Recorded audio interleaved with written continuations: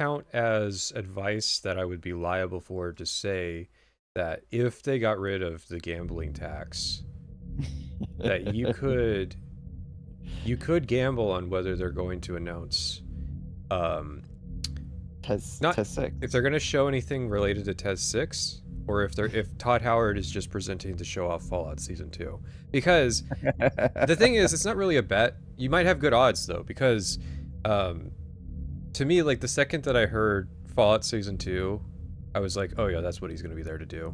Like, Yeah. it would be completely 100% in character for Todd to present at the Game Awards for a television show, because it was so sneaky that he just slipped out of being the Bethesda guy and into being like a TV producer. Like, Yeah. like I didn't even notice until like one day I was like, wait a second, this motherfucker's been doing more to work on a TV show than he has On the his TV like video show. games.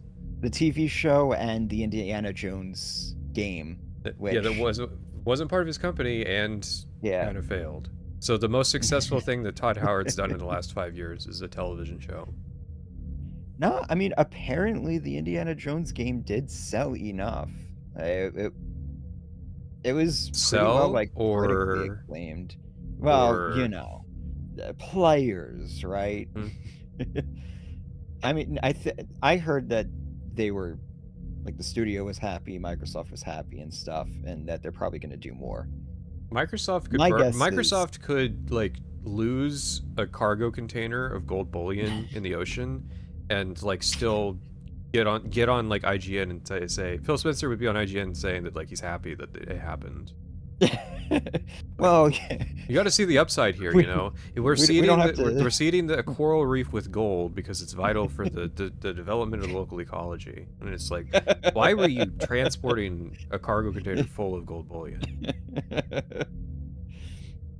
I suspect Machine Games is going to forever just be doing movie spin-off things now. Probably. I feel like Todd Howard is going to just be a Hollywood producer now. There was a weird moment during like 2022, 2023 where it seemed like everybody was suddenly going back to doing adaptations.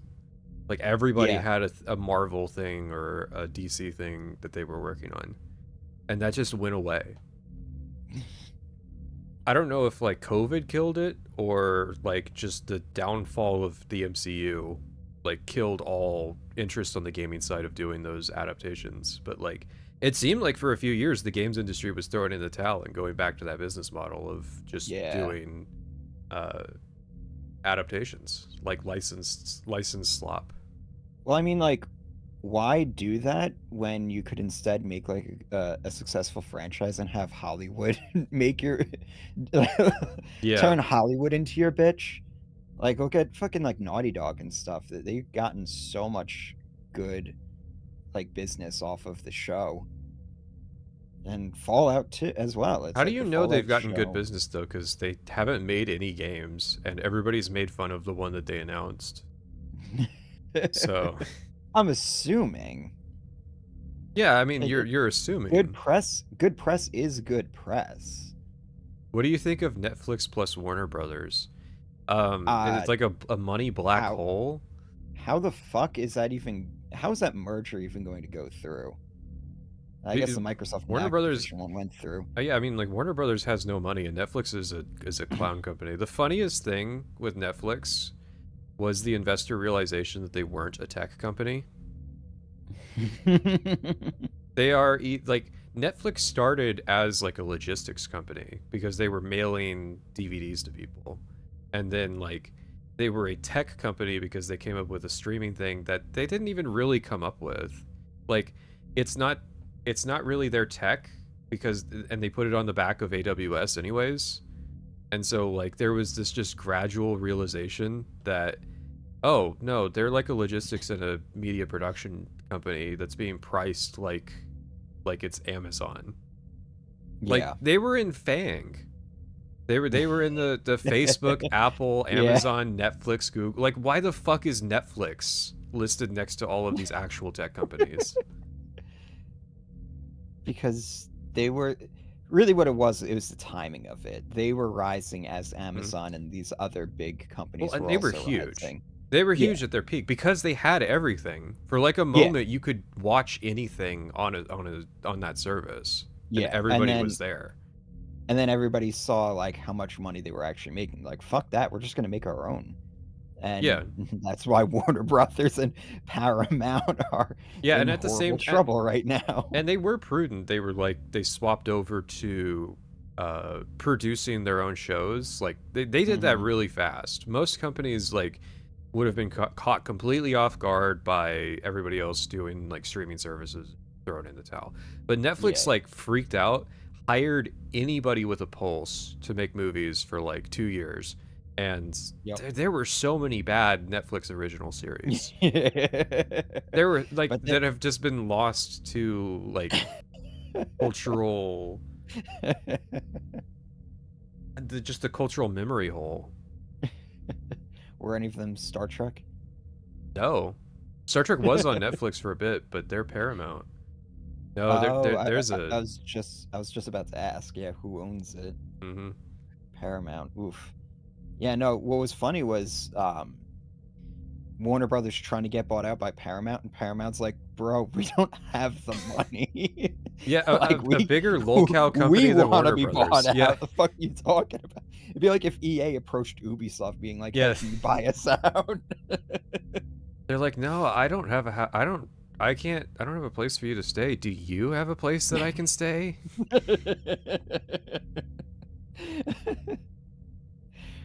And then, of course, like the FTC were like, absolutely not. No fucking way are we letting that merger go through, even if. So that whole thing was doomed from the start.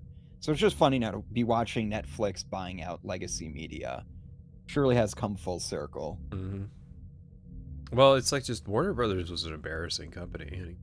Oh yeah. Like, fascinatingly so. Yeah. Well, I mean, they bought Rooster Teeth, so. So yeah, I mean the Rooster Teeth curse strikes again. What happened with that company that like just made them curse? Was it abandoning Red versus Blue? They went. Is it Monty Oom's ghost? Like they went woke. They went woke. Actually, no. They were having trouble before Monty. Was Ruby so bad? Ruby was definitely the start, because the problem was that they were trying to get into like being an actual like film TV production studio. That's all a byproduct of trying to move away from Red versus Blue. Yes, yeah. No, I mean, yeah, they were trying to diversify for sure. Monty Oom's ghost is real, and he is haunting somebody. Yeah. Well, I'll just say that. Oh man. I love. There's a certain era of YouTube video that you can go back to, and there will be a memorial for Monty Oom. Yeah, it's fascinating. What a just like a sad development during that period, that like company's history. Just damn. Remember Genlock? I never saw it, but I remember it.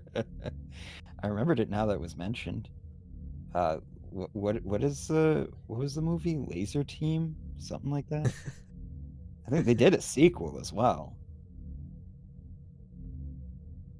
Oh, chat, how are we doing? Are we ready for the Game Awards? I'm not. Are we ready for the game advertisements? I'm still waiting for that Starfield DLC, you know? Any day now, Starborn. No, I've been calling that for so long. I'm gonna give 2 warnings here. Okay, I'm gonna do it now, and I'm gonna do it right before the Game Awards starts. That we are not watching this shit. We are going to have it on in the background muted, and if Todd Howard is on the stage presenting, we will unmute it and listen to whatever he has to say. We're going to spend the next 2 hours talking about Star Trek. So if you actually want to watch the Game Awards, which I do not think there's a huge overlap in people who want to unironically watch the Game Awards and watch my channel, but if you do actually want to watch it, this is not the stream. Because fuck the Game Awards. The Game Awards suck dick. We're going to talk about a topic that's like as far away from video games as a whole as possible. Like we could have talked about Fallout or something, like just done a Fallout stream. We could have talked about like the Dune Awakening or something, but no. Dune. I want to talk about Star Trek because the games industry is obsessed. At least you're keeping it within, like, you know, nerd culture. My suggestion wasn't a 2 hours of urbanist talk. Yeah, we could have done urbanism chat, but I feel like that's the average stream we do anyways.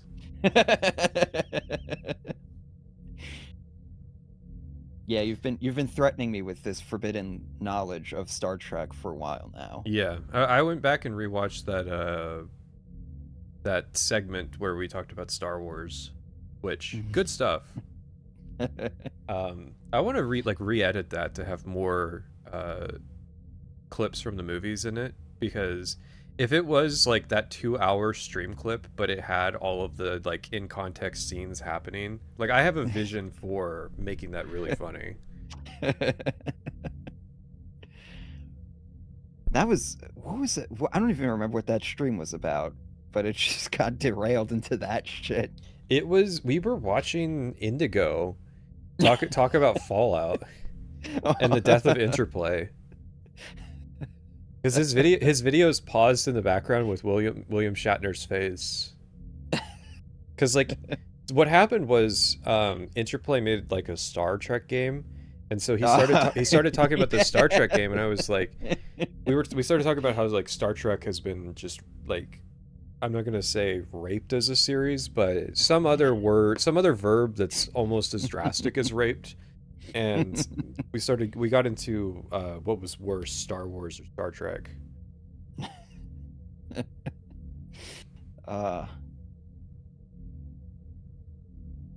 I still haven't watched anything Star Wars since that stream. I've been meaning to. I really should.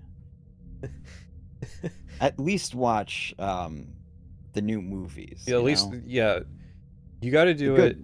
There was some somebody in chat's gonna know what I'm talking about. There was some really fucking cursed watch order that somebody came up with that was like, you start with episode 8 and then go to 2 and then watch like 5. Like it's something really like, none of the movies that are actually sequentially near each other are in order. and they have like justifications for like why you watch it in this weird order.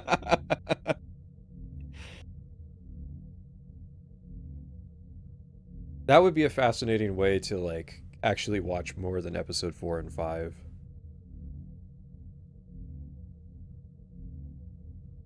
I haven't seen a watch order since Disney bought the franchise. Well, like, what's the Star Wars watch order debate? Like, there's 2 ways to watch it: chronological release and sequentially. Like, that's it. The only watch order stuff I know about Star Wars is with the Clone Wars, because there's a bunch of shit that you should skip.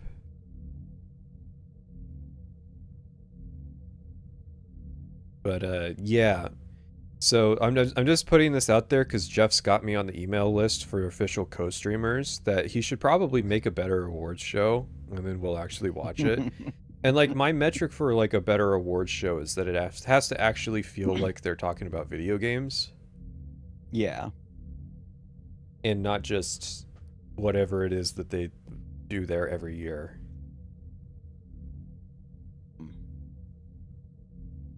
How about we don't do that, but instead we bring back E3 and make it a biannual event?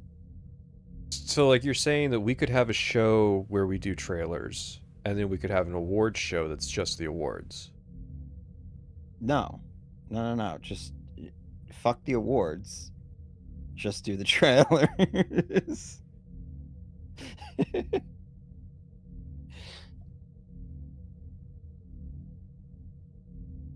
I mean, like, what's the point of the awards in an industry that doesn't even respect itself?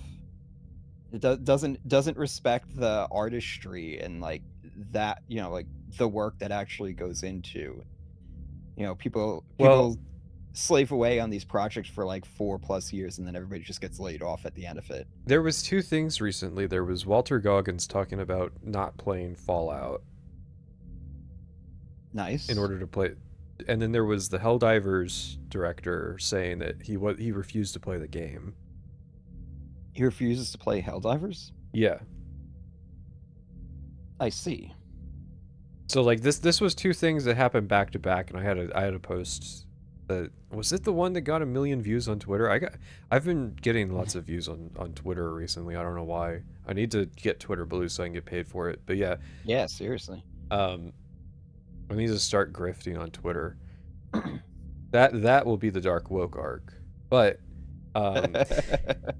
yeah, I said like film people do not and will not respect you game devs. So like stop trying to be attractive to film people. Yeah. The only way you guys are getting into Hollywood is if you buy them out. Which yeah, I mean, and that's what's funny is that the games industry is bigger than Hollywood. Yeah. So like let's just stop with this trying to placate them. It's because this industry doesn't respect itself. It's like very insecure. It's bizarre. It's like video games have been around for like what 40 plus years now at this point. I think it's safe to say like it's here to stay. No, listen. To respect our history. There's a guy on Twitter who said that video games are toys for babies. So we need to prostrate ourselves.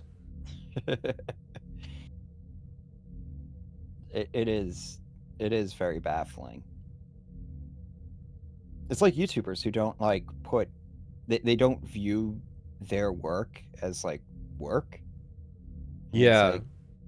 It's like I don't know, your video got like a lot of views. People really enjoy it and stuff. I think it's being a little disingenuous, not only to yourself but also to them, by just saying like, yeah, this is just slop. It doesn't matter. Hang on, let me put this in search. I promise this video is interesting. Cause search, I think. I mean, what is this? Is this going to be a compilation of people just prefacing their whole videos with that? No, like 30 minutes. Well, somebody ought to make that. I was getting recommended a video recently that was like the thumbnail was the guy like timidly on screen. He's got his shoulders tucked down and his hands like clasped in front of him, like doing the pathetic beta male pose. And I wanted to show the thumbnail off, but I guess I'll show this one off instead because it might be the progenitor of this. I don't know. I've never heard of this video, but this is my least right. I don't know. There's a lot of things I don't like about YouTube right now. One of them is people doing this. I promise this video is interesting. Fuck off. Oh God. Just make a video. The other thing that's bothering me right now is people saying, guys, why don't you sit down, get yourself a snack. We're gonna want, and it's like, this is a fucking 13-minute video about like Gandalf. Why are you telling me to get a snack? Chat, go get a Mountain Dew right now. Take that plate that's been sitting on your desk downstairs and get a Mountain Dew. I want you focused for this discussion that we're going to have. And then on the flip side, you have us being like, all right, yeah, you can put us on your second monitor now. Go to sleep. See you tomorrow. See you tomorrow when I'm still talking. You guys do have your Doritos, right? Your Mountain Dew and Doritos? I have my naked, no artificial colors Doritos. And my diet Mountain Dew. Is there even a diet Mountain Dew? There is, yeah. Oh God. Yeah. I remembered what it was. I was watching Space King, and I was like, you know, this isn't great. There's bits of this that are really annoying me, but there's that energy of old YouTube in it, where it's a video that's just unabashed about trying to be humorous, as opposed to like, guys, this is my video essay where we're not gonna do drama, and it's gonna be 2 hours of me calling out this YouTuber.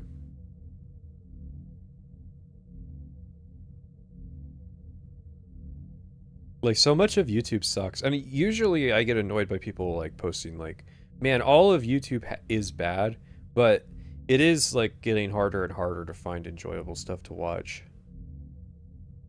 Yeah, it's more just like finding the channels, because then I just stumbled across a channel recently. I was telling you about him. He's this dude in upstate New York, and he has the thickest New York accent I have ever heard in my life. And yeah, I've been watching his stuff, and it's just like, I'm like, cool, I found this new channel. This is like, probably about 60 plus hours of content I've never seen before. I'm just gonna binge watch this whole fucking channel.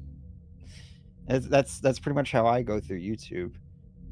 That's the way that it's meant to be, and them trying to make that harder is annoying. So like it is actually impossible at this point to look up a topic and find videos about it. Yeah. Like, so today I was trying to find a video. Dude, we had this before. We were just trying to set up this stream. I was trying to find the Game Awards live stream, the official live stream. I had to misspell the fucking thing. I had to put Game Space Award. That brought up the fucking Game Awards thing. 180,000 people watching the live stream. But no. It recommended me before that, the Game Awards live stream, but it was the vertical version with only 500 people watching. What? Yeah. It's so weird. Like, YouTube has become, like, increasingly dysfunctional. It's fucking busted. So, like, today I was trying to find videos to, like, refresh myself on Star Trek stuff, and it is, like, virtually impossible to use the search function to find decent, like, recaps of... you could find, like, story recaps of Star Trek, but you can't get... you gotta, like, watch hour-long documentaries to actually get, like, a behind-the-scenes just overview of the different eras of it. Yeah. Pat not winning VTuber 2025 was rigged. It's really funny who won the VTuber award at the Streamer Awards. Man, this has been a rough year for Twitch. There was a Streamer Awards? I didn't even... Yeah, there was a Streamer Awards, and a guy who hates VTubers won VTuber of the Year. And, like, does it ironically to make fun of them.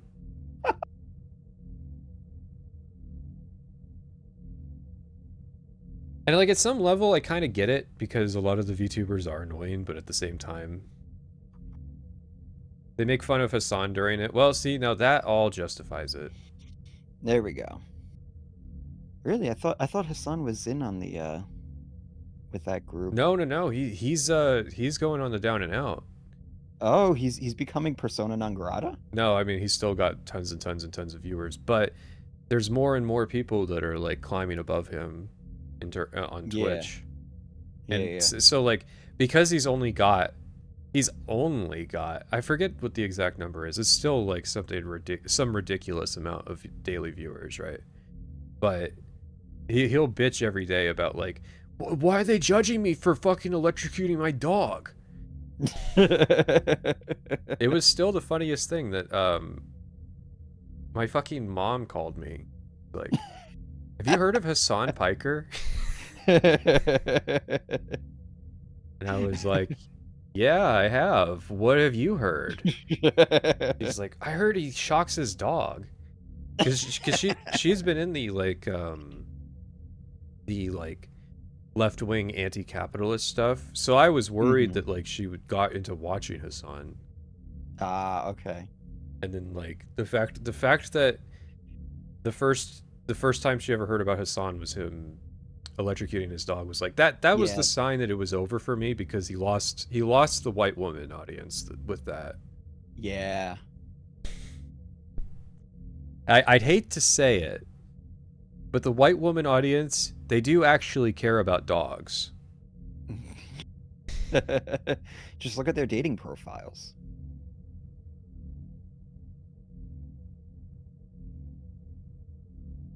No, that's why we're having a population crisis right now.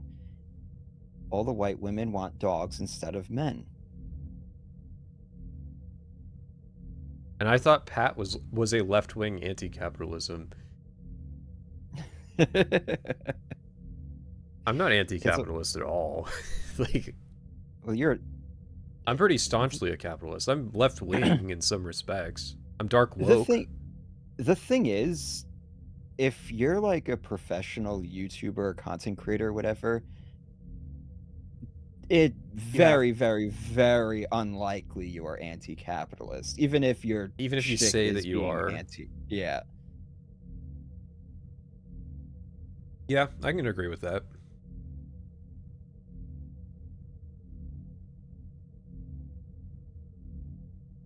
I can agree with that 100%. But I have a lot of left-wing takes, but like, honestly, I think that they're moderate positions and that they've just been pigeonholed into being left-wing with like the war on cars stuff.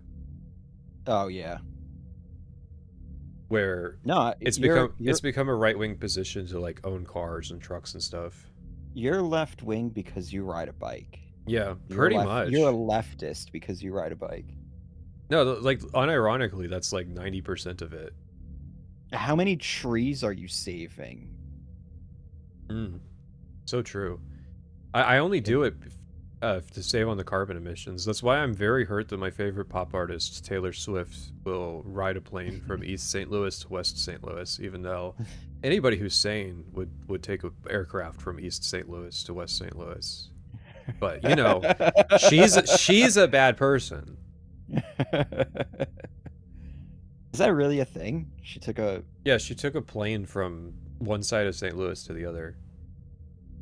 I'm assuming the traffic is just fucking horrendous. No, the East St. Louis is like the murder capital of the world. Like, oh, okay. It's on the Illinois side of the Mississippi River in St. Louis. It's a really shitty place to be. I'm willing to bet it wasn't even up to her to make that decision. That was probably her security manager being like, "No way, we're fucking." You're not taking I-70 through St. Louis. Yeah. Like, fuck no. We asked the city council if we can shut down that strip of road for you to go through. They denied it, so we're gonna fly you instead. Yeah, and it is annoying when urbanist people are like, doesn't she know that there's a light rail transit from East St. Louis to Lambert International? And it's like, excuse me? You think Taylor Swift is gonna take the LRT in St. Louis? You think the queen of Western civilization is going to like, what? No, actually, that is true. That like Missouri, it's crazy. Missouri has two major American metropolitan areas where the better part of it is inside Missouri, because you've got St. Louis and you have East St. Louis, you have Kansas City and you have Kansas City, Kansas. Like, same state. Really? Mm-hmm. So you're saying Missouri might not be the state of misery anymore? Oh no, it is. As the again, remember we're still talking about Kansas City and St. Louis. So, like, we didn't start talking about like Lake of the Ozarks or anything. Which itself is like, that's just like the playground for the Walton kids. So Missouri also has the really shitty part of Memphis.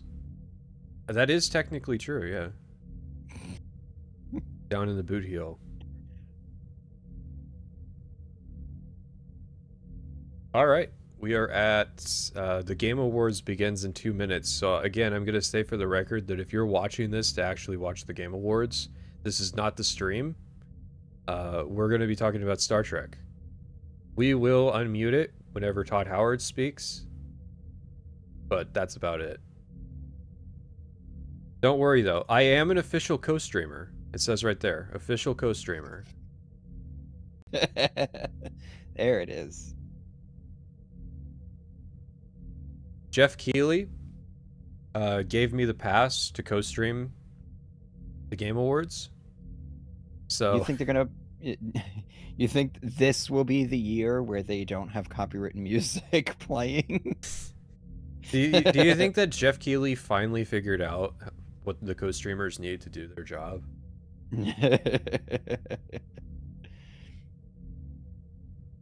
Nah, they got a nice little banner. No, I've been on Jeff's email list because I asked to co-stream Summer Games Fest like 2 years ago, and then like ever since then I get sent all the Summer Games Fest and Game Award images that they send out.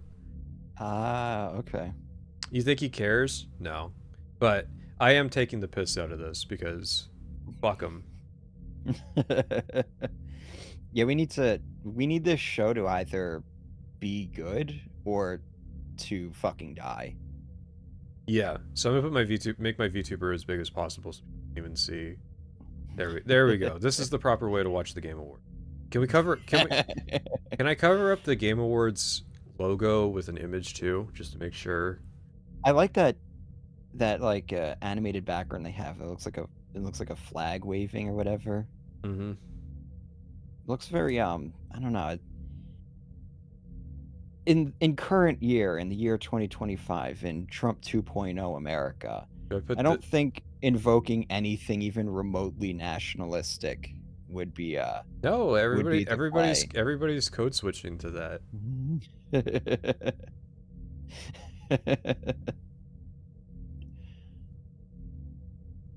So, Star Trek.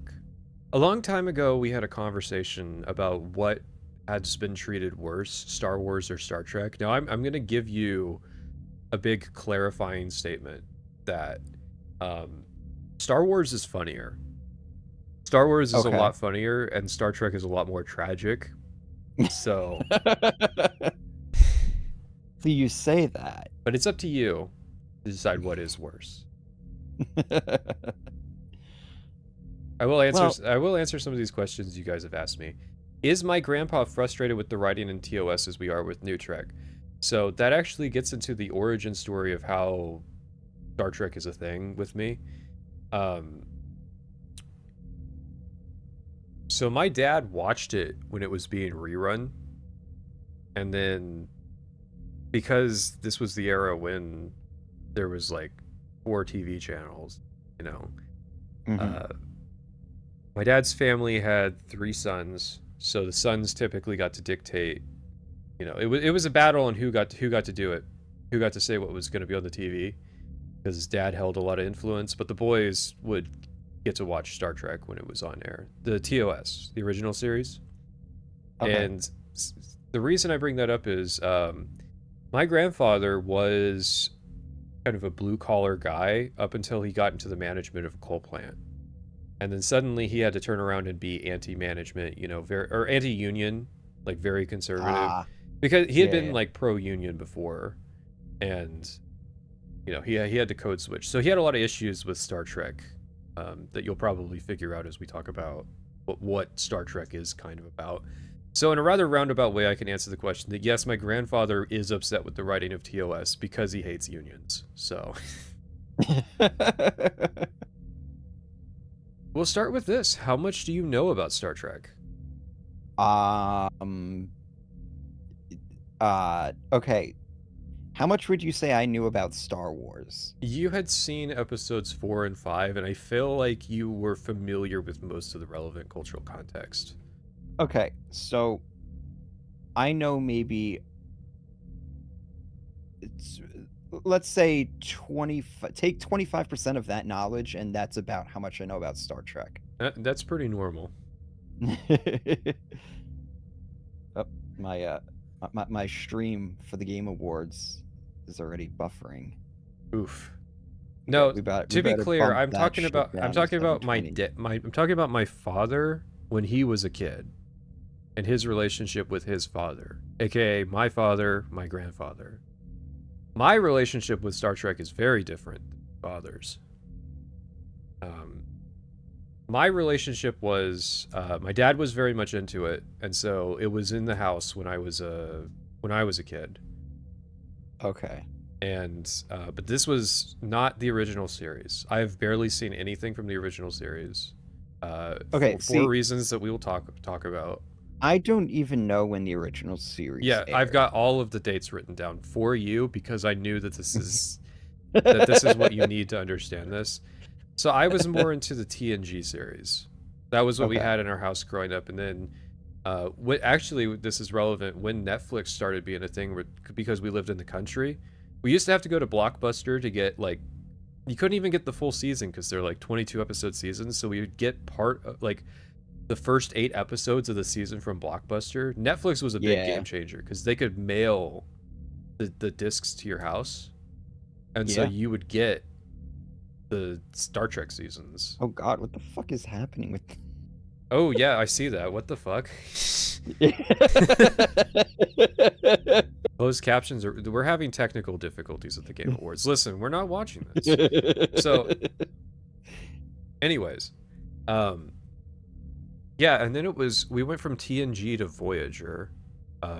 Now we didn't get DS9 in my household. I was actually introduced to DS9 as an adult, but now it's my favorite of the series. Looks like a Tainted Grail DLC. Sorry, not watching the Game Awards. Stop it. So let me grab the document here. I will enlighten you as to the eras of Star Trek. Okay.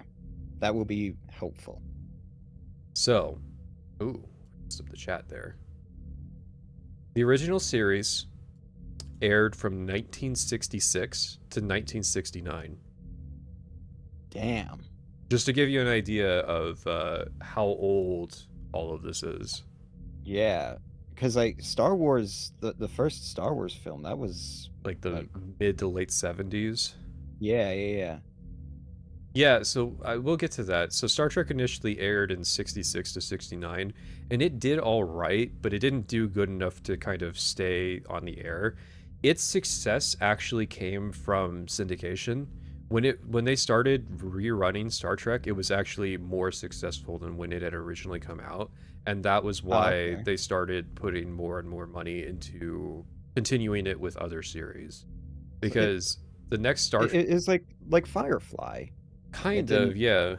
Like it didn't initially take off. That show was like sent out to die. Mm-hmm. Well, like to give you an idea, so there was Star Trek the Motion Picture, which was the Star Trek original series cast in a movie. That was 1979. Damn. So 10 years had passed between when Star Trek was taken off the air and it finally being culturally relevant enough to get a movie.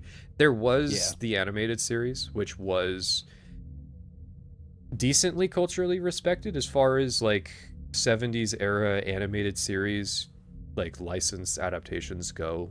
Like I don't hear people just like complain too much about the animated series, but I can't speak too much to this era because I've seen like 3 episodes of TOS, and I think we should get into why that is. So to really give you an idea of like kind of what Star Trek is about, we got to talk about Gene Roddenberry and his kind of perspective on what he wanted to make and what have you. So let's talk about the 1950s. The 1950s were not really a great time because you had a lot of that hyper conservative cultural imperialism going. And then you had the like postmodern countercultural ideas of the early 60s that came around, like beatnik poetry and stuff. So there was a big culture war that was going on in America at the time. And Star Trek rode that wave of like, we're going to make a TV series that appeals to the changing nature of American culture, where instead of like a mostly conservative deal, we do like a kind of liberal show. So Gene Roddenberry's idea for a TV show was, let's have a future that's a utopia where poverty has been eliminated and famine has been eliminated. You know, there's no poverty, no war, there's no money because there's no need for money anymore. It's a post-scarcity society and there's no conflict on the ship because they're so enlightened with this sort of stuff that like interpersonal drama has become a thing of the past as well.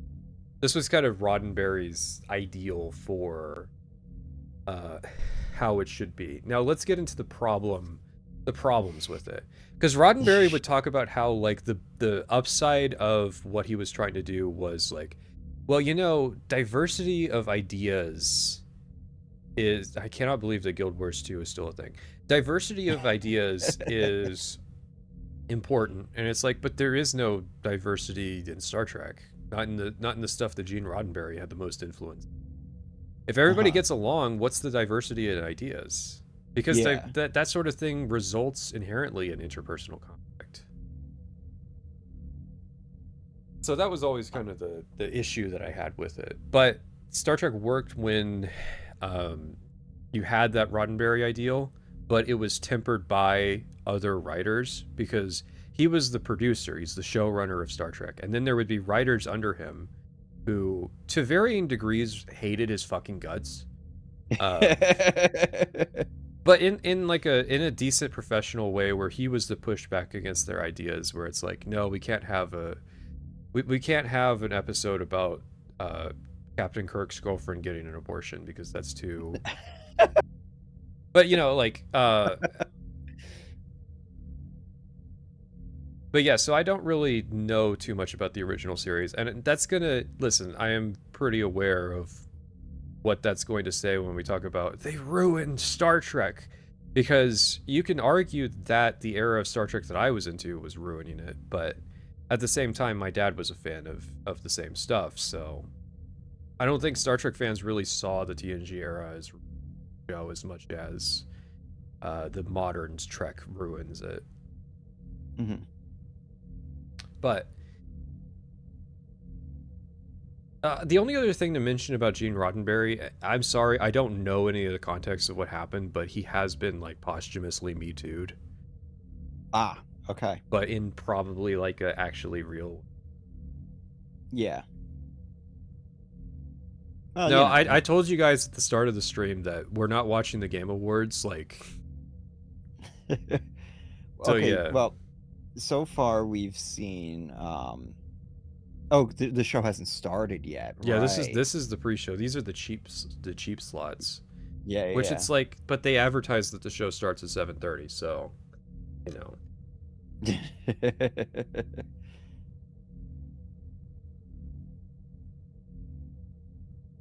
The film era.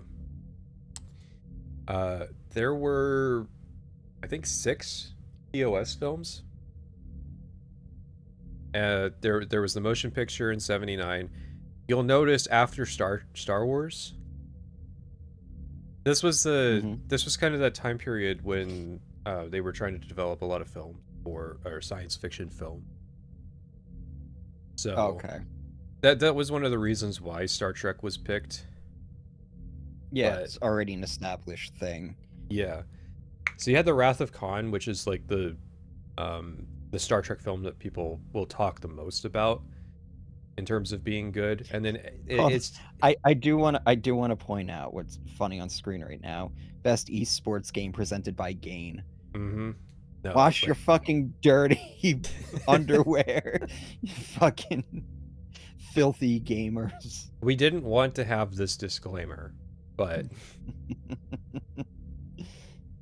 yeah. So there was the TOS film era that was like William Shatner getting increasingly old, and Leonard Nimoy being like increasingly annoyed that he has to be in Star Trek. I don't know if you've ever heard of the film. Oh, what was the name of the, what chat will know? What's the parody film of Star Wars or Star Trek that came out in like 2000? It's about basically the original series cast, but as actors put into a situation where like an alien culture thought that the show was real. Galaxy Quest. They thought that the show was real, like a documentary, so they recreated the ship and they have to actually like live through an episode.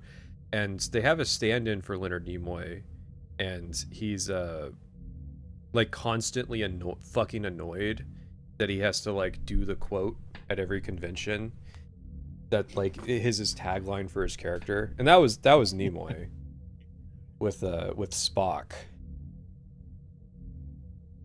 But yeah, so eventually The film era lasted long enough to get to a part that I actually know about, and I don't have to just summarize the Wikipedia page for Star Trek. Which is Next Generation. So question, where was Patrick Stewart? Where was he in? So he's in Next Generation. Oh, okay. Yeah, so William Shatner was kind of running the show, and then in terms of like being the main captain of the series, and then with Next Generation, you know, they decided to do it. Star Trek had finally become culturally relevant enough again to try another TV series, so they came up with TNG, which was Next Generation, and Patrick Stewart was going to be the captain in that series. Okay. But yeah, so that was Next Generation was coming out in 1987 to 1994. 1987, so it was that like double the length of the original? Yeah, they got 7 seasons of TNG, which is not bad. Yeah. It ended on its own terms. Nice. That's good. Yeah, we'll talk about that. Oh. No, it was good for TNG, but there are other series that weren't so lucky. Oh, okay. Was did the series finale, was it actually like good? No. Oh. No, the only thing that was good about the way that TNG ended was that it was on its own terms, where everybody was kind of happy that it was over. Okay. I'm just gonna put this out there. When it comes to Star Trek, 1 week you would get an episode that would be this amazing piece of television that was just pushing the medium forward, and then the next week Chief O'Brien would be wrestling with like a leprechaun played by a dwarf actor, and it would just be the worst dog shit you've ever seen.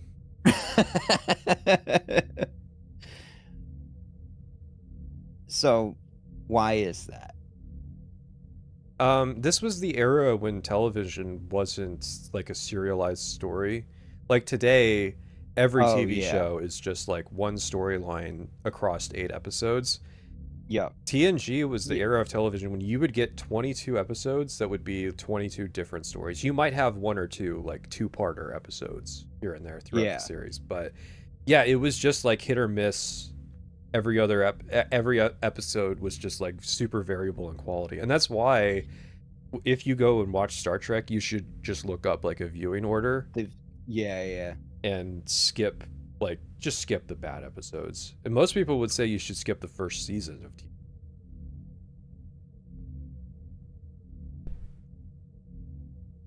But yeah, so next Dragon Age game? Surely it's been too soon, but the faces do kind of look like.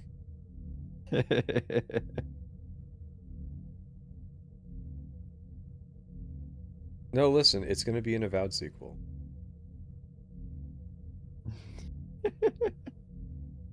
It's gonna be disavowed. They're gonna do it.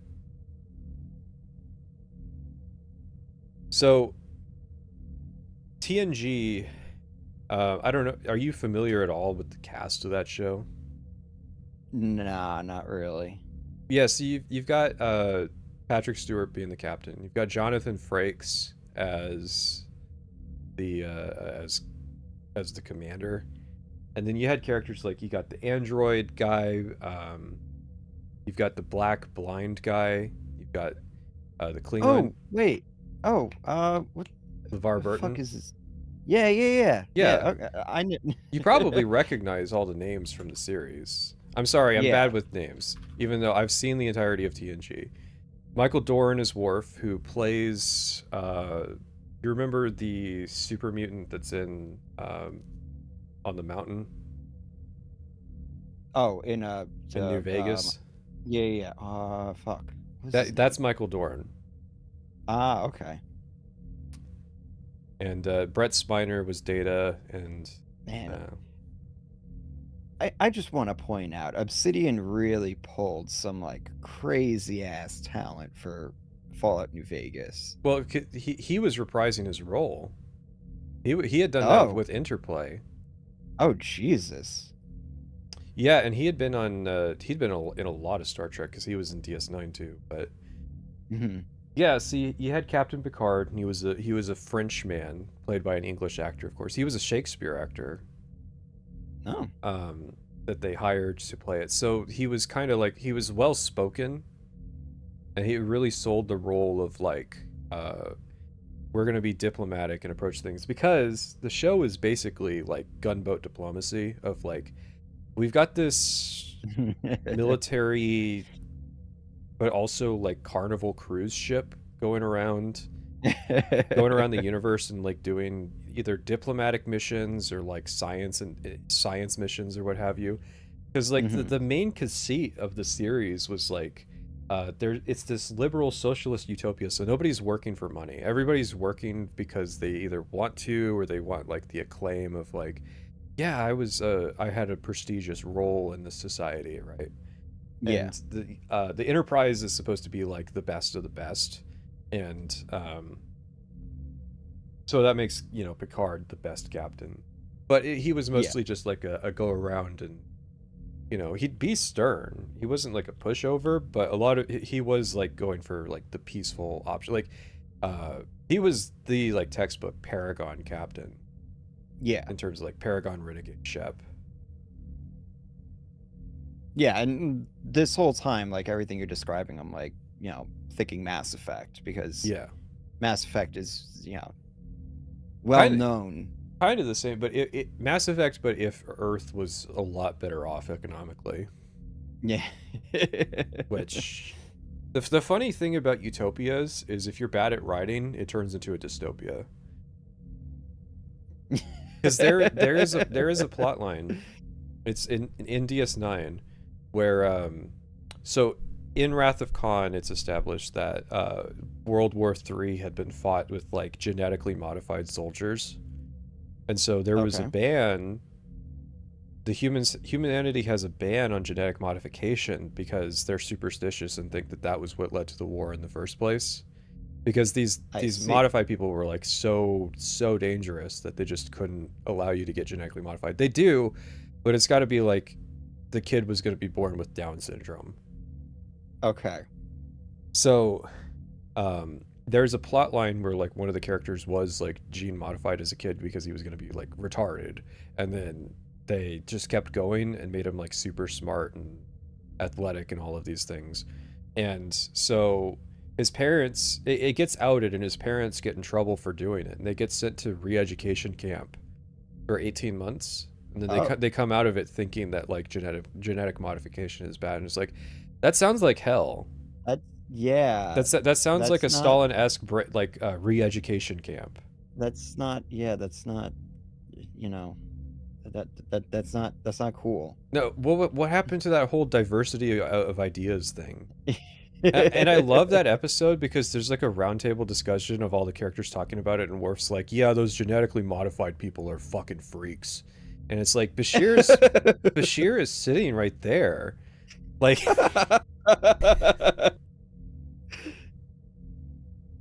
so like there's really weird ideas that they'll commit to where it's just kind of messed up. The society that they've created. But TNG is great because I think it fleshed a lot of this stuff out, and then it also kind of moved away from the Roddenberry ideal, and that's why I liked it a lot more. Was he still on the show? So he was still on it for a few seasons, which were generally considered to be the bad ones, and then eventually he was eventually he departed the show, and the producer position was taken over by somebody that was more money minded, and the writers kind of took over the central decision making, as it were.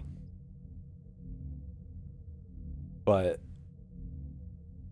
yeah, so they moved away from a lot of his like, there can't be interpersonal conflicts on the crew, so that they could have episodes where it's like, hey, this is Commander Worf.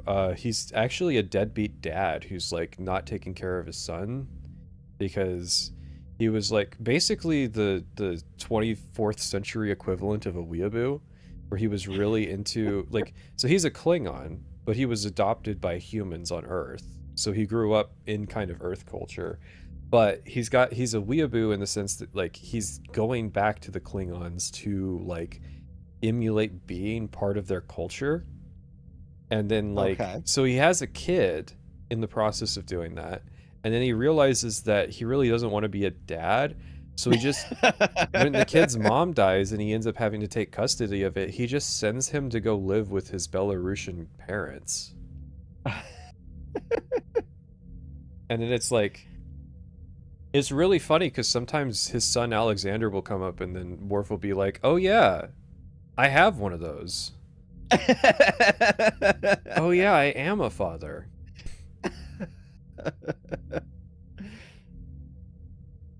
The other funny thing is, these Star Trek writers were very hacky. So whenever they wanted to establish that something was like a physical threat to like on the ship, because Worf was the security commander, right? He's in charge of all the security officers. Whenever they wanted to establish that Worf, or establish that something was a problem, they would have it kick Worf's ass. And so even though Worf is like a 8-foot tall alien from a race of like super soldier aliens, he would lose every fight that he would get into because they needed to like, there is an episode where he gets his ass kicked by like an old man because the old man was like getting de-aging medicine. And it's like, I don't care how much de-aging medicine he gets, he's not going to beat a Klingon in hand-to-hand combat, but he does because it needed to be established that like what he was doing was dangerous and making him more powerful. Right. And so he just never got to actually win a fight on screen. Not in TNG. It wasn't until DS9 that Worf actually got to have moments where he wasn't treated like shit just for the sake of like of establishing the power scaling of the episode. Don't forget the blue barrel. Yeah, no, there's a great episode where just a barrel falls off a ship onto his back and his spine is broken, and the plot of the episode is he wants to kill himself. Oh my god. Liberal utopia, by the way. Well, you know, with legal euthanasia these days. Yeah, no, like that really is the funny thing that nerds have to reconcile, like the assisted suicide thing, and then you look at Canada and it's like, man, they're just really eager to tell people to kill themselves and facilitate it.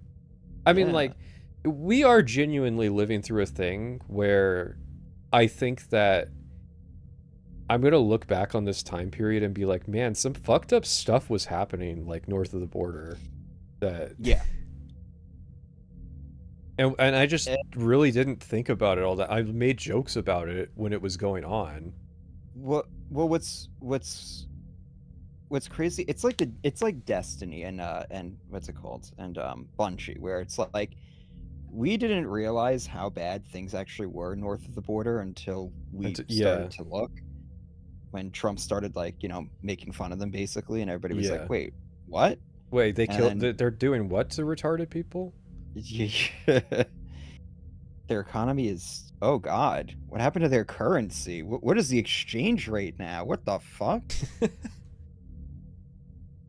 But yeah, so it's all right though, they're turning it around now.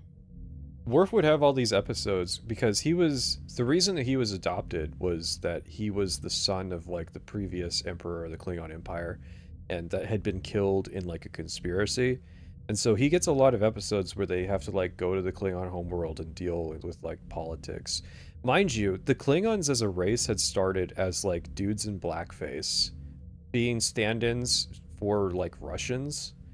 And then they had to like, over the course of the movies, they had to like redefine them into being like this. No, guys, they're like a warrior honor dual culture. I'm really resisting the urge to make a Starfield reference right now. No. Well, I mean, it is game related, so don't talk about it. But oh, right. Yeah, we don't do video games here.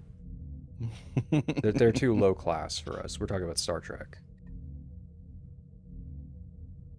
But yeah, so there's a lot of Worf episodes.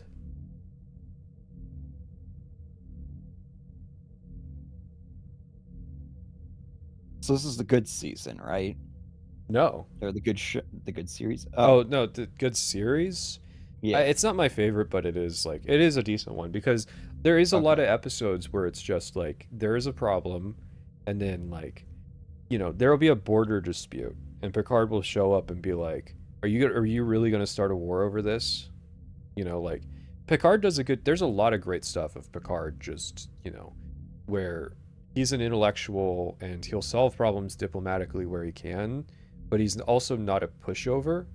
And so he is kind of like the ideal of like, when I think of like how I want America to be, how I want America to do interventionist politics, I think a lot about like Picard in that respect, of like, you know, representing liberal democracy in a lot of ways, but at the same time, you know, not. There's a lot of baggage with this answer, but like, just liberals are pussies in the modern day, and I wish that they were more like Picard in that respect.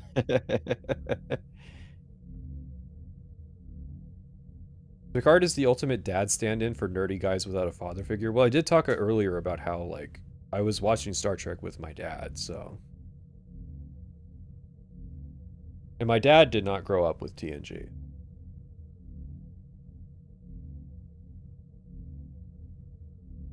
But yeah, so, Jesus, what the fuck is happening? I know that I'm looking at it right now. Sometimes it's just too distracting, you know? I was trying not to say anything about the zombie, the artsy zombie game. But anyways. Please listen to the cringe guitar going on right now. It's so ass. Oh my god, no. Alright. So then there's Data, and he's like, his entire character arc is that he's an android, and he was created in the image of people, and he's like trying to figure out human emotion. So you can probably figure out why Data as a character really clicked with nerds. The like, yeah, basically stand in for like an autistic guy having to like emulate. There's like a really cringy thing where he does a stand-up set of like really bad jokes. And it's really hard to watch because I just think of like autistic guys. Like I think of fucking like Arthur Fleck, or like, you know, guys like that who are like just bomb doing stand-up because they're too socially awkward to understand how humor works. And it's hilarious because you would think that an android would be good at humor, because all it's got to do is copy successful jokes. Yeah. Well, then again, I don't know. Ask ChatGPT for jokes and see if you actually laugh. True, yeah. But the thing, like, Data had a lot of cringe episodes, but at the same time, he also had a lot of good episodes where, you know, it was talking about like, what is it that makes you a person? At what level do you get to have rights in terms of like your sentience, your sapience, your understanding of self, all that stuff, how you define yourself, what all of that means, what success means. Like, there's a really good quote that's like, it's possible to do nothing wrong and still fail, is something that Picard tells Data, and it's like, yeah, that's true. Like, you can lose in a situation and be fine. Mm-hmm. Oh, here we go.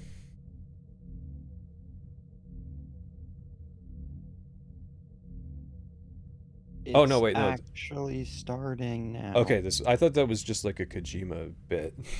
It was showing Death Stranding. But yeah, so you've got Data's sub-arc, and then like there were other characters, but like do people actually care about Dr. Crusher? She wasn't in the show for a season. There was like really funny drama that would go on where it's like Gates McFadden didn't like Gene Roddenberry because he was like a misogynist. So she left the show after season 1 and they replaced her, and like one of the producers I think wanted to kill her character violently. Oh my god. In order to like make sure that she couldn't come back. And then there was another actress that they actually did that to.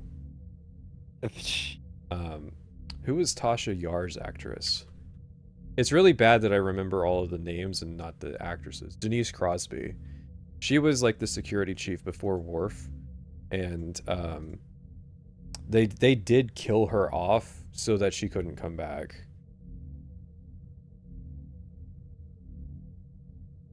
Maybe I am mixing it up, but all the same, I do remember that Crusher was gone for a season and it didn't really change much other than that people didn't like the person that replaced her. And then you had Marina Sirtis, who had to beg for 7 seasons to actually wear the uniform because they just had her in like a skin tight suit. Jesus Christ. And like eventually they got to write an episode where they reminded everybody that she's like one of the highest ranking crew members.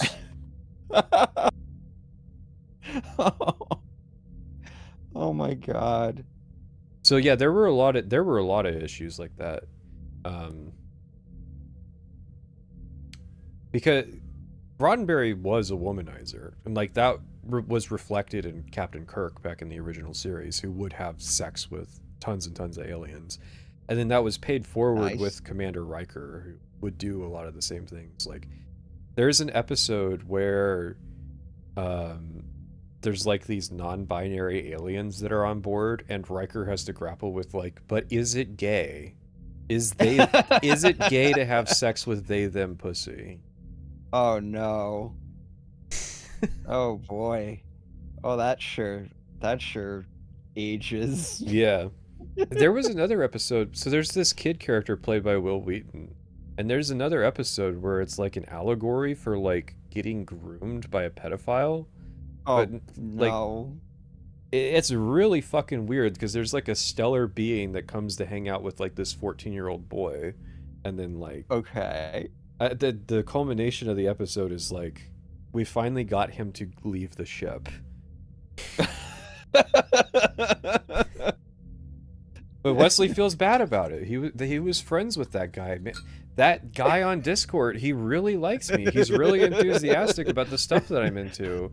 He wants to hear all about my 6th period teacher. Oh no. How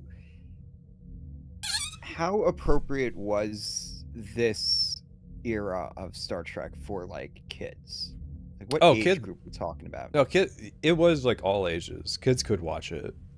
Oh, okay. It wasn't like we're not to the Alex Kurtzman era yet, where they violently torture people in the episodes and like show them removing people's eyeballs, like viscerally with gore on screen. Then he gets him in the Trail of Tears 2 episode. Yeah, there's an episode where it's just the people are Native Americans who've been run off the reservation again. I listen, do I have to say it if it happens twice? Like literally? Yeah. Oh. How? Listen, a lot of crazy things happened in the eugenics war. Oh my god.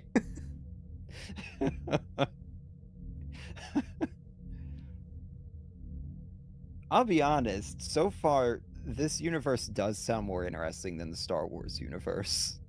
Yeah, because this universe was written episode by episode. So like it would have a 45-minute plot of like just terrible ideas. Just brick by brick. Mm-hmm.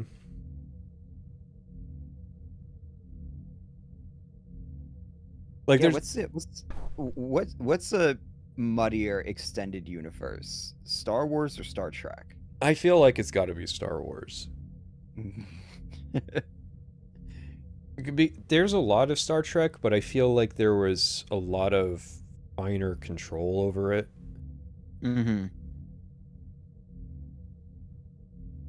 It wasn't just like, we're gonna give this book to this writer or whatever, and they're just gonna do whatever the fuck they want. And we're gonna be like, yep, that's canon.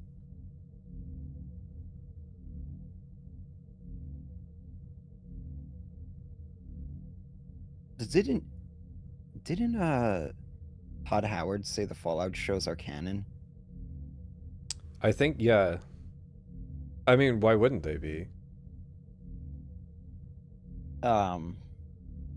No reason.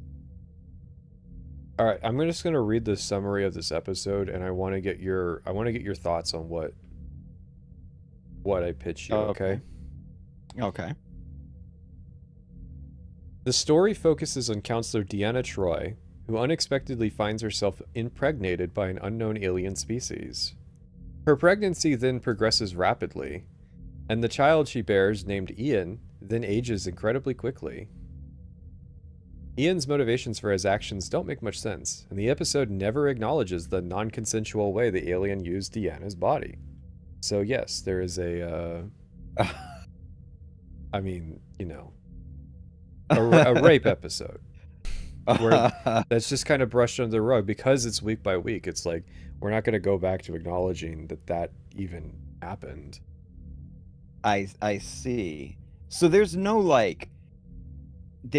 overarching story narratives or anything like that. It really is just like everybody has amnesia. That didn't start until the later episodes of the season, and in some respects, Deep Space Nine is actually attributed with kind of pushing for more serialized television shows. Mm-hmm. In terms of having like a narrative that takes place over multiple episodes. Even though like DS9 would still have like an event of the week stuff, it had an overarching. What about the episode where Crusher screws a ghost? Don't worry, that's there too. In Sub Rosa, but Beverly falls in love with the ghost of her late grandmother's lover, who emerges from a can. Yes, this is a sci-fi show. Hold on. The ghost turns out to be a non-corporeal alien who tries to possess Dr. Crusher's body before she manages to destroy him. What the fuck? Whose fetish is this? I want to know. Yeah, Star Trek was very much a show that was like the writer's thinly veiled fetish. Where it was like, you'll have boy love in one episode, and you'll have like... Why is this one character just always barefoot? I mean, it was true. Deanna Troi as a character is funny. Deanna Troi was a member of the bridge crew, and she was the ship counselor because she was an empath. But like her contribution every episode would be the aliens popping up and just screaming slurs at Captain Picard, and then Deanna Troi, she would furrow her eyebrows and think, "Captain, I think he's upset with us. I'm not sure that. I think that." Like, they never used her character effectively, so she was always like objectified as like in the context of like who she's currently in a relationship with. Oh God. Tasha Yar was from a planet with roving rape gangs. I remember there was an episode where Tasha Yar explains to like the kid character why people are addicted to drugs.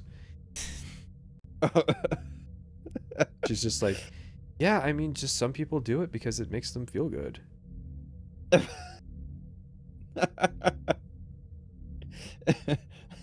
Utopic society, by the way. Deanna Troi was there as a translator for the autistic audience that can't understand emotions. I almost think that's not even true. She had to be a Roddenberry character where it's like, well, of course a military ship would have a counselor, you know. Are we seeing a... Is this Star Wars? Star Wars? Yeah, that's what I was thinking. Well, and like the second that there's a cloak. Yeah.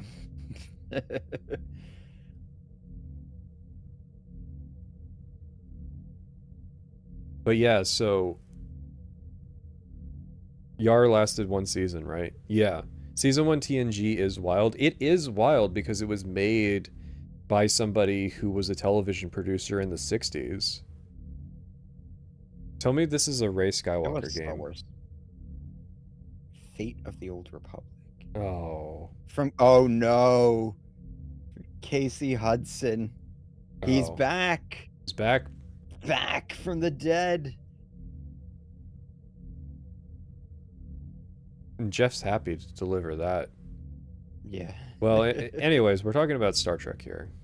Casey Hudson, didn't he like lock himself in the fucking broom closet and like rewrote the ending with Mass Effect 3? Troy was originally supposed to have 6 breasts. Figure out the real reason she's there from that info. That reminds me that there's an episode where they do have a naked wedding because that's the what was it? It wasn't Bajoran, that's DS9. She was... Oh no. She was an alien. Hurt your eyes, chat. Oh yeah, speaking of Deanna Troi. I'm going to show you a picture of Deanna Troi. Betazoid. I'm going to show you a picture of Deanna Troi. Tell me, does this look like an alien to you? Does this look like a member of an alien race? I mean, what's with that hair? I mean, it's it was the late 80s. Yeah. How many people in Australia got skin cancer for that hairstyle? Loxana Troi rocks. Yeah, so Deanna's mom was I think the actress that would play the computer voice, and then she would just show up and like sexually assault Captain Picard, and like she fucked every man of notable stature in the setting somehow. Okay. And then like she would browbeat like, well, Deanna, why haven't you gotten married yet? Gene Roddenberry's wife too. Well, of course. Gene wrote the episode where she gets naked to go to the wedding. Wait. Hold on. Wait. His wife, like, she was the actress? Yeah. And then he just wrote an episode for her to just be naked on screen. Yeah, but, you know, in a way that gets past the TV censors. So, you know, we just see, like, ankles. I see. So, about the thing we were saying about fetishes. I guess we know what his is. Yeah. Oh, yeah. TNG introduced the holodeck. Do you know what the holodeck is? Is it like the Pokédeck? No, it's a simulator where there's holograms, and so you go into a room, and the room turns into a simulation. It's so that Paramount. I know where this is going. It's so that Paramount can reuse sets from other TV shows that they were producing to do like a Moriarty episode, or someone paid $1 million for like shitty YouTube Flash animations to get into the Game Awards. Yeah, this is Soul. Sorry. Anyways, yeah. So the holodeck was like you could simulate anything, and there were safety protocols, so you couldn't. That was a get Battlefield, hurt, but that was Battlefield. Man, EA really is struggling right now. They listen. It's shitty on purpose. Yeah. But yeah, so they have the holodeck, and like you can reserve time and what have you, and it's a realistic hologram. You can program, because it's the computer, and the computer is like basically an artificial intelligence. It's very powerful in that respect. So you can tell it like, I want you to simulate Deanna Troi naked, 80 feet tall, lactose intolerant, has just eaten an entire tub of chocolate ice cream and is about to have What? severe flatulence. And I want you to disable the safety protocols. Deanna Troi sits on a chair with an opening at the bottom, sized for my face.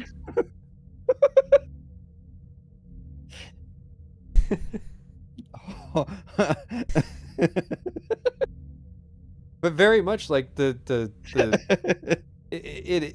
obvious thing is that yes. Okay, here's the actual question.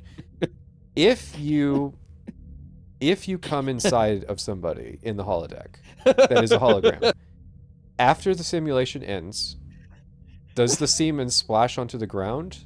Or does it have a system where it automatically removes the semen?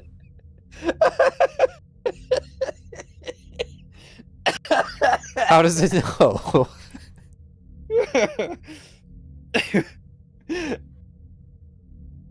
I'm glad this is going exactly what I expected. That's what that oh no was when immediately you started explaining what it was. Yeah, it is true. So they have replicators on the ship where you can replicate basically anything, and everybody has it in their bedrooms. So you know, oh no, there's no problems there, right? But I can see the wires. Oh yeah, I wonder what's gonna happen to that guy. Hey, remember when we were talking about earlier about it's where all the money is going in so this, like it's a show? convincing effect if you're in the audience, but like because they put the cameras so close and they have a high contrast background, like it's extremely obvious that they're wired. Just sad. Yeah. But hey, how many layoffs did the industry have this year? Yeah, I think it was worse than last year. Mm-hmm. Just saying, you know. No reason. Yeah, everybody's made the joke where it's somebody's job to clean the holodeck after people use it. Because the obvious thing is that people are fucking the holodeck. Like, there is an episode where what else? There is an episode where like Geordi recreates a hologram version of another engineer that he's hanging out with and likes. And he just keeps adding details to her until eventually it gets weird and she's like upset that it happens. And it's like, so like, yeah, that's a prescient episode to have a conversation about because now we have AI. And like, I'm sure that there are absolutely people that are doing that with AI right now. Oh, yeah. Like 100%. So like, it's cool that, you know, Star Trek could have episodes that were predictive of those sorts of problems. There was somebody in the audience who was doing that right now and is just now learning that actually most of society considers what you're doing to be weird. And can I also say for the record that AI recreating your dead loved ones is also weird? Yeah, I'm gonna go out on a limb and say let the dead lie in peace. What the fuck is this?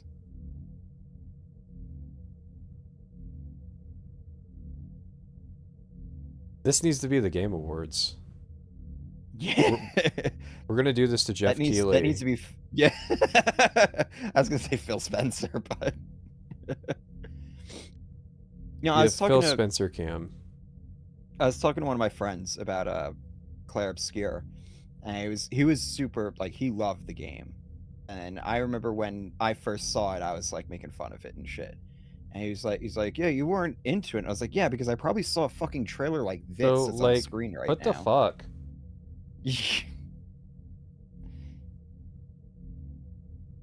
Why is this trailer just a man burning to death? Body horror, that's why. There's 1.2 million people just on this stream watching this right now. Like, what the fuck? Bloodborne 2? Don't get me wrong. You've definitely got my attention. Oh, this is Larian. Okay. Oh, is this going to be Divinity Original Sin 3? Yeah, probably.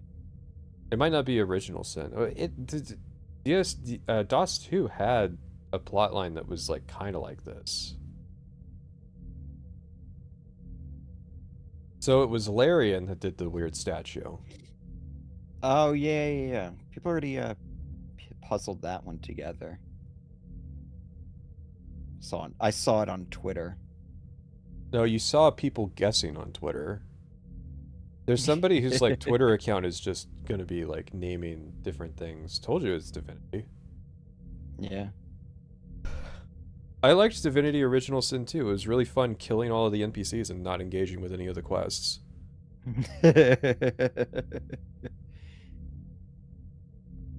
So is this going to be the game that disappoints people? Is this the start of the end for Larian? It will be, because Baldur's Gate 3 was that big. Yeah. Where they'll have grown in cultural relevance faster than they can keep up with. Yeah. And so like there's going to be a lot of people who are going to be really let down, and it's like, but you've kind of set yourself up for failure with that because you had a weird relationship with Baldur's Gate 3. Yes. What is your real opinion on Divinity 2? Come on. My real opinion is that in the second act we just started killing everybody. Oh yeah, you were telling me about that. Yeah, I just played as like I mastered all of the elemental magic types, and we treated the entire game as one long dungeon and just genocide runned the entire game. And weren't you telling like you were doing like something with like curses or something like that would like trump to other enemies or something? Or maybe that's somebody else. Maybe it was somebody else. My big thing was like spraying ice on the floor so people would fall down.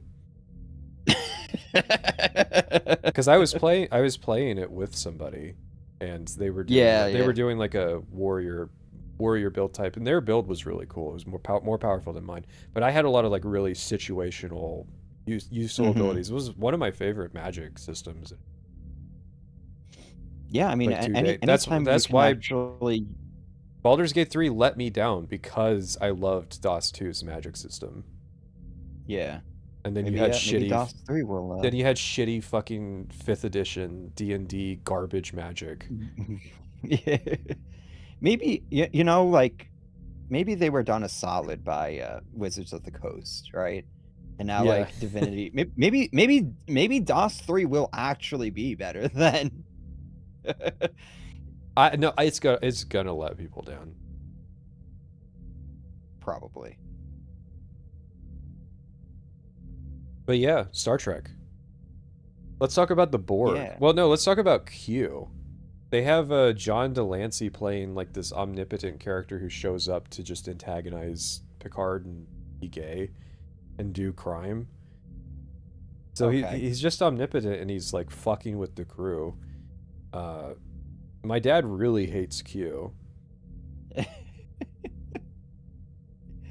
Because they introduce him in an episode, so he knocks the ship like to the other side of the galaxy, and they encounter this alien race called the Borg that are like techno zombies in a sense. So like there's a hive mind, and well, I don't even think the hive mind was introduced the first time the Borg show up. They're just like really advanced and powerful, and the whole thing was a showcase of like humanity's not ready to deal with like it was putting Picard in a situation where he couldn't diplomacy his way out of it, because they are like just a unthinking machine race. It's a good episode, but it introduced what is probably the worst species in Star Trek, which is the Borg. Oh, you can see the security standing in the aisles, like ready to intercept anybody that runs up.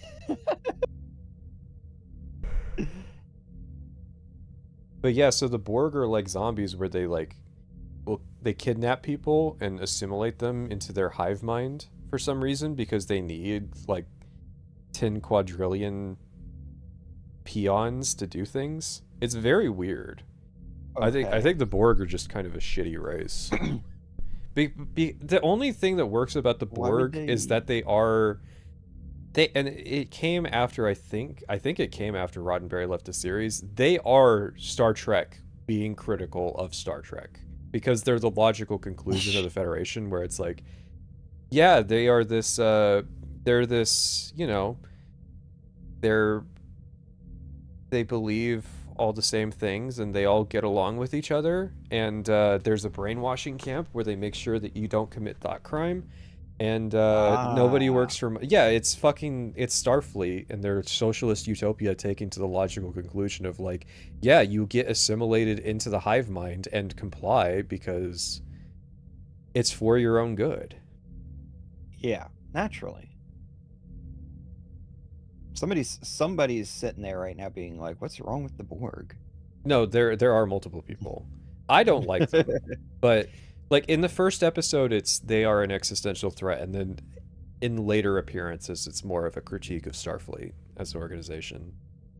Okay. Did they ever introduce the Flood? No, because they didn't have the money for that. You'll notice whenever you look at alien designs for Star Trek that it's always a dude. It's always just a person with either like paint on them or like a mold, and that was on purpose. There was the alien costume designer purposefully designed it where the prostheses that they would use would just be from the nose and holy fuck! Are you kidding me? Look who's on screen right now. That is J.J. Abrams, right? Am I crazy? That looks exactly like J.J. Abrams.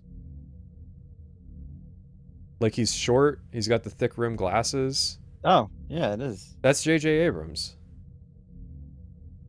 And Robot Game Studio. Kind of co-op game Creating a new that builds upon what I learned. Friend Slop. Making Left 4 Dead. Friend Slop. Alright, anyways. From the creators of Left 4 Dead. Anyways. Well, don't worry, we're gonna be talking about J.J. Abrams later. How's, I guess we gotta move this along. What was that? What was that game that the Back 4 Blood? How'd Back 4 Blood do? Listen. We got to move this conversation along if we're gonna get this done in time with the stream. So, hold on. How long do you think this stream is gonna be? Well, I was hoping to end it around the same time that the Game Awards ends, so... Well, I mean, that's what I was asking. We've got a lot... How long do you We've got a lot of Star Trek to go, my friend. TNG ended, and there was a movie run for it, and they're all bad. Okay. The TNG movies was like... It started with Generations, which was 1994, and then there were a few movies after, and... Like, the first one is Kirk and Picard. It's very much obviously a passing the baton sort of movie. But then, like, one of the movies introduces that actually the Borg has a queen who has autonomy. She's outside of the hive mind, and also she wants to fuck Picard. And, like, in every movie, for whatever reason, Patrick Stewart, the 50-year-old man, bald English man, is now an action hero. So he's not, like, solving problems through diplomacy. He's, like... driving a Jeep through the desert and like grabbing a Tommy gun and just shooting people and getting into fist fights. Listen, it's how he wants to spend his silver years. He realized talking is for pussies, and now it's time to just shoot people. Troy gets raped in the movies. I don't know if you know this, but that's in character with the show, so... We talked about it before. But I want to talk about my favorite series, which is DS9. Deep Space Nine ran from 1993 to 1999, and it is transparently an allegory for the Soviet withdrawal from Eastern Europe countries like Poland. Ooh, all right. So, it had the first black captain, but he wasn't a captain, he's just a commander. So, you know, don't read into that. Also, don't read into the fact that the DS9 ends with the black captain finding out that he's going to have another child and like going, I'm just going to go live with God now. Raise my kid by yourself. Oh no. So there's no like uncomfortable messaging there. But for the like honestly it is fine. It is very progressive in that sense. It's just unfortunate that it ends that way. And starts that way. But yeah, DS9 is actually a pretty cool show. So the Federation takes over this space station on a planet called Bajor, where like the Cardassian Empire is pulling out, and they had been like brutally oppressing the Bajorans for I think it's like 80 years. So they're doing the whole shebang, you know, labor camps, state police or secret police, all that stuff, right? Mm-hmm. And so the Federation takes over, and like the Bajoran's religious, and you know, as a liberal utopia, religion is very, very bad. So there's a lot of interesting things where it's like a Starfleet admiral will show up and be like, Captain, why haven't you enlightened these people about why religion is gay and cringe? And Sisko has to be like, there's like legitimately a line where Sisko's just like, I'm tired of these fucking San Francisco hippies thinking that like the entire universe works like it does where they live. Like, it's just such a beautiful line to have. It was the first series that was made without Roddenberry's involvement at all, and so it's allowed to be where, sure, Earth is like an ideal utopia, but you do have a lot more like nuance on the outskirts. Like they have gold press latinum because there's currency that's being used in this part of the universe. And so like the Starfleet people, they get a stipend from Starfleet of gold press latinum that they get to spend at like the local businesses as like a way of encouraging all of these local businesses to stay on the station for the benefit of the Bajorans, because they were going to leave after the occupation ended because they were like, well, we're not going to make money if the Federation's in charge. And so like they had to write a plot about how like the Federation is, despite not using currency, you know, artificially participating in it in order to like facilitate these sorts of business interest things that are going on. And it's like, yeah, that shit happens in real socialist countries. Yeah. So like that's a very cool kind of plot line to have going on in your series. What's with all this body horror in this fucking show? It's this year's like way of standing out, but everybody ends up doing it at the same time. Yeah. Guys, we're mature now. This is what the Hollywood audience is looking for.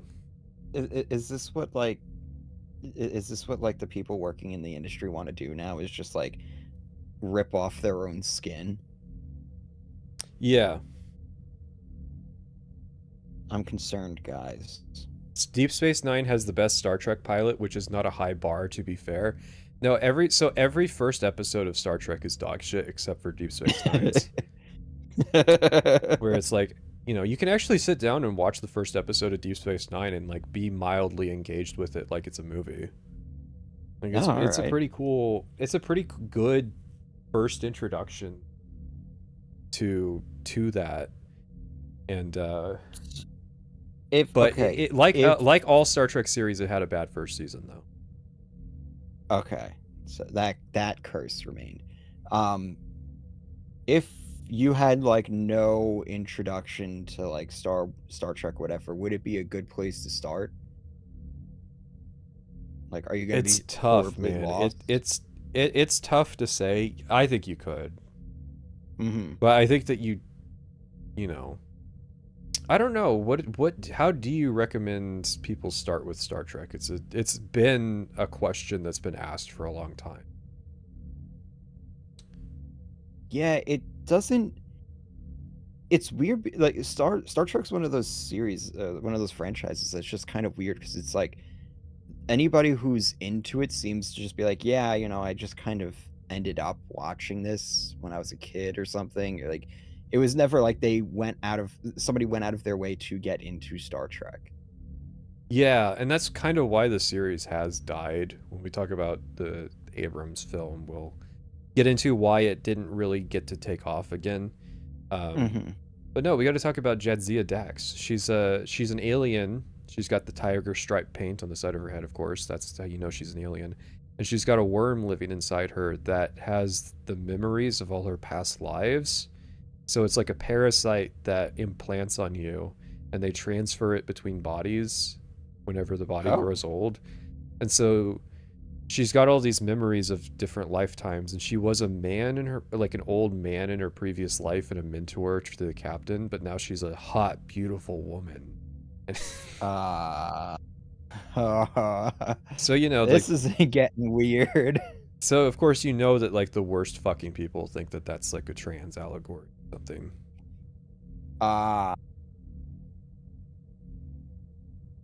No, that's just weird. I mean, it's a cool concept. That's a really cool concept, and they do a lot with what it. What they did with that setup for that character though is a bit weird. Well, and they do kill her in the final season, so she shows up as a different person, and they take advantage of. That's pretty cool. That aspect of her character, which it was for the same like. That actress was moving on sooner than the show ended because it got 7 seasons too, and she dipped out in the 6th season. Mm-hmm. Did this series end on its own terms? It did, and it ends a lot better than TNG. Oh, in nice. my opinion, nice. Because it had a serialized story, and so like the last 3 seasons are like a near continuous plot line that is going on about like. So, like, the station becomes relevant in the broader political scene because they find out that it's next to a wormhole where all the gods of the Bajoran people are living. So it's not actually a religion because their gods are real, but I digress. Oh, okay.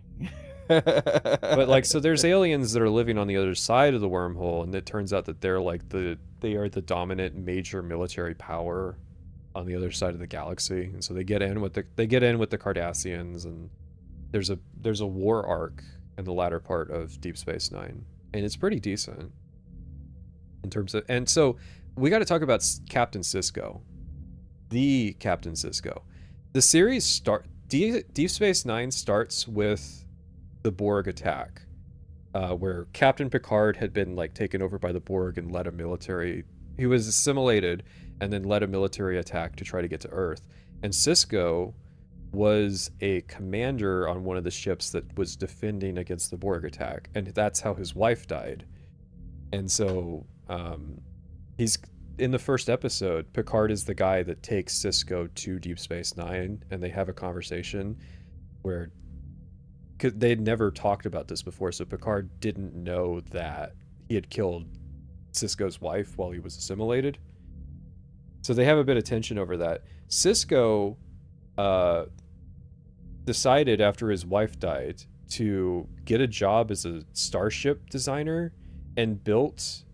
All of the Starfleet ships are like cruise liners, so he built like the equivalent of a submarine that is just designed to be a starship killer. Pure, like the most antithetical to the most antithetical to Starfleet ship designs. Specifically for the purpose of killing Borg. And it's kind of disappointing that he never gets that moment, because the Borg are not in Deep Space Nine at all.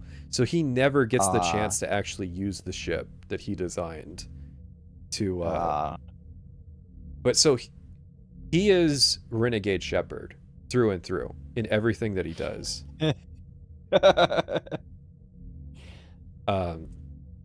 There's an episode where they're dealing with what are basically like Federation rebels, called the Maquis, where like they are in like a border zone with Cardassia, and due to a treaty, like some planets switch sides and they get like forcibly, they have to be relocated.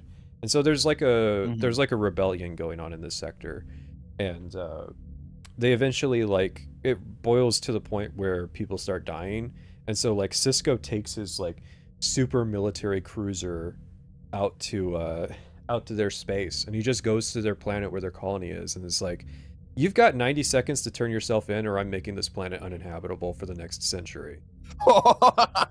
And the guy's like, what? And he's making like Les Miserables allegories the entire time, because he's used to dealing with Federation people, where it's like, I'm gonna be whimsy and artful as references, and it's like, fuck off, I'm going to fucking annihilate you if you don't surrender. And he does. Like, that's not an empty threat. The guy doesn't turn himself in because he doesn't believe that Sisko's gonna do it, and he does it. Oh my god. And they're like, well, I guess we gotta get all of the people off of the planet now.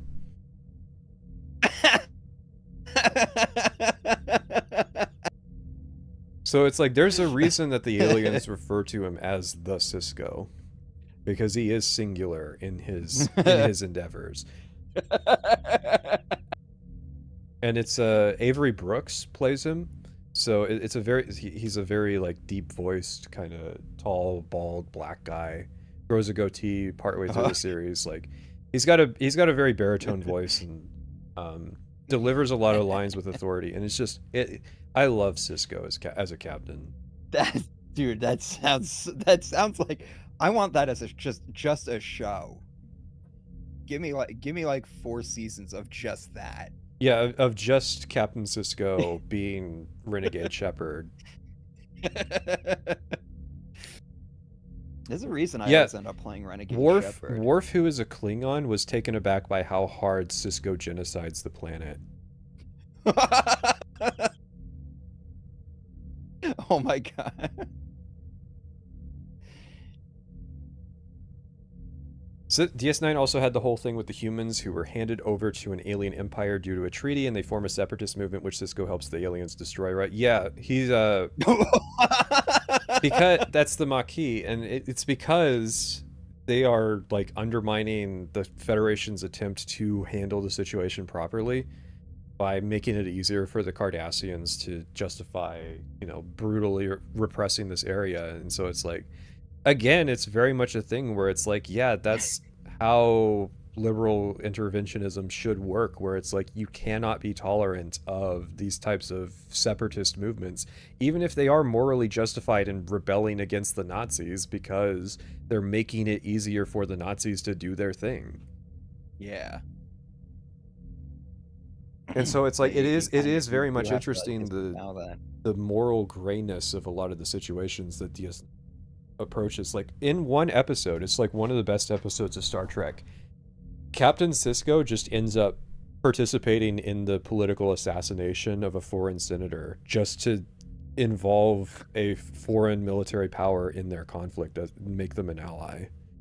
And he has this monologue where it's like, well, it sucks that I had to do that, but I can live with it because it's like his entire motivation is like he's tired of reading casualty reports, and it's just like, fuck it. Yeah, I'll kill somebody for more.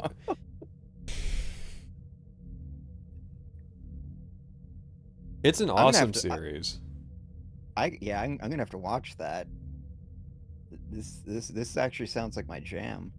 There's another character who is like a former spy for the Cardassians who lives in exile. And so a lot of his shtick is like, blending into the station and working as a tailor, doing spy shit and like assassinations and stuff. And he's got a lot of great stuff too, where it's like, he's sympathetic with this authoritarian kind of alien race and how awful that they're being, where he can present kind of the cultural context of how that all came about in a way that makes you go, well, they are bad guys, but a lot of them were raised into it by that type of military culture. Yeah. And Garrick's an awesome character. He's got a plot line about so because he's a spy, he's got a chip in his brain that will flood dopamine into it whenever he feels pain, but he feels so stressed out so that he can't get tortured, right? But he feels so stressed out from being exiled that he just turns the chip on and gets addicted to it, and it starts fucking with his endocrine system. So there is an episode where it's like he's got to wean himself off of his addiction, and like it's another like really awesome episode that's just about something. That reminds me of in Dune Awakening, the combat trainer, the advanced combat trainer. She has that implant, and it's like, if she did like followed her orders and everything, they would just like flood her system with like dopamine and shit, and she got like super addicted to it. And she's like, yeah, I would do whatever they told me, just as long as they press that button. Who in DS9 is also the voice actor for Mr. House in New Vegas? That is Rene Auberjonois. I don't know how to say his last name, but yeah, the Mr. House voice actor is the like head of police on the station. He's a shapeshifter. Oh shit. Yeah, there's a lot of like Star Trek characters that got roles in Deep Space Nine or in Fallout. Yeah. But in like the Western Fallout. Yeah. And so he's a shapeshifter, and he's got kind of this like pacifist moral thing, and also he doesn't know where his species is. He was like born as a test tube baby, and so, but he's got like this biological instinct to do order, and then he finds out that like his species are actually like the Illuminati on the other side of the galaxy, and like basically want to genocide all of the non-shapeshifters because like people are naturally distrustful of shapeshifters. So there's a lot of plot lines about like shapeshifters infiltrating humanity. Like there's an episode where there's practically a coup on Earth that's like a shapeshifter plot. And it's really funny because like one of the shapeshifters comes up to Sisko in the middle of it and is like, so like we're not even nearly as involved in this shit as you think we are. You guys are just that paranoid that we're up to stuff. But yeah, there's kind of a thing aspect to the way that the shapeshifters work, Deep Space Nine. So I guess there is a flood, but it's not like contagious. So that yeah. Like, so it's like, you know, fundamentally different. Nah, I'm just curious, like how this setting would have, well, the setting prior to this series, how they would handle, how they would like react the flood. to, yeah. They could handle Halo, like they would have handled that situation fine. Because like we don't really get it. I don't even think in the book we get an idea for like why the flood outbreak was as bad as it was. Like I think a lot of it's off screen. Oh, in Halo 1? Yeah. Yeah, that a lot of that happens in the books. But like even in the books we don't really know like why shit hit the fan that as hard as it did. Where like the Sentinels weren't able to take control of the situation immediately. I'm just saying, you know, that could be focused on a little more. This seems very Dune-esque. Yeah, there's Deep Space. Well, TNG introduced them, but Deep Space Nine kind of focuses on them more. The Ferengi, which are like a hyper-capitalist race of like goblin people. Oh boy, they've got big ears. Listen.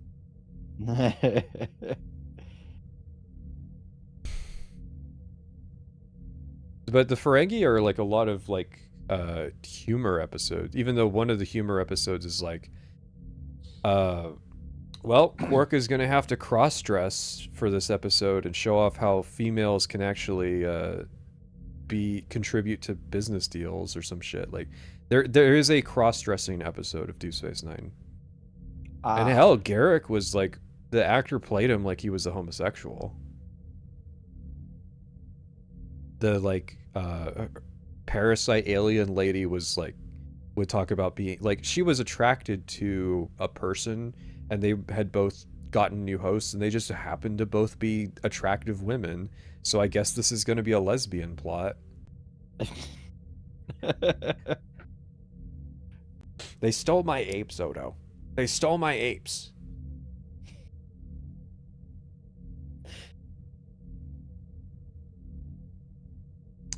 Yeah, the Ferengi are like super sexist.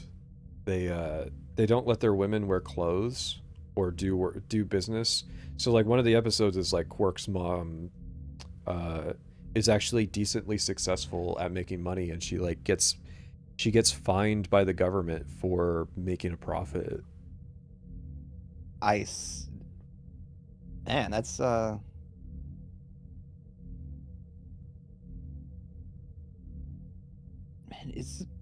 they gonna show anything? No, the fucking leak I saw had like 6 things that were gonna happen. I want to know when Todd Howard is gonna be presenting. He's gonna be the end. No, she does wear clothes, and that's like the conflict of the episode. Is Quark is upset that his mom is wearing clothes.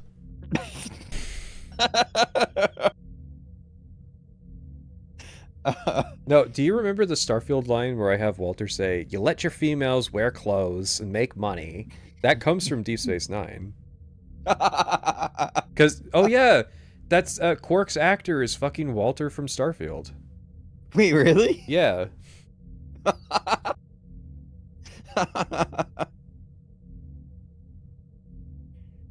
I was going to mention Chief O'Brien earlier. Chief O'Brien was a Deep Space Nine, or a TNG character. He was like the transporter officer who shows up as like the chief engineer of Deep Space Nine. But the writers had this rule where every story that involved O'Brien, he had to suffer. So he was like a... Plague of Gripes has a really good video about Chief O'Brien, but he's like a blue-collar working man in the Star Trek setting, where, you know, it's like, instead of being like the woke libtard approach, he's more like, you know, I'm gonna roll up my sleeves and work until the job's done type of guy. And also, he's a libertarian guy with an Asian wife. He marries a Japanese woman. Of course, right? And good fucking lord, their relationship. Keiko O'Brien is a very hated character, but it's mostly like for reasons that are intellectually understandable when you actually break them down. It's just that she's like kind of a bitchy person. She's got like an annoying personality, and so people don't really cut her a break. But there is an episode where they're... Oh my god. No, we got to talk about the surrogacy plotline first. So there is a plotline where O'Brien and his wife, something medical happens where they need to transfer their baby into another woman, and she's like the commander of the station. So O'Brien and his wife are having like a almost polyamorous relationship with this third woman, because there's a lot of like, you know, they're very friendly in the episodes that we see.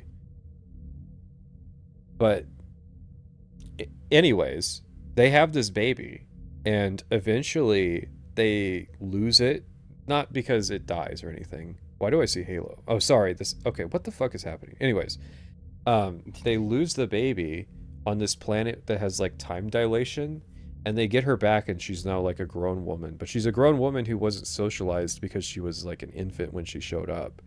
And so like their conclusion to this problem is like, I guess we should probably just let her live on this planet as like a wild woman.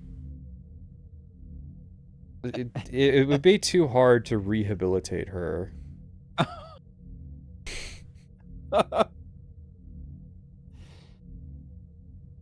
You're mixing up two different episodes? No, I'm saying they had a kid.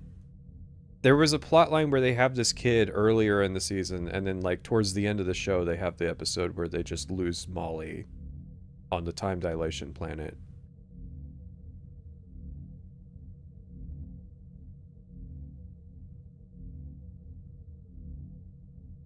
I'm still wondering what this trailer is. It's not a trailer because it's a ton of different games. This is just like... Yeah.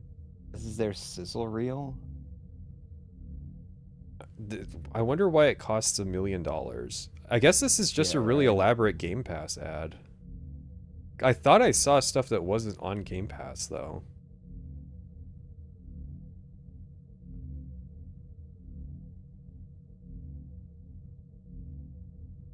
What's their viewer count like at this point? Still holding 1.2 million. Yeah. But yeah, so O'Brien would always suffer in the episodes where it was just they would do shit to him in order to, because he was like a blue-collar working man. And so like, he needs just, you know, we need to break his shoulder this episode, or we need to put him in a simulation where he lives 30 years in prison where his only friend dies while he's in prison, and he's so traumatized by the experience of being wrongfully imprisoned for 30 years in a simulator that he thinks about, like, he grabs a phaser and he thinks about shooting himself with it. And it's like, what the fuck? Why do you guys hate blue-collar workers so much? Like, yeah.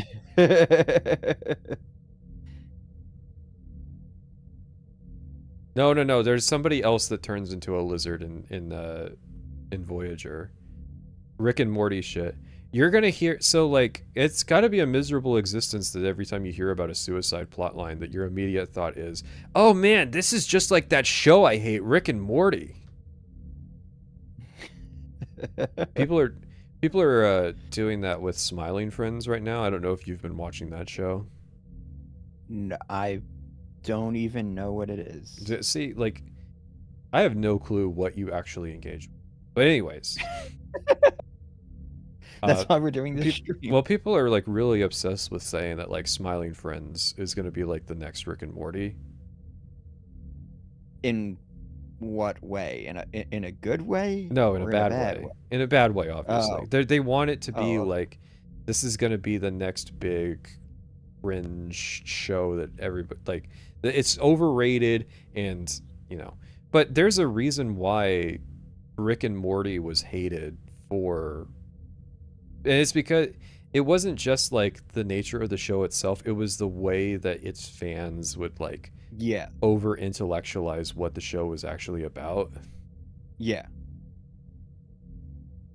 I always just took it as people just hated the fans, and that's why the show got shit. So there are reasons that you should hate the show too. Like there's some very valid reasons to dislike the show, but the thing is that like Smiling Friends and Rick and Morty are vastly different shows. Where Rick and Morty is absurdist, but it also takes itself seriously just enough where you hate it, whereas like Smiling Friends is just trying to be entertaining. And like the only thing it does bad is that like some of its episodes just aren't good.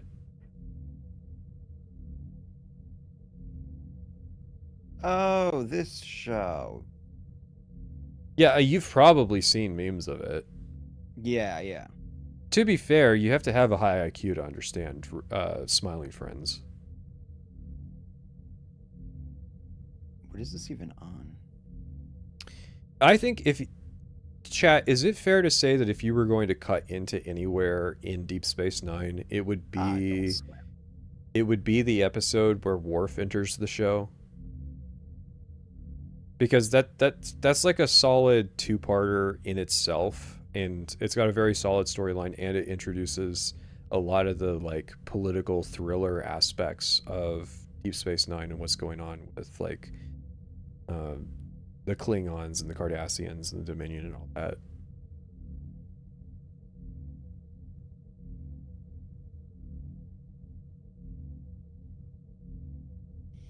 But yeah, so Worf actually got to be a character in Deep Space Nine and not just the power scaling tool. Because he wants to like leave the Federation at the start of the series when he joins, but he's needed for one more mission. And that one more mission, you know, he finds a reason to stick around. But he is taken on under Sisko as like actually turning into somebody who could be like a captain. And it's a good plot line for somebody who's like a massive deadbeat dad.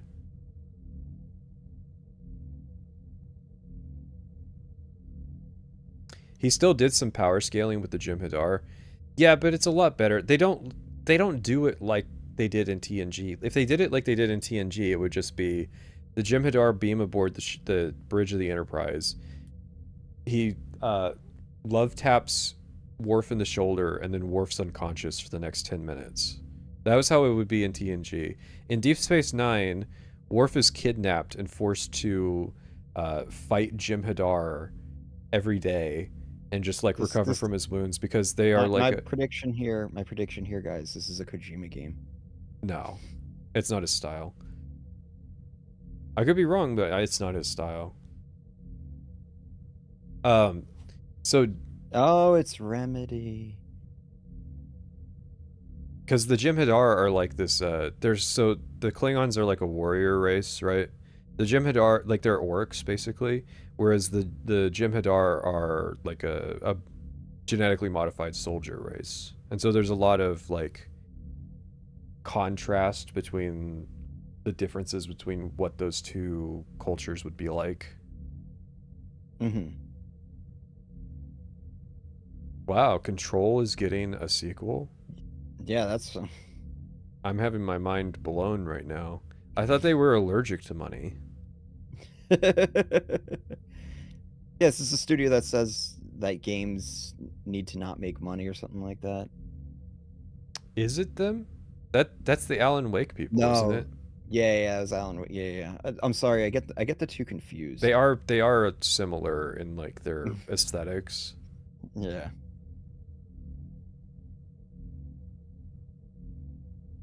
The pre-rendered trailers with no gameplay awards. I feel like I haven't seen any awards since the show actually started. There's been 4 or 5. Do you find the stereotypes DS9 as intentional references or a subconscious mistake by the writers? I don't think that, like, I think the only person that might do that is Rick Berman, and I don't think he would do that. Because, like, Rick Berman was the producer that everybody blames for all the dumb shit that would happen in Star Trek because he was the money guy. He was very money-oriented. And, so anytime they, like, just didn't have the money or, like, he nixed an episode because, like, no, we can't do homosexuality in 1995, you know, everybody would blame Rick Berman. And he did do some shitty things. We haven't talked about Voyager yet. One of the things that has to be bore in mind, first of all, is that Deep Space Nine for like 2 seasons was run concurrently with Next Generation. So there were actually crossover episodes between the 2 series. Really? And then they started the next series, Voyager, concurrently with Deep Space Nine. So there was this run of like 15 years of just continuous Star Trek. We call that the good old days. I also like how DS9 finally admits what the holodecks are actually used for. Yeah, because DS9 had different writers, and the writers were like not as into the Roddenberry ideals. Yeah, we got to talk about Section 31. We'll talk about Section 31 later, but it gets introduced here. But there's a show about it that's like in the new Trek that's coming out. And it's like kind of the worst of Star Trek. Oh boy. So, Voyager. I think that Voyager is where the series starts to get really stupid.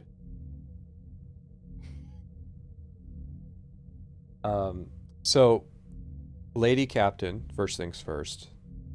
Right? Okay. Nothing too wrong with that, of course. There's nothing wrong. Like, it's Kate Mulgrew. She's a good actress. All well and good. But, you know, after Sisko, it does feel like we're kind of going down the line. But, you know, it's whatever. It's whatever. Let's do a show about how they get stranded 70,000 light years from the part of the universe that the rest of the series takes place in. That's not going to create any problems with our aspirations for what this show can be about. Voyager, man. Voyager is a trip. We got to talk about Captain Janeway. Captain Janeway is fucking crazy. Okay? They did not do her any favors in the terms of the way that they would characterize her character. So it would just be like, she would go like apeshit mode. Like, on a dime. That would be just like the plot of an episode. It's just like she's feeling lonely that she hasn't seen her husband in a while, so she's just gonna antagonize people.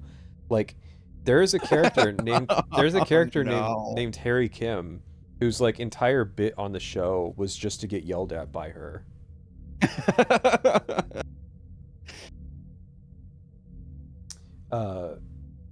She would just do crazy shit where it's like, it's kind of in character that she would strand her crew on the other side of the galaxy, just because then it can turn into like a little social experiment for her to run like a little mini eugenics project. Whoa. What? One of the premises of the show is that like they were pursuing a Maquis ship, and so like question. Yeah. When was this series running? 1995 to 2001. Okay, so like we're pretty well into like the the early days of the feminist movement. I mean, not even like the early days. We're really, like a century into the feminist movement, but go on. Yeah. We're into, We're early into it's like late second wave feminism. Yeah. There is an episode where they have a transporter accident and they combine two guys into one person. There's Tuvok, the like logical Vulcan, and then there's Neelix, the like. How do I even describe Neelix? Imagine the biggest loser you can think of, and then add on top of that, they've been alternate as their job career. They've been alternating used car salesman and stand-up comic, and okay, that's Neelix as a character, and then oh god, it's a movie. Look how unimpressed this crowd is. Anyways. So they combine into this one character called Tuvix, and this is a legendarily infamous episode because it's basically Janeway deciding with unilateral. So Tuvix is a new person because it's the two guys combined into one, and so he has his own feelings and thoughts on the matter, and he's cognizant of the fact that if they split him back into two people, he will die, and so it's like. Yeah. I'm alive now. It sucks that those two guys are dead, and it sucks that you're without those two guys, but I'm alive, and I think that I deserve to get to stay alive. And Janeway's like, nah, I need Tuvok back so I can browbeat him. There's not enough men on this ship for me to emasculate. And Tuvix is like, please just emasculate me. And it's like, no. Oh yeah, by the way, we kind of skipped the premise of Voyager. They were like pursuing one of the rebel ships, and they got transported 70,000 light years to the other side of the galaxy, and now they're trapped over there, and they got to fly back the slow way, and it's going to take like 80 years for them to complete that journey. So I see. So that's the reason why they need Tuvok and Neelix both, because like they can't replace them with new crewmates easily. Yeah. Okay. An interesting premise. How long? What's the average life expectancy in this setting? Like 150 plus years. Okay, so like they're gonna spend half their lives basically just flying back. Yeah. And like you would think that this show is very much about dealing with like but it's not. Oh. Okay. It's not at all. However interesting you think it is, this premise is, it's literally just they're stuck and they can't go back to Earth easily. That's it. I'm sorry that we were just talking about DS9, which would have actually explored all of the way that this would make you feel as a person, because so why the step down in quality here? Why the discrepancy here? What happened? It has to do with Voyager was being aired on UPN, and there just wasn't as much care being put into it. It was kind of rushed as a series in terms of getting the episodes out. Okay. And they were kind of dumbing it down as it went on to be more and more kind of understandable and pathos. And then no need to explain further. Yeah, I that. mean, DS9 was just kind of a weird experiment that got to do its own thing because it was living in the shadow of TNG, whereas Voyager was supposed to be like the flagship show to replace TNG. So there was so much pressure on it to be good that they made it bad in a lot more ways. Oh. There is an episode where Tuvok, like every 4 years, his species, the Vulcans that are like the hyper-logical people that feel no emotions, they go into a rut and just have to fuck. And the dilemma of the episode is, how does this guy deal with the biological need to either fuck or he'll die.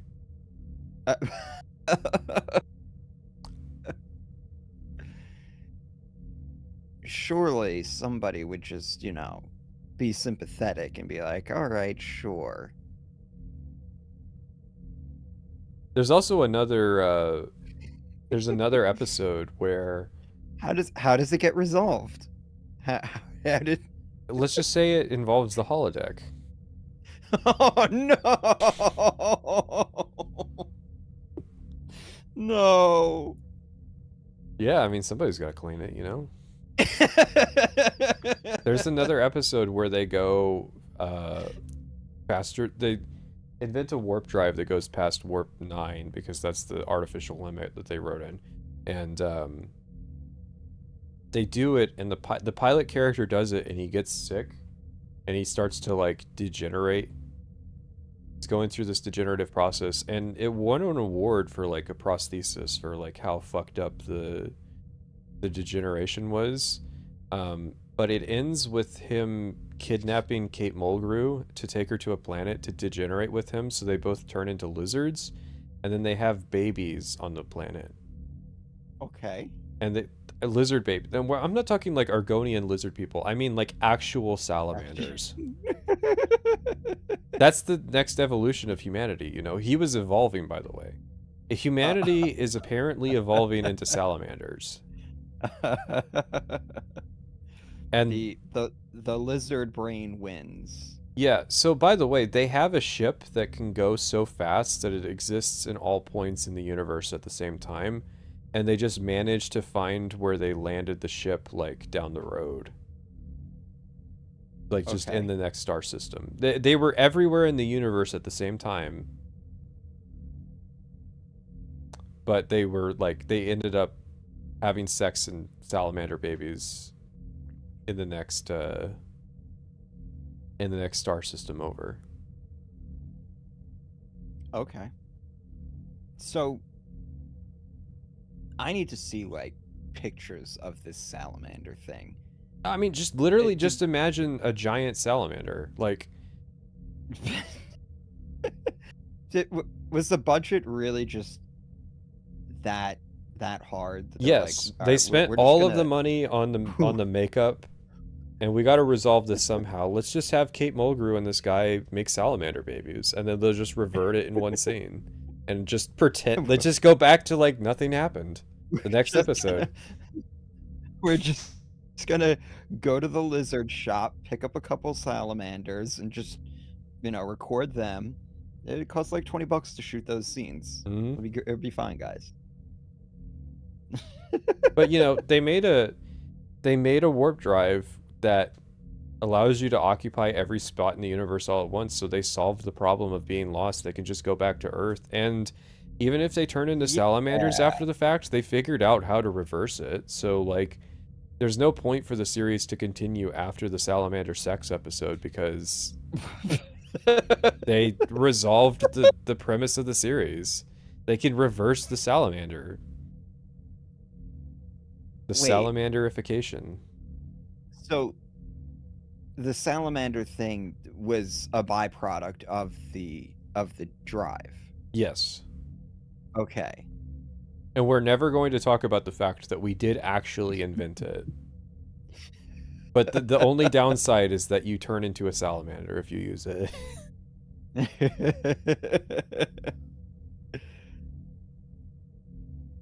Oh, who's content creator of the year? He's on this list too? Moist. This person that I've never heard of? I guess you're ahead of me. Oh yeah, you are ahead of me. Charlie won. But yeah, 7 of 9. So they, I forget the reason, but they liberate this Borg drone, and it's Jerry Ryan, so I guess I can kind of understand why. But listen, she wears a skin-tight suit, and good lord, her breasts are enormous. Like, hang on, I'm not showing you a picture of the salamander, but I will pause the stream to look up a picture of Jerry Ryan, because I have I have what can be described as heterosexual tendencies. Ah, okay. And so if you say you have the opportunity to professionally, as part of your job, look up an image of Jerry Ryan's enormous breasts, I'm not gonna say no to that. Also, Grand Theft Auto 6 won most anticipated game. Why is most anticipated game a category? Here we go, chat. That, yeah. Can I tell the story of the time that there was a woman with enormous breasts and you didn't even notice her? Wearing practically nothing. We passed her on the street. You didn't even. It was in DC. You didn't even notice that she was there.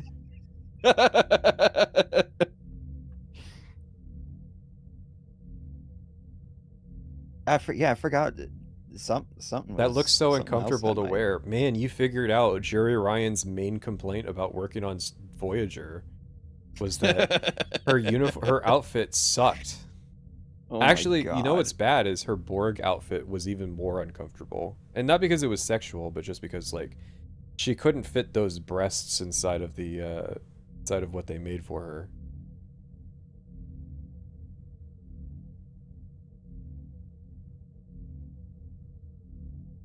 But yeah, so she joins the series, and for the most part, it's literally just like they put her in just because she was attractive. What the fuck?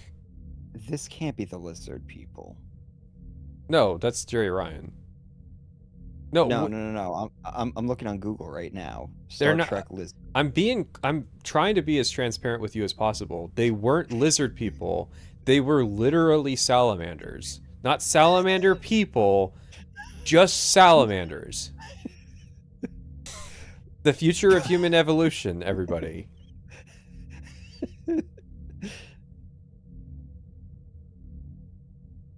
Wait, oh no. Okay, this is the old version. All right. Now I gotta know what you're looking at. Gorn? That's a whole other thing. That's what I looked up that's what I found when I looked up Star Trek lizard. Voyager lizards.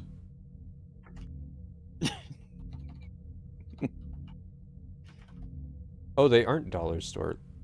Man, I completely inserted that they were just like actual salamanders. So they are a made up thing, but okay. I mean, here you go.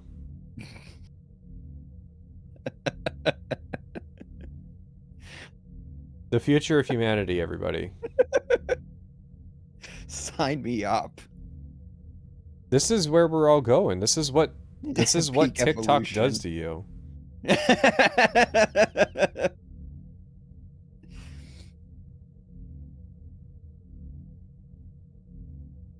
Pat, if a Gorn had tits like Jerry Ryan, would you fuck one? You're goddamn right.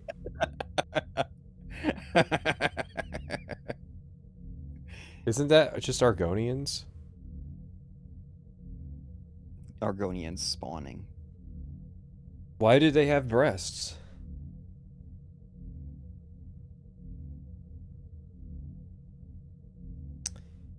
Yeah, Voyager, I wouldn't say it's the enslopification of the series. I would just say it's bad. It was just, it wasn't even that it was bad as a series, because I like the characters that are in it. There's some really good stuff. There's a great quote where Neelix is like, isn't it weird how despite these aliens being 13% of the population, they're responsible for 51% of the crime in that area? This is an unironic, like, it's not a shitpost. This is an actual scene from Voyager where it's just him reading the FBI crime statistics. But it's allegorical because he doesn't say black people. He just says, you know, some made up dumb alien name.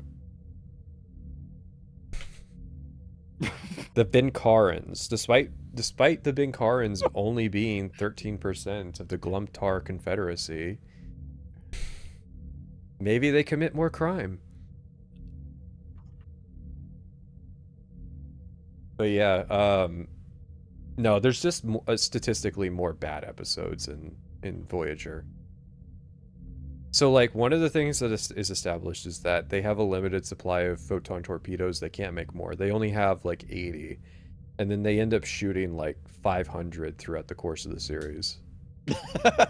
Just to give you an idea that, like, they're not tracking the continuity at all. Like, the ship will be torn in half one episode, and then the next it's just completely fine. Like, they're not even repairing it from the previous episode. It's just back to normal. Like, that element of, like,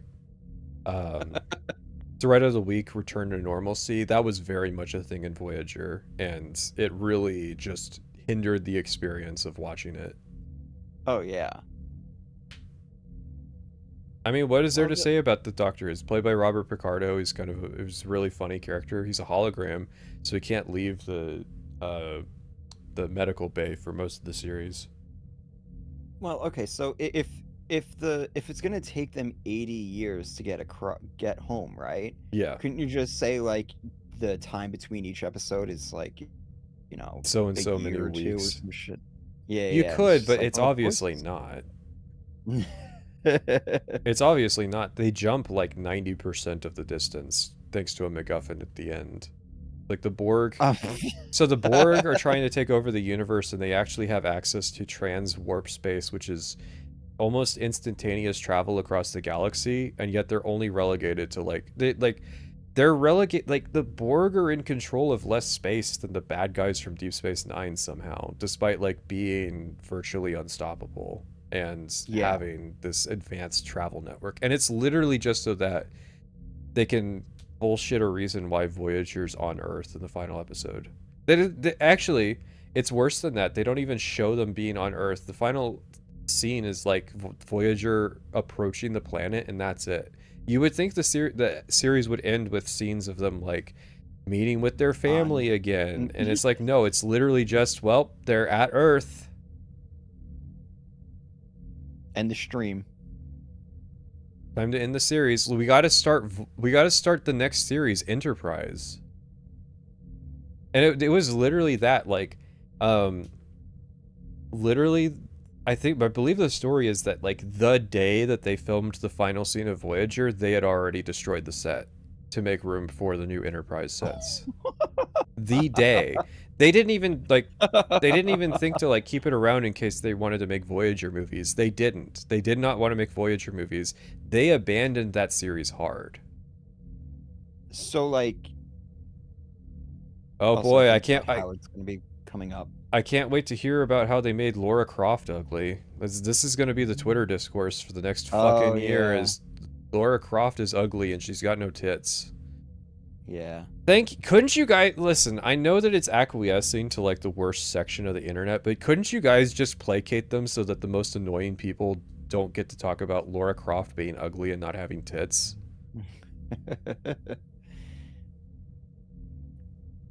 Anyways. Yeah, at first I thought this was an Indiana Jones DLC.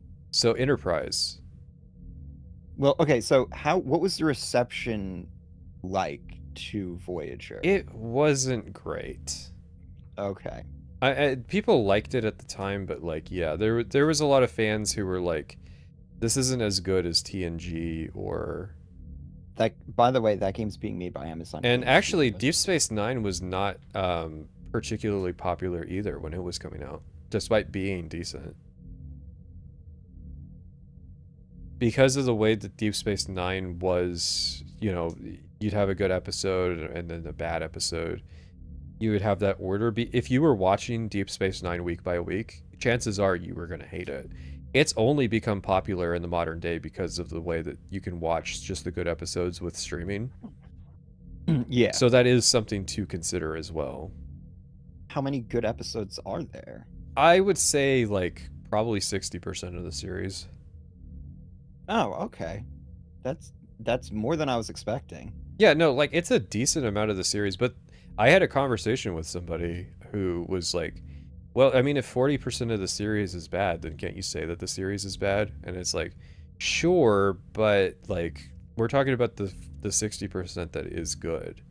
Like, most Star Trek fans don't watch the shitty episodes when they rewatch this stuff. Like, nobody watches Threshold, the Salamander episode, if they are rewatching Voyager, you know?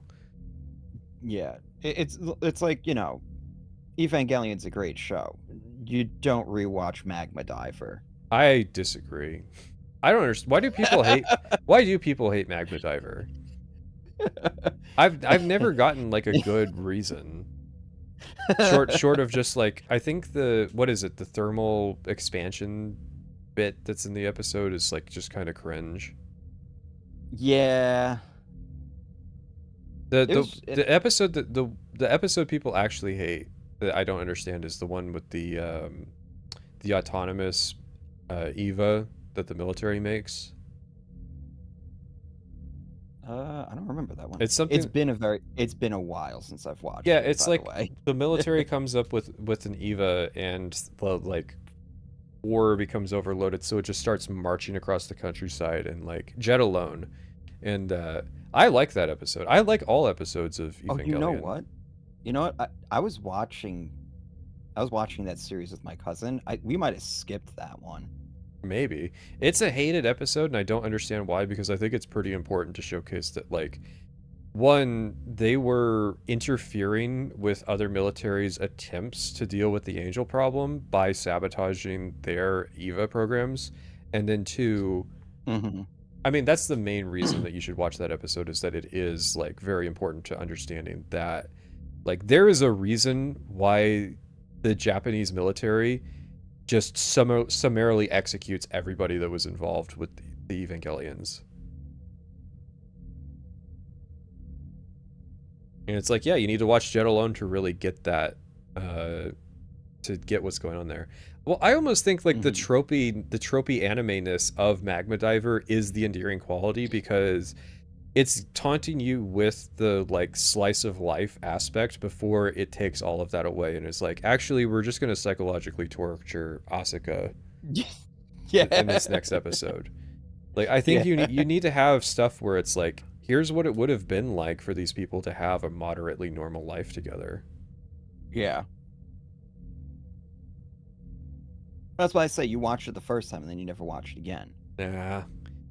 I mean, sure, but no. It just feels cheap to me to think about, like, it making the point of, like, here's, in the end of Eve, when they show, like, here's what Evangelion would have been like if it was them just going to school and, like, Rey getting to have a normal personality and what have you. Oh, God.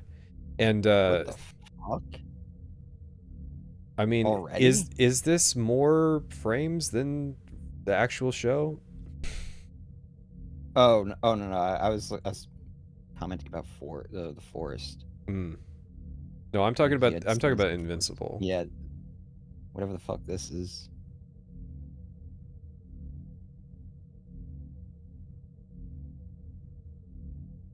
But yeah, Enterprise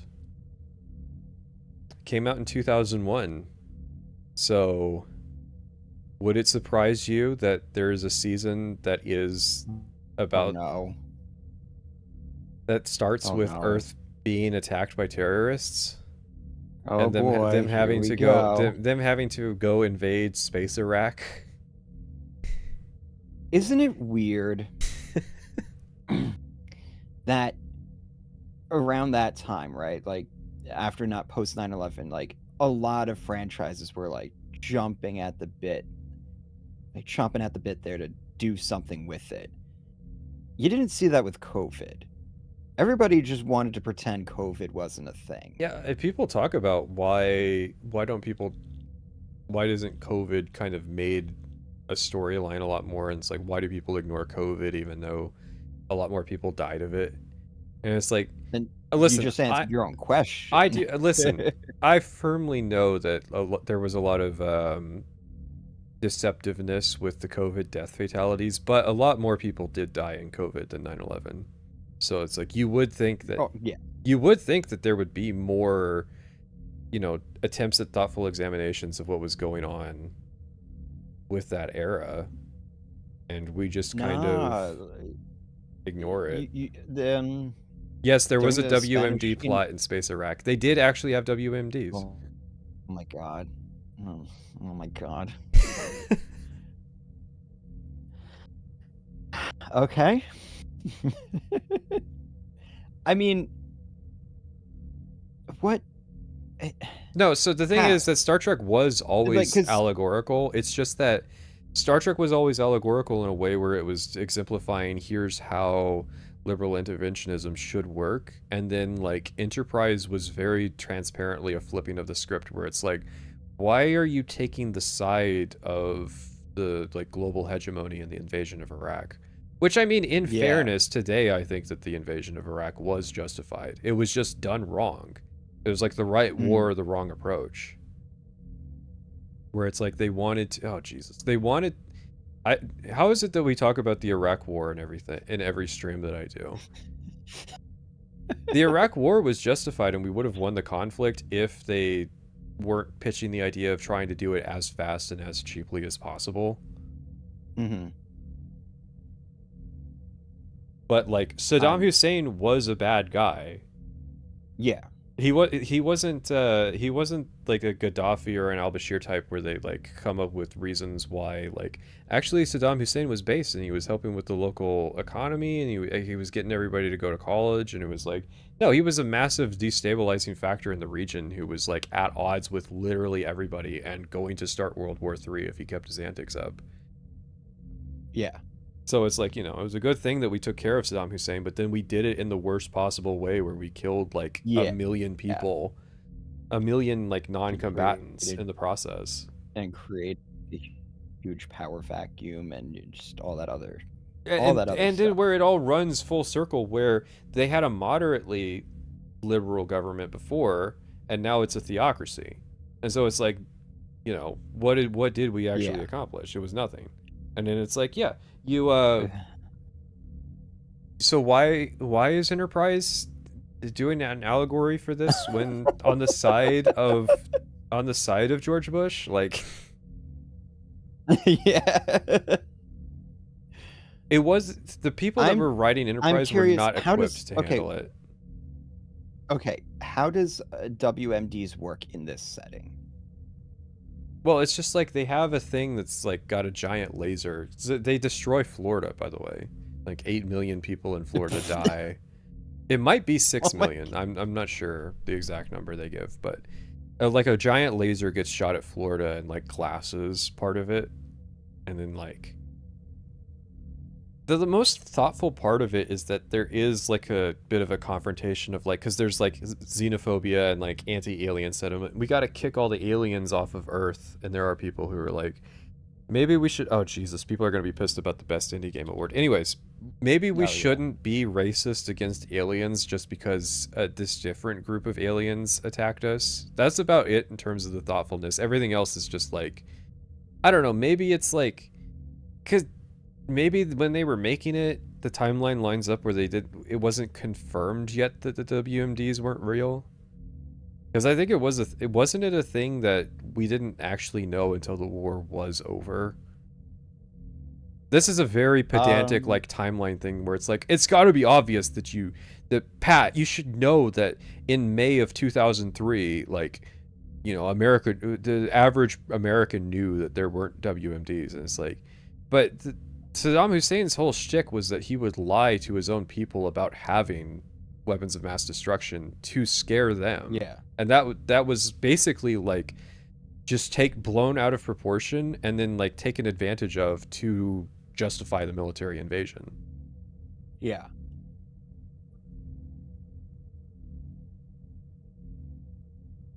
But yeah, so Enterprise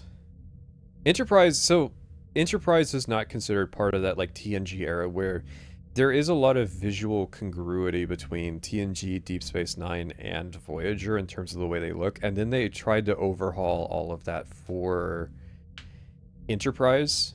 So it was very much an admission that like Star Trek is dated, let's update it for a new audience type of thing. Yes. Going on with Enterprise.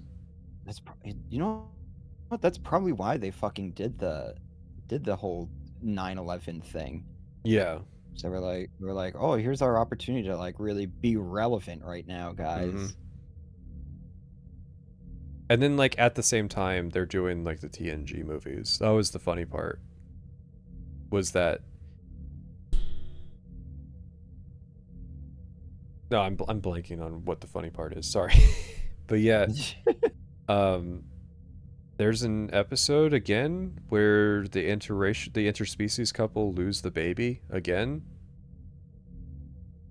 I don't Okay. I don't know why this is a recurring thing in Star Trek, but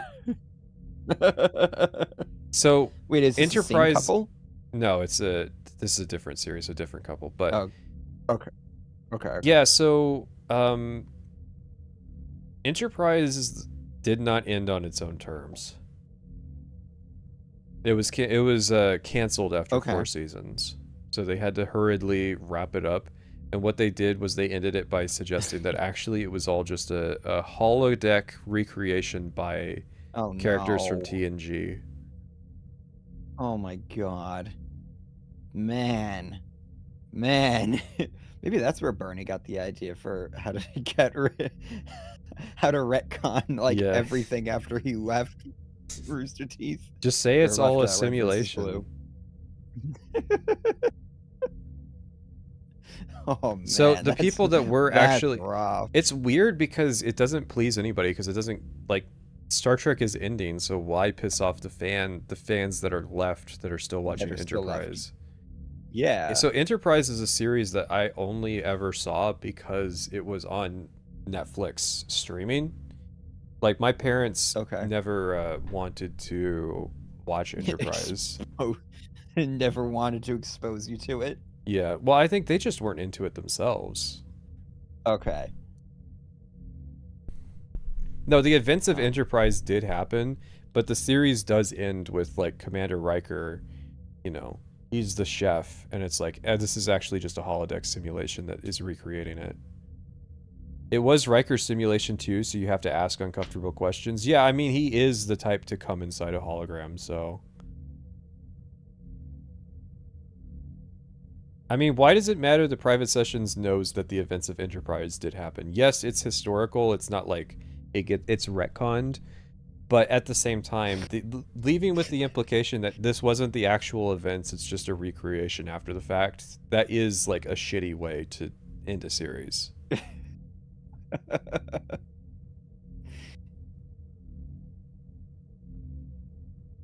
Yeah, there was a temporal war. That's right. That was why Space 2003 invasion of Iraq happened. Was like time travelers were... It didn't happen originally, and then time travelers fucked with the timeline to try to destroy Earth in its infancy, and so they sponsored a terrorist attack. Like... So really, the terrorist attack is being spearheaded by what could be considered the 1%, the temporal elite.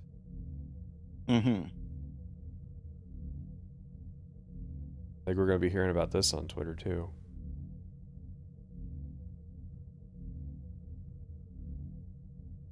What are we even... Oh, I see what you mean. Thank you for reminding me about Thomas Riker, so... You know about the transporter, right? It's like it's a teleporter where it dematerializes you on the ship and rematerializes you where you get teleported to. Yeah. Yeah, so they have a plotline in TNG where Commander Riker gets he's supposed to get dematerialized off the planet, but it ends up leaving him on the planet. And so, like, you know, eventually they find him again.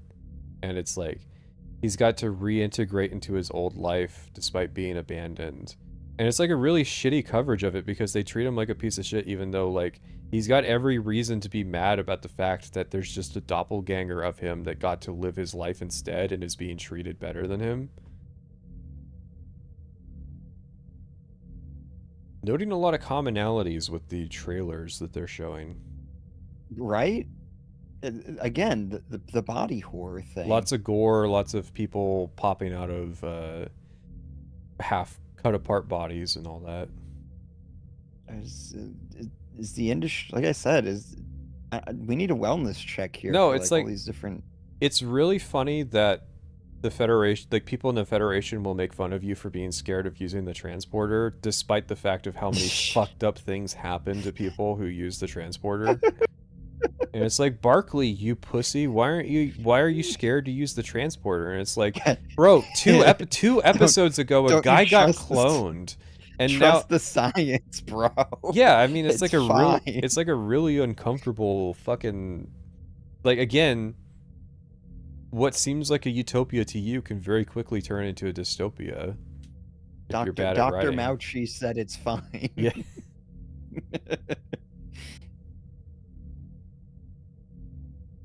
Chief O'Brien says it's fine, you should trust the transporter.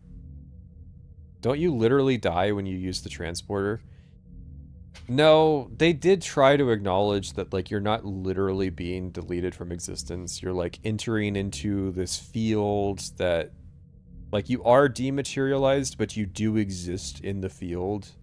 So it's like there's a continuity in your consciousness. Mm-hmm. But they only thought to introduce that well after they were using the transporter, so... Now this... they should have just introduced that idea, like, during this season. Be like, oh yeah, no. Every time they use it, it's like fucking the Prestige, where it's just like you're just sending a copy of yourself down, or and you actually die every time you step into that thing.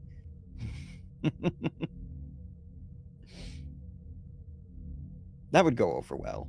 That'd be great for all the... So about the two Rikers. Yeah, sure, I'll ask about the two Rikers. If there was a clone of yourself, would you have sex with them?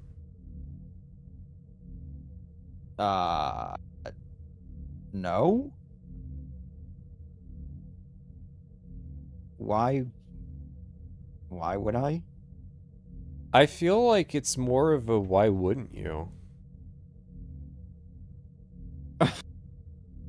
But Riker would. Yes, Riker would have sex with his own clone. I see. Okay. That's how that episode should have ended. That episode should have been about Riker coming back, initially being pissed off that he got replaced, and then falling in love with himself, literally. So about fetishes. The audience's thinly veiled fetish. Whoever's writing this is definitely their thing is definitely jerking off in front of a mirror. Just saying. They know what their butthole looks like.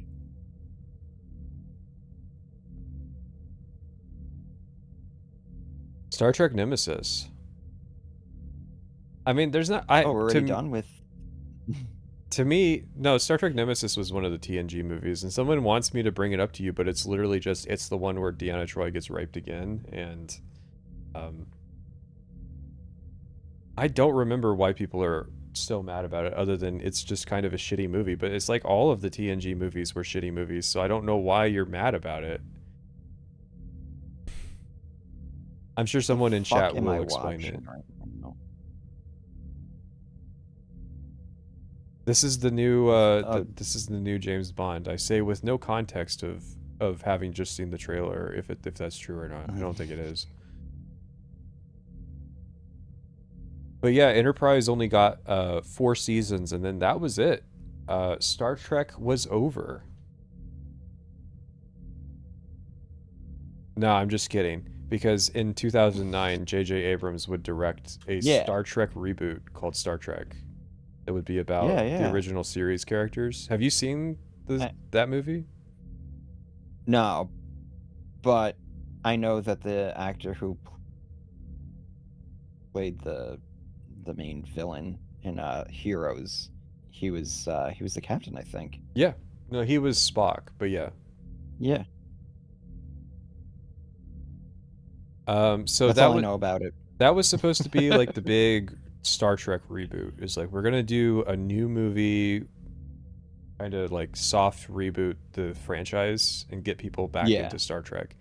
The fascinating... And that's why they brought on J.J. This was like peak J.J. Abrams, wasn't it? Like, it was post Lost. Like, it wasn't... I would say peak J.J. Abrams was The Force Awakens, which was after Star Trek. Oh, okay.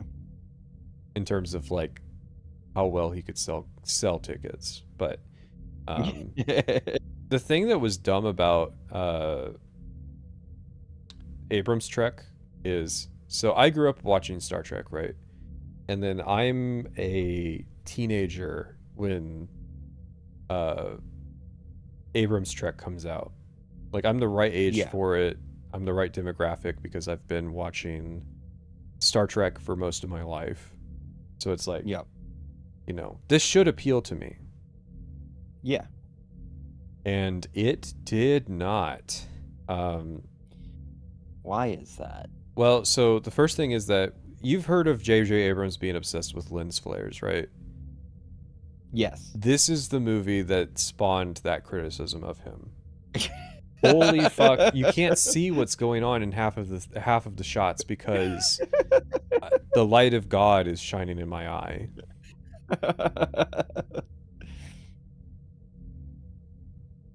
That's the second movie where Spock, the logical alien, who resolves conflicts diplomatically, spurgs out screaming and pissing and shitting while going full sicko mode on Khan. Where what? Wait, what? Well, Star Trek. So this was the beginning of Star Trek moving away from, let's have a discussion about why. Let's have a way that we can resolve our problem without violence, or if we have to use violence, you know, let's, you know, make sure that we prevent further violence. Let's do it in a way that's efficient that prevents broader conflict overall. To, I'm gonna beat the shit out of you on top of a moving train because you pissed me off. So, one of the writers for Abrams Trek, the first two movies that were made in this trilogy, was a guy named Alex Kurtzman. And Alex Kurtzman has gone on the record to say that he is not a fan of Star Trek, which of course is why he's the executive producer of like 6 different television shows for Star Trek now. Okay. So he is like 3 for 3 really succeeded with that mindset. Yeah. You know. Well, this is that same time period of like, let's bring a guy in who hates what made the original thing successful and have him responsible for rebooting it. So he's kind of the villain for the Star Trek community. You know, he's the guy that you brought blame. in somebody who hates the new stuff. What if we did that? I mean, that would be the way to go. Has anybody actually done that? The way to go would be to hire somebody that is awful to make an adaptation, and then know down the line that you're going to hire somebody good to replace them. Yeah. And so that you purposely manufacture the redemption arc. Justin Truman would appreciate that.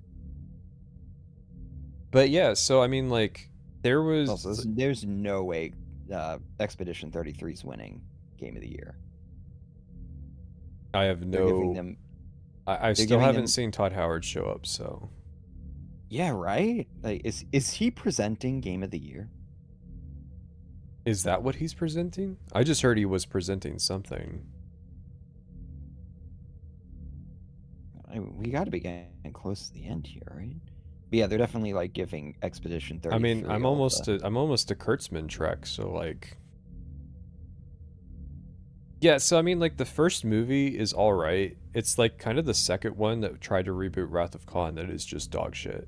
And I mean, the first one's dog shit because it's trying to retcon the original series and like reboot the franchise, and that alone, and it's also doing the thing where it's like, we're just gonna call it Star Trek so that it's confusing. It's doing that thing too. Yeah. So it's like, it's doing all of the things that are annoying and piss me off. Yeah. But because I don't have an emotional attachment to like the original series as a concept, it like wasn't initially offensive to me, but it was like, you know, I was able to watch it as a teenager and be like, this wasn't what was appealing to me about Star Trek as a kid. And I'm a teenager with this commentary, so, you know.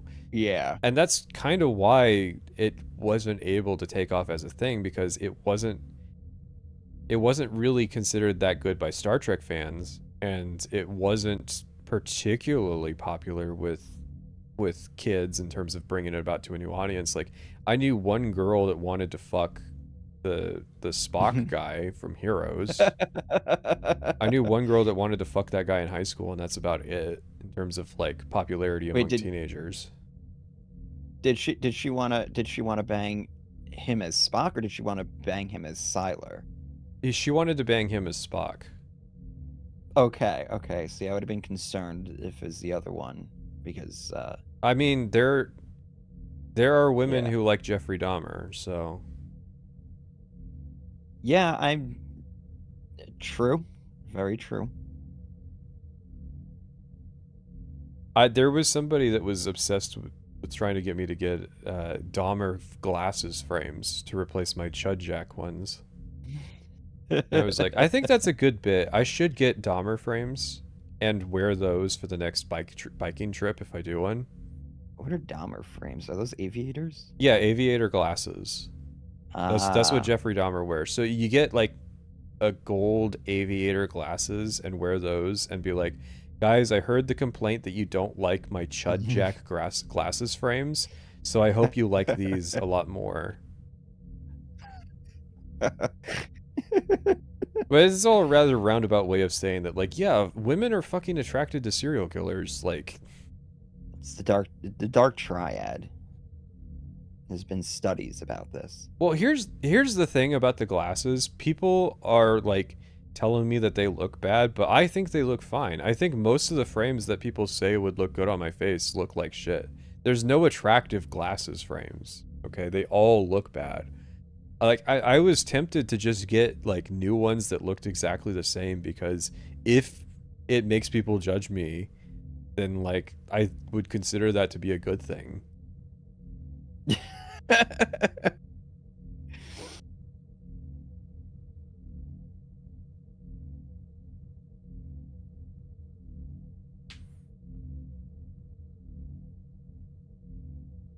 No, it's not that there's attractive glasses frames on girls. You just like girls.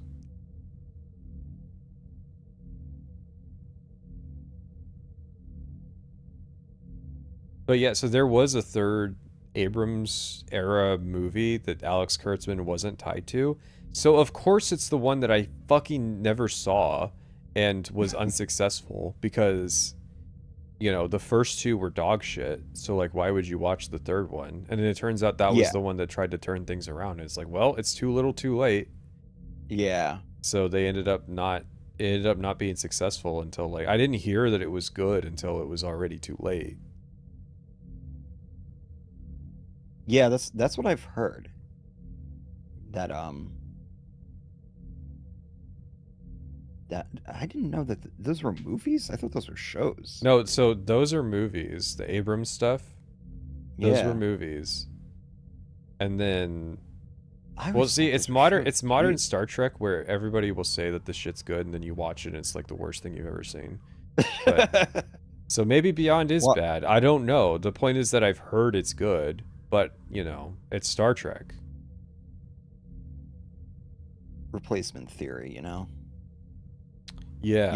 You're not there to tell people that it's bad. You've already been filtered out. Well, you're long gone. It's really funny. There's this physicist YouTuber who usually talks about like science education and what have you, or just talking about physics. And she's a really smart person, you know. She's got a master's degree in physics, but also she believes that anybody who dislikes Star Trek is a Russian bot. And I'm just like, how is it that you're an intelligent person, but you also believe that like the Russians have a vested interest in like influencing Western opinions on Star Trek?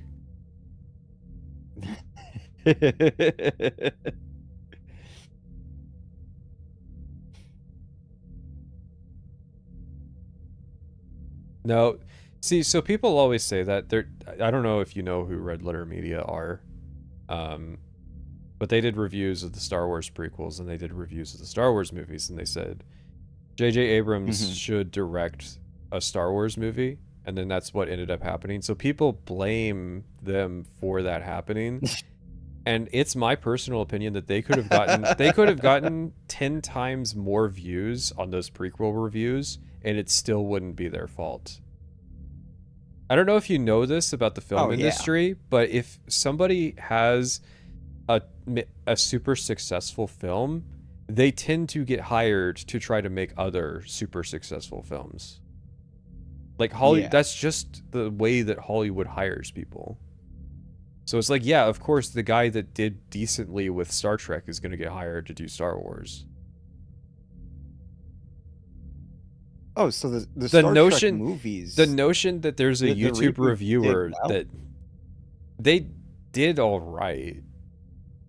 I wouldn't say they did well, but they did well enough to get Abrams that job. Okay.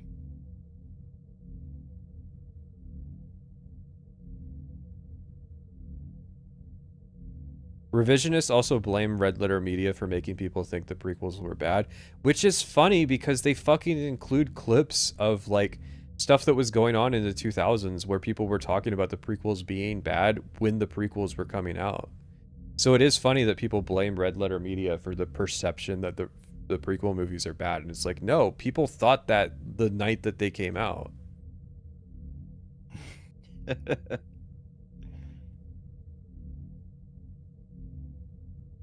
Ew. Can Baldur's Gate 3 win this one just so it's funny?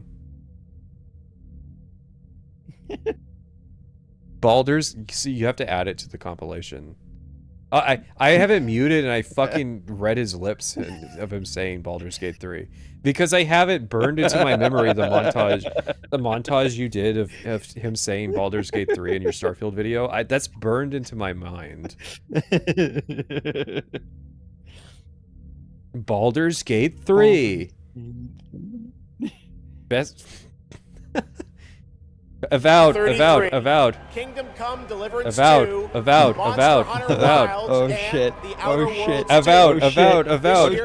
Who will it be? Avowed. Obscure Expedition Fuck! 33. Well, I'm out 10 grand.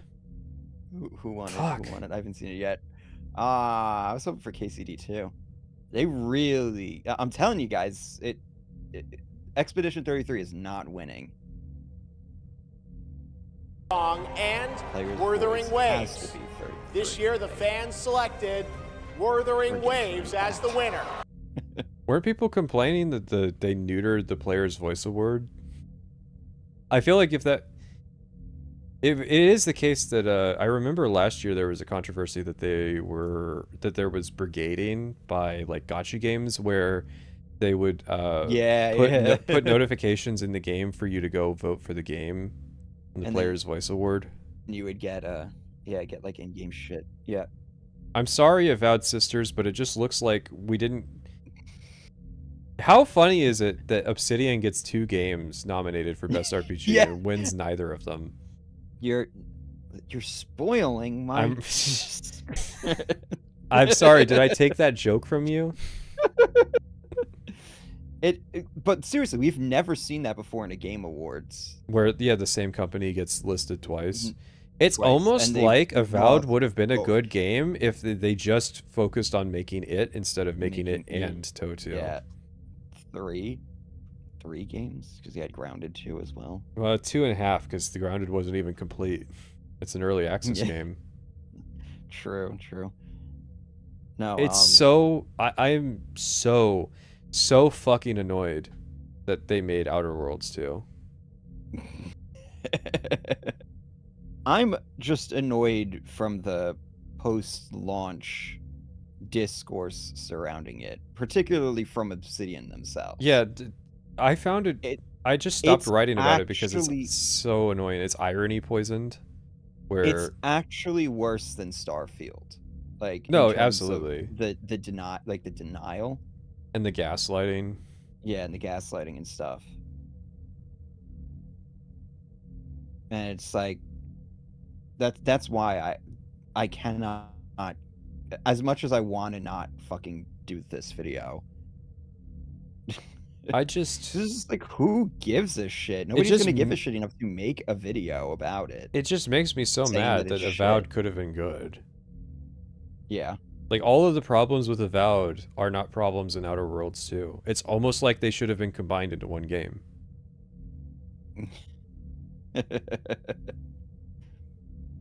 No, but it is funny watching Obsidian just, like...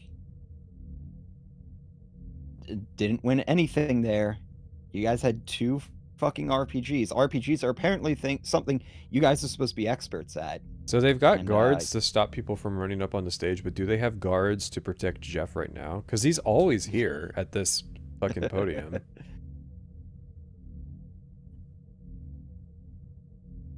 They got the bulletproof glass around him, don't worry. Yeah. It's time to talk about Kurtzman Trek. We're talking about the Paramount CBS era. The streaming era. Oh boy. Let's start with this. So all of the shows have like 3-letter acronyms that they use, right?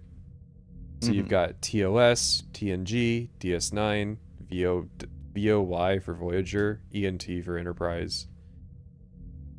So the first show that Kurtzman made is Star Trek Discovery. You want to know what the 3-letter acronym for that is? No.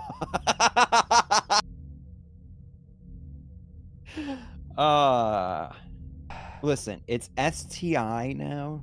Yeah. STD is so like. Can you guys use? Please just use the DIS that all of the Star Trek fans use. Is like, no, we're calling it STD. Like 2017 to 2024, they gave this piece of shit show 7 seasons. Whoa. Oh my god. And oh my fucking god. This the Kurtzman era Trek is just so putrid in the way that it presents things, where it's like it'll just have scenes of like the characters torturing people, and it's like, oh, okay, and it's just like, oh, why? So like there's this mirror universe that they would use just to explore like the hypothetical of like, what if Kirk was evil, or you know, it's all like it's like opposite day, the idea. The series. Yeah. Yeah. Well, not even the series. It would just be like, this is the Mirror World episode. Okay. And you would do it like maybe twice a series. They decided to focus on that for like half of a season because obviously it's a great opportunity to show. It's just Kurtzman doesn't like Star Trek. He's very much anti-Star Trek, and so he wants to have lots of human conflict between the characters, and he wants to have lots of misery in his show where it feels like he's trying to write like Black Mirror episodes, where it's like, I have this hypothetical idea for a cool concept of the torment nexus in my show, so I'm just gonna like come up with a way where I can write my characters using it. Oh, and by the way, Star Trek Discovery is plagiarized. They have like, they came up with this like mycelial network that they use to get around in Star Trek Discovery, which, by the way, remember how Voyager is about them being stranded on the other side of the galaxy? So you just gotta imagine Admiral Janeway is back on Earth after the conclusion of the series. She's lost like a decade of her life to this fuck up in the Voyager series, and she's just reading a data pad. She's reading about the mycelial network and how you can like instantly travel across the galaxy using it.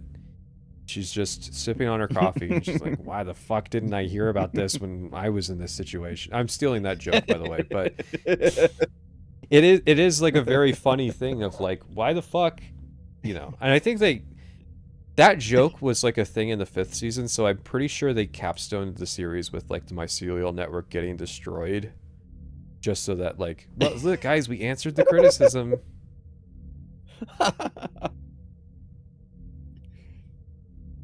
Harry, it's time for your 9 a.m. beratement.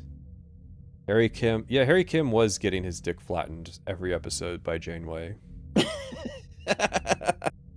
He was like, the funny thing about Harry Kim, right, is that he's like the try-hard Asian kid who's like, you know, got to get good grades or he's going to upset his parents. And then he gets assigned to the Voyager. He doesn't even get an assignment on the Enterprise. Oh, poor Harry Kim. I'm getting nervous. I know. Either Todd Howard's not actually going to show up, and we have to riot. He is actually going to announce something. Because if it was the Fallout show, it would have been done by now. Yeah. Maybe the Fallout show is that big. Microsoft and Amazon would pay the money to like have the capstone slot. But at the same time, like Elder Scrolls 6 is big enough to be the final thing. So yeah. Yeah, and they don't even have to like show anything. They showed Todd sitting in the crowd at the beginning, but I can see Todd showing up to all of these things. You know, he's in the crowd. Oh yeah, absolutely. So are we starting to get stuff that's like inspired by cyberpunk? I mean, we played Starfield. Yeah, but I mean like just a lot more stuff.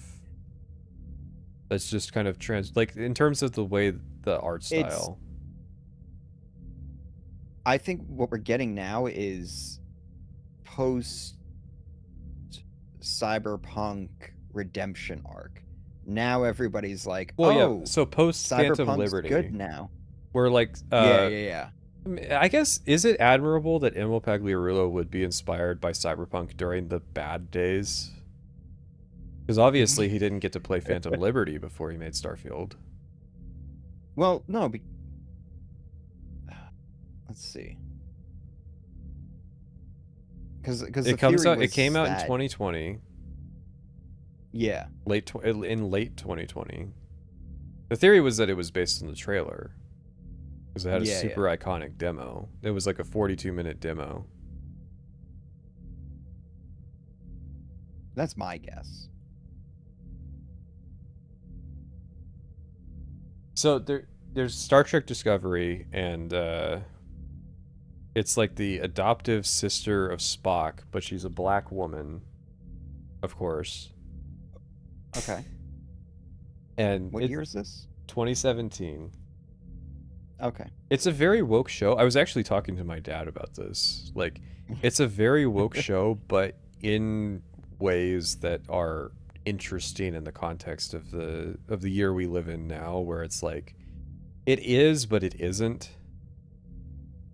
I don't know. To me, it's just like the peak of performative progressivism.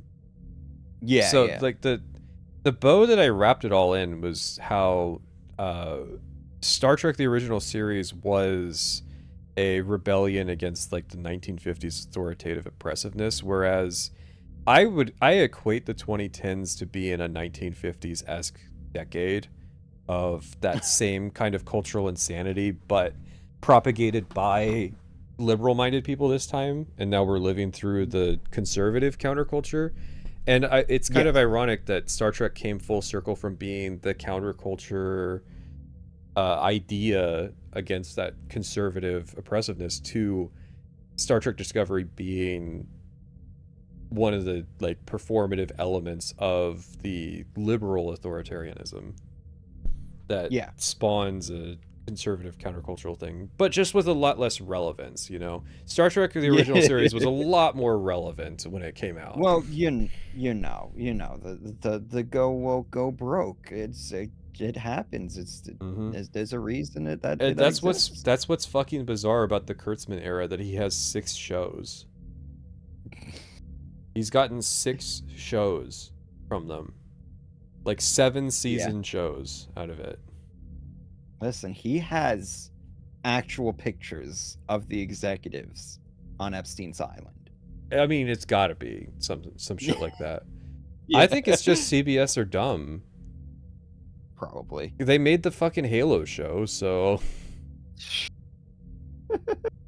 I don't think that they're the best judge of like what is quality content. And also, in my opinion, this is my kind of conspiracy theory. Star Trek fans, well, this isn't an opinion, but Star Trek fans hated the 2009 movie that Kurtzman wrote, right?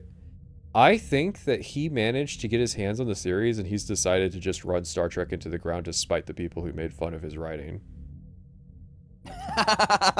That's my theory. So it's like, you know, you can point out all day either way. Yeah, you can point out all you want that he's being hypocritical to the original vision of Star Trek, but that's probably on purpose. Yeah, because it seems like he doesn't like the setting at all.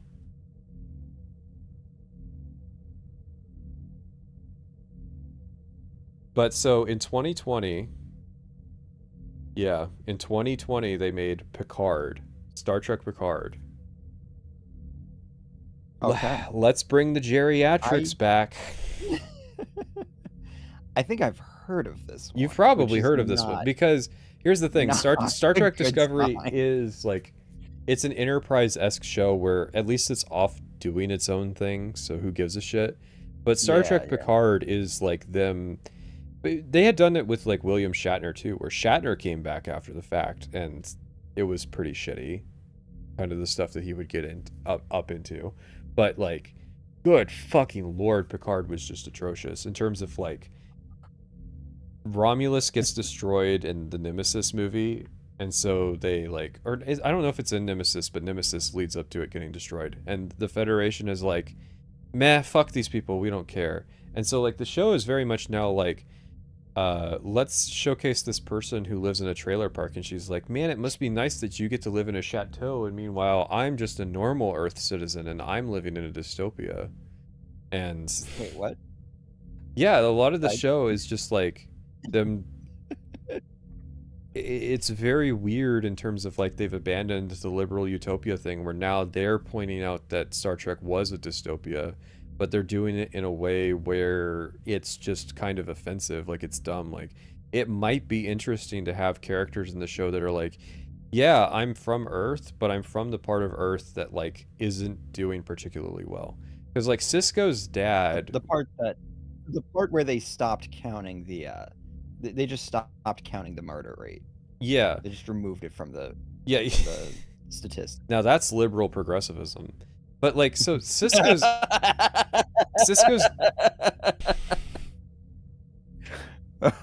Sisko's dad runs a restaurant in New Orleans, right? But no, they don't make money in the future. So, you know, how do you determine who gets to go to this restaurant? Does it have like a 40-year wait list where it's like, because it's not a big place, they can't serve a lot of people every year, it's all handcrafted food, so it's like, you know, what is the feasible system where you get people to go to this restaurant, you know? There's a lot of interesting questions that you have to ask about what life is actually like on Earth, because it doesn't sound particularly fun. Like, how do you, if there's not personal property, or if there is personal property, you know, like, how is that managed? How do the Picards have a hereditary chateau in France, you know? Yeah. Like, what's going on with all that? Unfortunately, this is just the sort of thing where it's like foundational problems with the series. It's not something that you were actually supposed to explore and make like a pivotal part of the series. So like, as interesting as it is, it's just like kind of it's just stuff that people on Reddit will shitpost about in between making jokes about Tuvix. They're not, it shouldn't be the main focus of a character. It's like Earth and Mass Effect, who cares, let's go explore space. Yeah.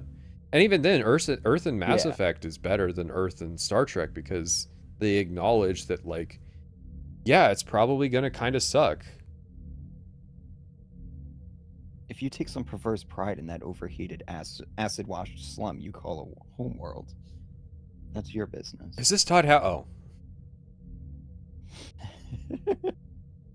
I was like, what the hell am I looking at when she first walked out? Man, style in 2025 is so weird. Yeah. Yeah. There's like people who are wearing like 2 shirts that are just stitched together. Mm-hmm.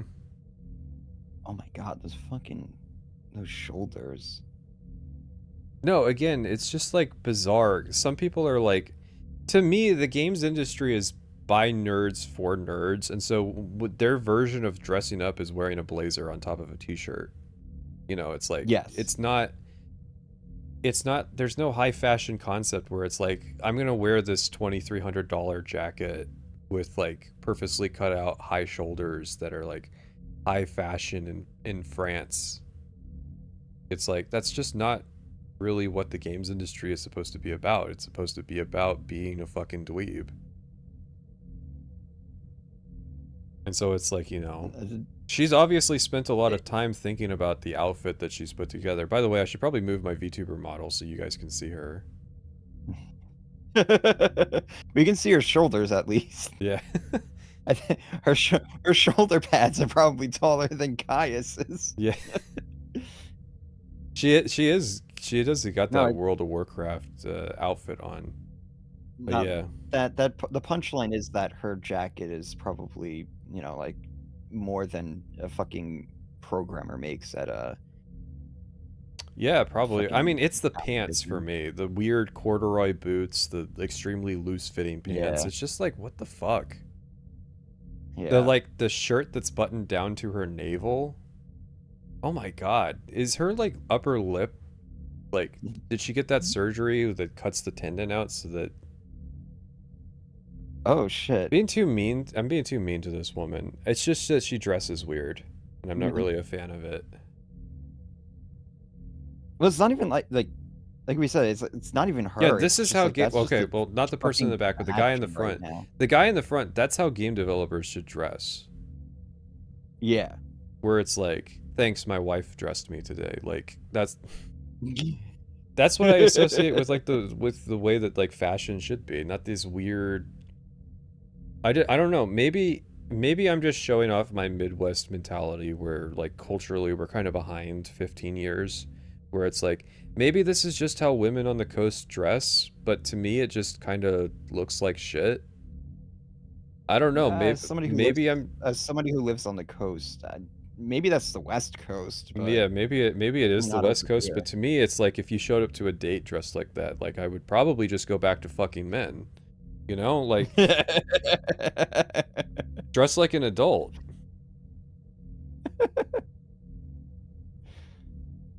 Or dress like video game characters. I guess that would be the other thing to do. It's not West Coast. No, like, that is the weird thing, is that it's like it's a weird display of like ostentatious wealth of like, yeah, here's a bunch of rich dweebs that don't know how to dress themselves. Toned after the... Here's a bunch of women that are dressed like Hunger Games characters. Jeff can dress himself. He dresses himself to the nines for every occasion, and it's like, good for him, you know? Jeff Keighley should be well-dressed. He's not a game developer. He's a journalist. Like, that's who you expect would be well-dressed in this situation.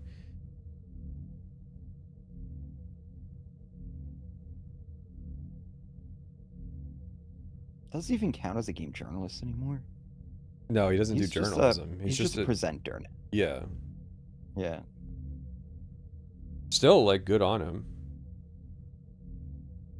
Yeah, I mean, like, if you're representing an entire show, yeah, you better fucking look the part. But at the same time, it's like the people that they're getting on and stuff, it's just weird, really tone deaf. Okay. And it took me a second to figure it out, but I will absolutely tell Private about this. Okay. Oh, boy. In Star Trek Picard, there is a scene where a character gets tortured extensively at length, and there's actually an IRL motivation for why that happened. Would you like to know more?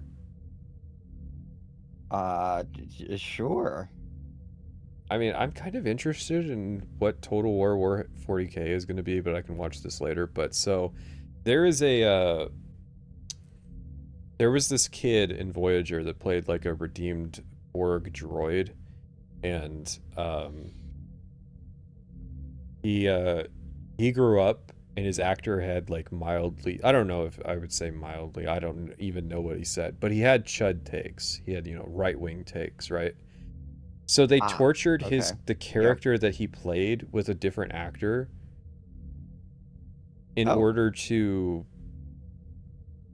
isn't this just weird? Like, they didn't have to involve this character at all. They just did, and they did something horrible to him because his actor Yeah, his former actor. His former actor who had played him as a kid had opinions that he disagreed with. Again, this is why I say that the 2010s are like the 1950s. Yeah. Yeah. Where it's like that kind of political vindictiveness coming through the artistic medium is just fucking weird. Yeah. Man, this is cool. It's a shame they shut down everybody that does 40K content on YouTube with malicious copyright abuse. Oh, really? Yeah. Oh. I did not know that. No, that's like I guess that explains why I never see 40K. Yeah, like the only 40K content that's able to survive is like really basic lore summary videos, because anybody that puts more effort into it and gains notoriety just gets shit on by Games Workshop. Really? Which is weird because like they literally whore out the IP to everybody. Mm-hmm. It's just like, so why would you care? oh, you have a game. Yeah, it's like, oh, you have an idea for some stupid fucking mobile gacha game? All right, here you go. I guess it's because they can't monetize. Of course they're using Ultramarines for the trailer. This would be like being upset that the Empire is in Total War 1. Like, yeah, of course the most popular Space Marines chapter is what's being used for the new Total War 40K game. Like, of course the Brotherhood of Steel is in. I wouldn't even say that, like, because the Ultramarines are ubiquitous with the 40K setting. Like, you shouldn't be surprised.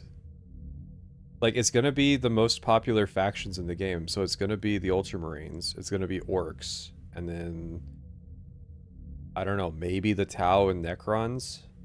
Because they did 4 factions for 40K1.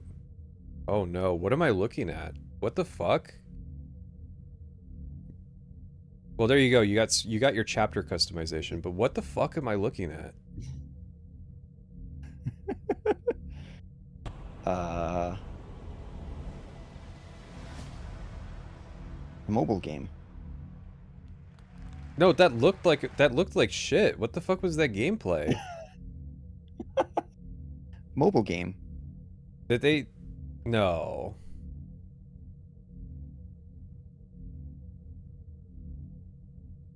I'm glad that they only showed 10 seconds of it, because they knew it looked like shit. So let's just do like a pre-rendered scene of Space Marines shooting at orcs for the 50th time in the row. That way the Games Workshop fans will be like, ooh, but this is cool though.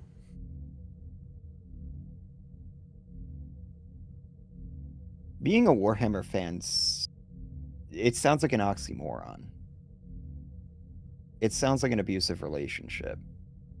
You know, I wish that I could tell you Warhammer lore like I can Star Wars or Star Trek, because it's a very deep rabbit hole, and a lot of it's really dumb. But see, the thing about Warhammer is that it's trying to be, like, a lot of it is trying to be dumb on purpose. So yeah. Like, to summarize Warhammer as a setting is literally just, you need to have pretense for why anybody in the setting could be fighting anybody else in the setting, because it's a tabletop game. And so, like, you need a situation where, like, the Ultramarines could be fighting the Imperial Guard justifiably on the tabletop. And so it's like, that's why the franchise is written in the way that it is. And so, like, a lot of the weird shit's on purpose. It's not like Star Wars, where they were genuinely trying to make something serious and then wrote, like, a child sex plotline.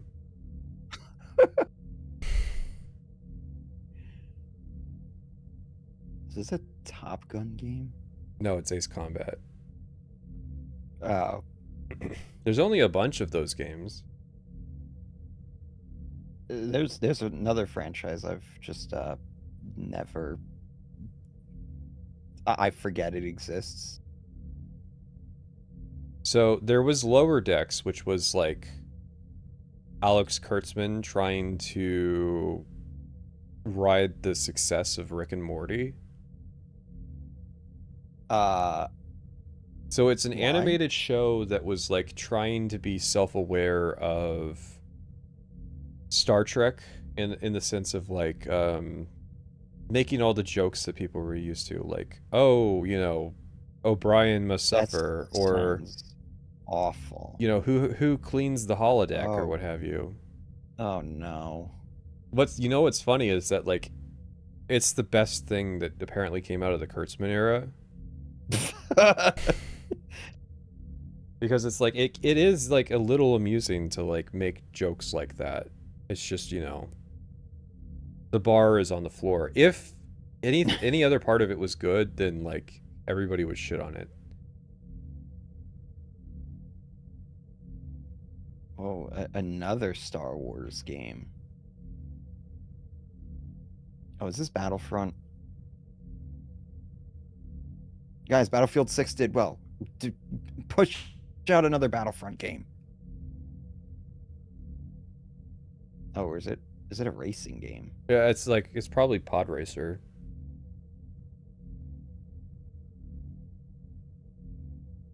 But yeah, then there was Prodigy, which I have no clue what it is, wait. and Strange New Worlds, which I also don't know what it is.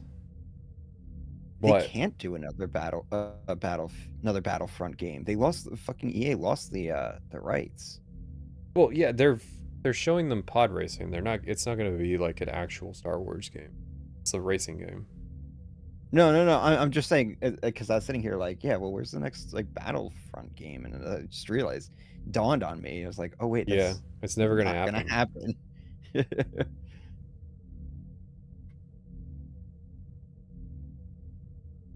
Battlefront 2 is actually fine. They saved the game. They just fixed the game. Yeah, I mean, like, I can think of a lot of worse games that you could be playing right now in the Star Wars franchise. But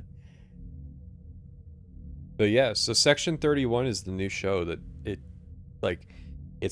started coming out this year. To give you an idea of like, they're still giving this guy shows. Really? It's the same guy. Mm-hmm. Because they wanted a pseudo cinematic universe, so they gave the guy multiple shows that would come out in the same time period and be like mildly interconnected with each other. Oh god. So they're kind of like, well, we have to stick with this guy now. We're in too deep. Right. Yeah. But yeah, so Section 31. We just gotta hope that somebody can buy us out to bail us out of this. So Section 31 actually comes from Deep Space Nine, the concept.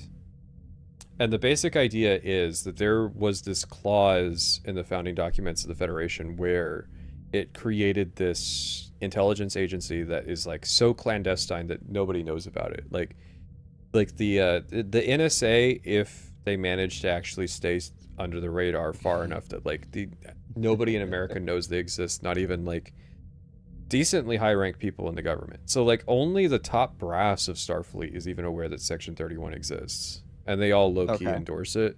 So it was part of a plot line of like, you had Bashir, he was genetically modified, and it's like they wanted to explore that, and so they're like, he was also friends with the spy character, so it was like, what if we had an episode where Bashir was a spy? How do we structure that? And so they came up with Section 31. And like the idea was like, they're doing the dirty stuff that the main people in the Federation won't do, because like for various moral reasons, like, you know, we're propping up the idealistic vision of everybody else in the Federation, but we wear like cool leather jackets while we do it, type of shit, right? And it was like, it kind of sucks, but you know, whatever. It's a Bashir side plot. It's like fucking 2 episodes of Deep Space Nine. Yeah. And it's like, it's just there so that Bashir is a little less idealistic about what's going on. There's not even like hard confirmation that they always existed. For all we know, they just like popped up one day recently, and it's just like the equivalent of sovereign citizens, but for a spy agency. But I feel like Kurtzman was obsessed with the concept of Section 31 because it flew. Watching this muted. Yeah, by the way, they are doing a Muppet musical bit. How does this in the big 2025? How does this keep happening? We didn't make fun of it enough last year. This is... Just focus on the Star Trek. Focus on the Star Trek. Disassociate. This is making me just, like, not want to play video games anymore. No, video games suck. like straight up. The Western video games industry is fucking embarrassing. This is so bad that it's making me not even want to play like Enshrouded and like all my darling indie games. It's like it's that bad. These people need to all lose their jobs. These people need to... Not the rank and file game developers, like the guy that's in programming that's not in the crowd right now. I mean the people in this room. There needs to, like, gas needs to start coming out of the ceiling and the doors like all shut and they're locked inside and they all die. They all need to be sent to the Amazon warehouse. Yeah, please wrap it up. That's the only place that they should be qualified to be working. Yeah, the fulfillment center.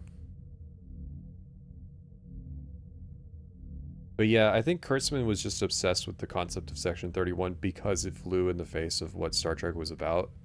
And because everything before, like for the years before Section 31 even became its own independent show, was that spirit of like, actually Starfleet's got this dirty secret, or, you know, Starfleet's flawed in this way. They're using copies of data as robotic slaves. And it's like, yeah, no shit. Don't give the robot slaves emotions, and who really fucking cares? Like, did you see the thing where it's like, it's a proposal for like, it's a pig body and it's got a pig brain, but it's only got the parts that are necessary for like, you know, thermoregulation or breathing or what have you. And it's just like, it just produces parts biologically that would be used in meat. And it's just like, renewable bacon basically, but without the animal that has to suffer on a feedlot and die. Okay. And then it's like, well, it bothers people because, like, you know, it's transhumanist in a sense. Yeah, it's unnatural. Yeah. And what have you. And it's like, I don't know, at some level that just seems fine to me. It's like you're using technology to come up with a more ethical way to have meat.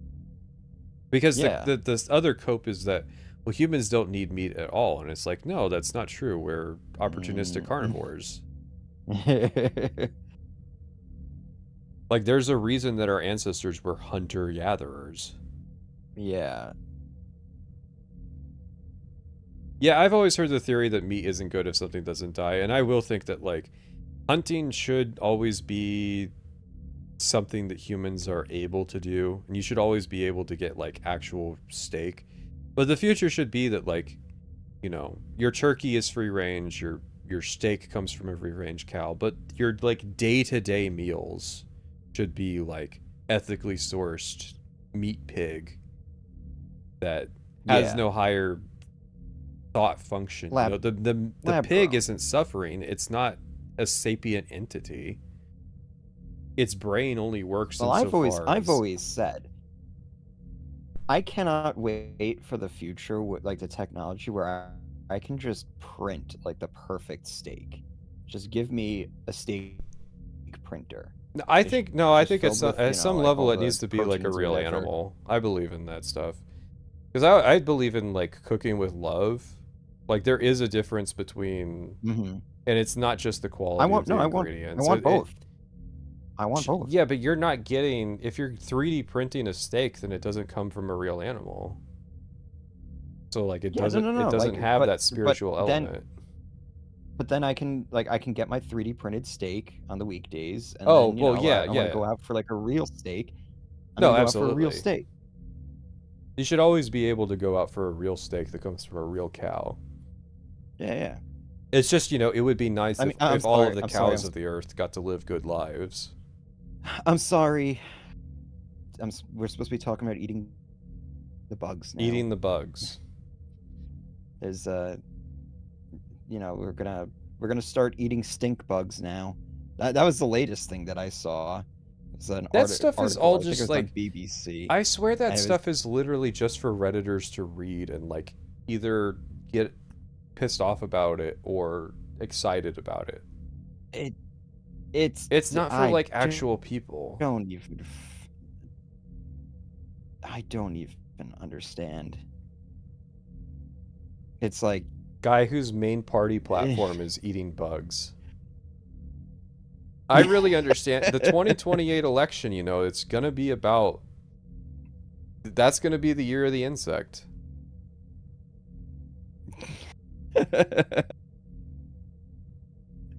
I cannot wait. Do you think Sisko gets livestock transported to DS9 to cook with? I'm pretty sure there's an episode where he talks about like we're doing a special meal and it's like actual ingredients, not just the replicated stuff. Because DS9 was like introducing and exploring that concept of like, yeah, replicated food just isn't the same as the real thing.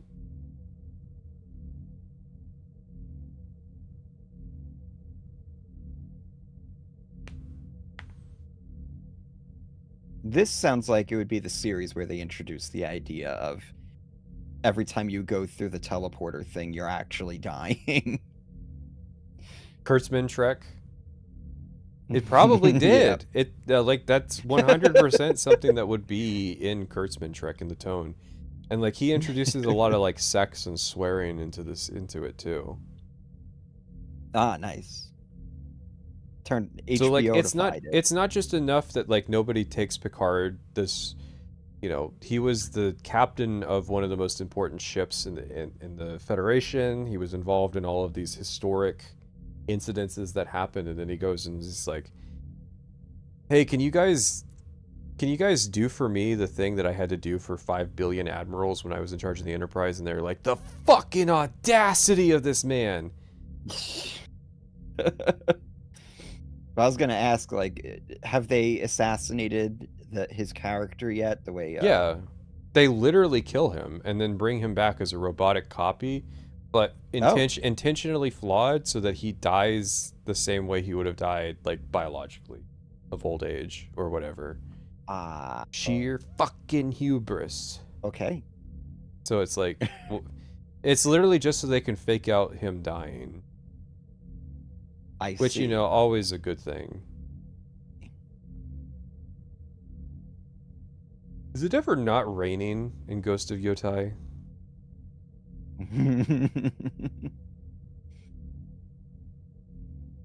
Guys, you gotta stop putting rain into your games, because when I'm using frame generation, DLSS with frame generation, it just causes all sorts of artifacting. It is kind of true that, like, there has been a decrease in the amount of rain that you've been seeing in games, and it is probably tied to fucking frame gen.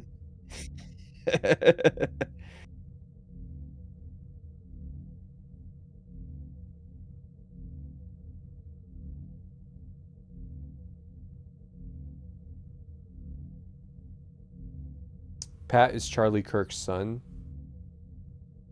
Charlie Kirk wasn't that much older than me. Can we talk about chat? Can we talk about Charlie Kirk? I got home once when that happened, and my parents were like, "Did you know about this guy?" I was like, "Who?" And it was just like this Charlie guy. And at first I was like, "Voice Critical?" Like, that's the only Charlie that I know that has any sort of notoriety. Mm-hmm. He's like, "Yeah, like somebody assassinated him." I was like, "Did somebody assassinate Voice Critical?" Someone assassinated Voice Critical. Content Creator of the Year 2025, Voice Critical. Yeah. Hey, good on him. He's a Halo fan, so, Mm-hmm. he'll always have some sort of spot in my heart.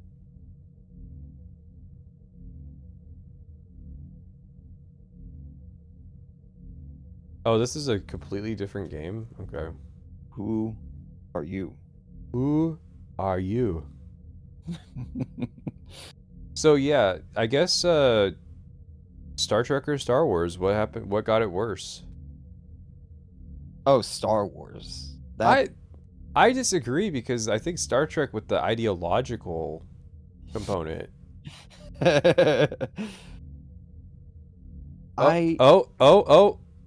Wait. Oh shit! It's time. Unmute. We gotta chat. Do the poll. Game development is the ultimate team sport. And it doesn't matter if it's a team of 10 or a team of hundreds. Art, design, audio, engineering, and more have to come together as one. Yeah. Game direction well, of course. That glue. But come on. And the games that have had them all come together, well, they touch us. You think we're not going to hear about either? Become a part of us. And that's why so if we're talking game direction, here are the nominees I'm going Fallout for Best Game Direction. Best Fallout game direction. 76. Everyone vanishes into nothingness. Also, it's going to be Player Expedition Obscure. 33. Oh, wait. Oh, actually, it's probably going to be Death Stranding because Kojima has to win something. Yeah, we gotta give Kojima his pat on the back for the game that. So are we going to get another picture of Kojima talking about Death Stranding too? It is very much the case. So are we going to get another picture of Kojima and Todd Howard standing next to each other? Those two. Yep. Expedition 33. Well, I mean, that was pretty. See, I mean, like, isn't it weird how the games industry has a game sweep every year at the Game Awards? Isn't that just the damnedest thing? My opinion is I feel bad for 33 because like they're just gonna get so much unearned shit from this. Because that's what happens. That's why it's so unhealthy that every fucking year one game wins all of the awards, and it's like, well, the discourse surrounding this game is going to be more toxic than it was yesterday. Because the same shit happened with Baldur's Gate 3. Yeah. I mean, literally the same thing. Like the wearing stupid 3 deconstruction. The wearing the stupid costume on stage while they're at the Game Awards, like that's happened with BG3 too. Yeah, that's not gonna. Like, it's not gonna endear people at all. Yeah. I mean, like, you're in this situation, right? Like, if they only won like 1 or 2 awards and they showed up with the costumes, it's like, all right, that's fine. But the fact that they swept the entire thing, it's gonna put a bad taste in people's mouths, and it's not their fault. It's the fucking games industry. They gotta be regretting the bit outfits that they've been doing. Yeah. Yeah, I can see that. But how did they not know that was gonna happen? I feel like that was the most obvious thing. People were talking about how Expedition 33 was gonna sweep the Game Awards. Humility, maybe. It's just being like, there's no way. There's no way. But it's like, yeah. This is how the industry works now. So I'm so glad that we get a clip of Todd Howard having to give an award to another RPG company that wasn't his. And that's it. Wow. The fucking Curse of Ra. You guys shouldn't have announced TES 6 7 years before you started working on it. Wait. Oh, wait. No, this is another mandatory mid-segment musical number. Oh, okay. Yeah, I mean, like, Starfield. The games industry is just so fucking embarrassing. And it's sad because there's a lot of people that are caught in the middle of it. Did Todd Howard really have nothing? Ooh. That's even worse. Did they show the Fallout show at all? I'm sorry, I was talking about Star Trek the entire time. But I was passive. I've had it main monitored the entire time, and I don't remember seeing the Fallout show. Oh my god. Good lord. Let him be dead. Let him be dead. Wow. Wow. Todd Howard just... No, dude, there's still... It's not over yet. There's still up... There's fucking Mega Man's on screen right now, surely.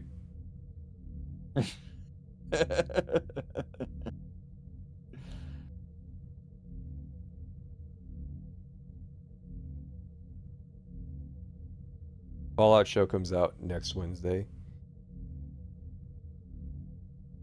Oh, it's not airing yet? I don't think so. Are you gonna watch it? I don't want to watch it. I don't want to watch it at all. I don't care if it's fucking tied to New Vegas because of the way that, like, again, the still images annoy me when I see them from that show. So why would I watch it? Yeah. I didn't watch season 1. I'm not gonna watch season 2. Yeah, I mean, it's just like, I really just don't Pat, care. it's your fucking job. I have more interest in watching the Halo show than I have the Fallout show. Yeah.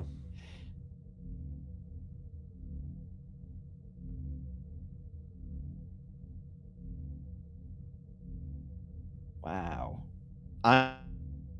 I'm actually in. No, listen. I'm in awe right now. No, listen. It's not over yet. Didn't even pimp.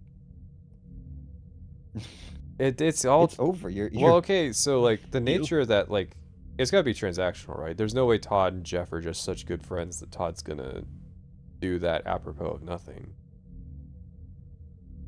I don't. Right. That's right. Like, where the fuck is Half-Life 3? What is it with the Valve people? Do you unironically think Valve is gonna announce Half-Life 3 a show as retarded as the Game Awards? They have fucking Dota. They can just announce whatever they want to at those things and get as many viewers without paying, you know, $1 million for a trailer slot. They have Steam. They not to mention Half-Life 3. It's like they could just tweet that and they're literally break like the internet for like 2 weeks. Gabe Newell is bigger than all of the people in that room combined. Oh, because yeah. they're all paying him 30%. Oh yeah, that's the funny part. I saw some crazy fucking statistic that like per employee, Steam is like the most profitable company or something like. Yeah, because they're tiny. Like, yeah. Like the amount of money, like in tech, out of like Microsoft, all those companies. Valve is the biggest, like the most. I guess you would call that the most efficient in terms of productivity. Yeah, well, it's like when they switched over to the business model of not really making games anymore, they fired a bunch of people that were no longer going to be necessary.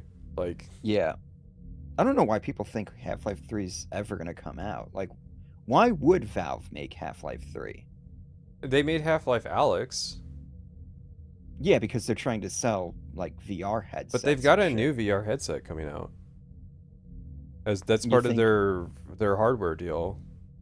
Yeah, but like, why would you make Half-Life 3 for that? I feel like you could do both. Massive one. If you're making all the assets and stuff, it's just a player controller.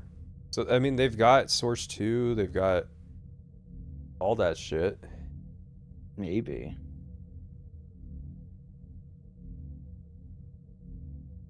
Guys, it's Akavir. It's teleported off the coast of Tamriel.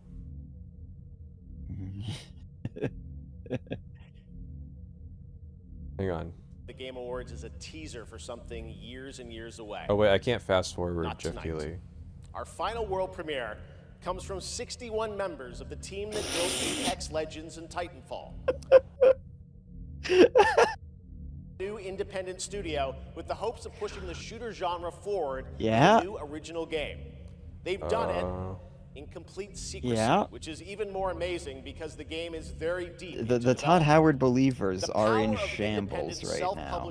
Do we need a is a growing and I think positive theme in our industry. Starfield no sodium. So tonight, wellness not only check going to right get the now. announcement of the game, but also Can we get a suicide watch for Starfield no sodium? after you see this trailer, I think you're going to want to as well. Welcome to Highguard. Oof. into lands uncharted. Already over. Oof. Yep. Yep. They did it in complete secrecy. Maybe they shouldn't have. Oh god. It's the weird smoothing. It's the weird smoothing on like it's pre-generated gameplay too. Like what the fuck was that? From the makers of Apex Legends and Titanfall. I'm sorry. Does that excite anybody? Titanfall, is that an impressive so resume? Apex Legends, no, but Titanfall actually, yes, because people are desperate for like to hear about Titanfall 3, even though it's never going to happen. Which is weird because Titanfall 1 and 2 both just like did not sell. Yeah, but they're Titanfall 2 only classics. Titanfall 2 only got popular because you had fucking YouTubers talking. No, this is not going to cannibalize Apex development because he said it is a different company. Yeah. These are the people who got laid off from those companies. They formed their own studio. The problem is that the first-person gameplay looks like shit. It all looks like shit. It looks like a mobile game. Why is this being announced at like the end of the show? Like, because they're out of touch of like what should be exciting. This looks like something that should be like just in the pre-show. You guys paid $1 million for this? No, so it's $1 million for a 3-minute trailer. Okay. So how much do they have to pay for this? Well, I suspect more because of where it's positioned in the show. Yeah, right? How did these people get money for this? It's a new studio. No, what's bugging me is the weird smoothing on the camera, because it's obviously selling that it's like pre-rendered. Because like nobody gradually pans their cameras slowly, but it's also like not correct. It looks AI generated. Oh, kind of the control. Oh no, free to play. No. I need to hear what fucking Jeff is saying right now. On Xbox, it is insanely fun to see, fun to play, as you saw in that trailer. Am I behind? And now it's time for our final award. Last year, Astrobot took home so Game of that's the Year. it. That So Game of the Year now. This year, we're lucky to have that game's director That was Game the of the Year this year. Oh my! But where's the Starborn DLC? Nico Doucet. I don't remember the guy from. Oh yeah, that's their thing, right? The recipient from last year presents in next year. All right, guys, get ready. It's not going to be Expedition 33. It can't be. You think so? I think that's why they got every single. But Baldur's Gate 3 did that too. I gotta remind myself, what's the fucking... Yeah, because I know Silk Song's on it. And that's about it. I did not look at anything tied to the Game Awards at all. I've voted, because I can't tell you. Because I've literally just like, since we had this stream idea, I was like, well, I guess I gotta refamiliarize myself with Star Trek to fill 2 hours of a disrespectful stream.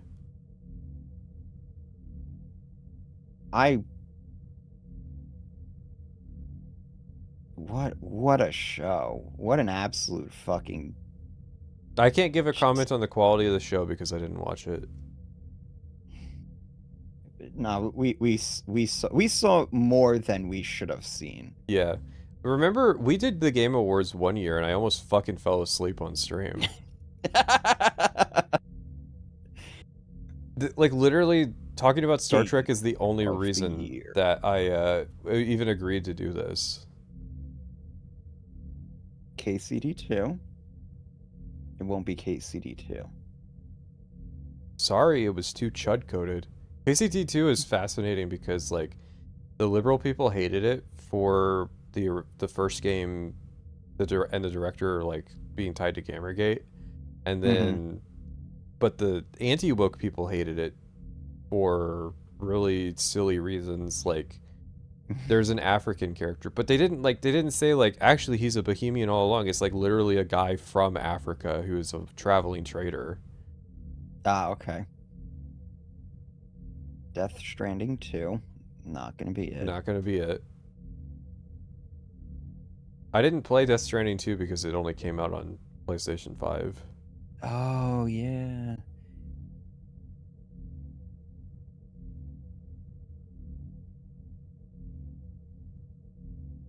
Look, I'm sorry, Kojima, we couldn't give you any of the awards, but we'll give you, like, all the nominations. Expedition 33. It might actually be 33, because it's like, what else is there? Silk Song. Oh, they brought back that dude that everybody loves.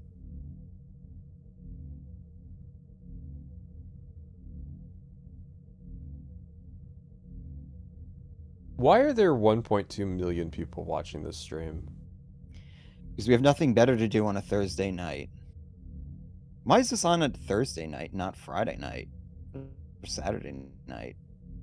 We can't afford the theater anymore. Yeah, it's not going to be so. Hurry, Jeff, I'm on 4% battery, end my suffering. I'm just going to say it like... For Jeff to lie and announce Half-Life 3 anyways would be stupid. So, you know. I just don't get the copium. The fucking, like... you guys are on what? Like 20 years of... The 20 years of the Falling It For It Again award. It's going to be 33. Half-Life... It's going to be Expedition 33. Half-Life 3 players have been... There's a 20-year recipient of the Fell For It Again award.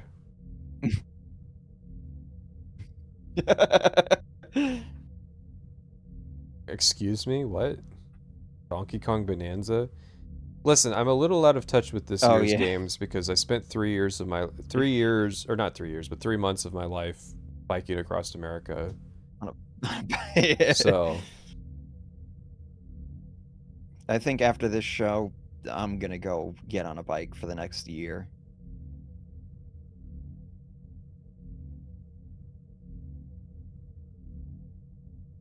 This is awful.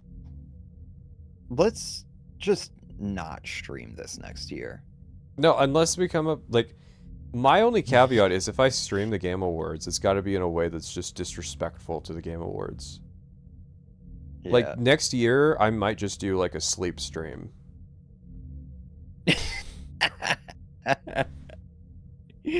I thought about pitching that, just, like, doing a sleep stream this year for the Game Awards. Like, legitimately, again, I want to emphasize the reason that we chose Star Trek is that it's just not tied to video games at all. Like, there were a few games, there's games for it, but, like, we didn't talk about those. I wanted to disrespect this fucking... Yeah, I told you. Come on. Yep. Yeah, of course. The sense of dread of... Why did we do this bit? Oof. Everybody's going to be making fun of us now because we won too many awards. Not of our... That we had no control over. No control over this, yeah. I think... The discourse surrounding this game is going to be better. Because, like, people have arguments about whether they're an indie studio or not. Yeah, yeah. And it's like, that was already a indie debut, like... Yeah, that was already a stupid discussion. It's just gonna be worse. What sucks is I didn't play this game because it came out while I was on the trip.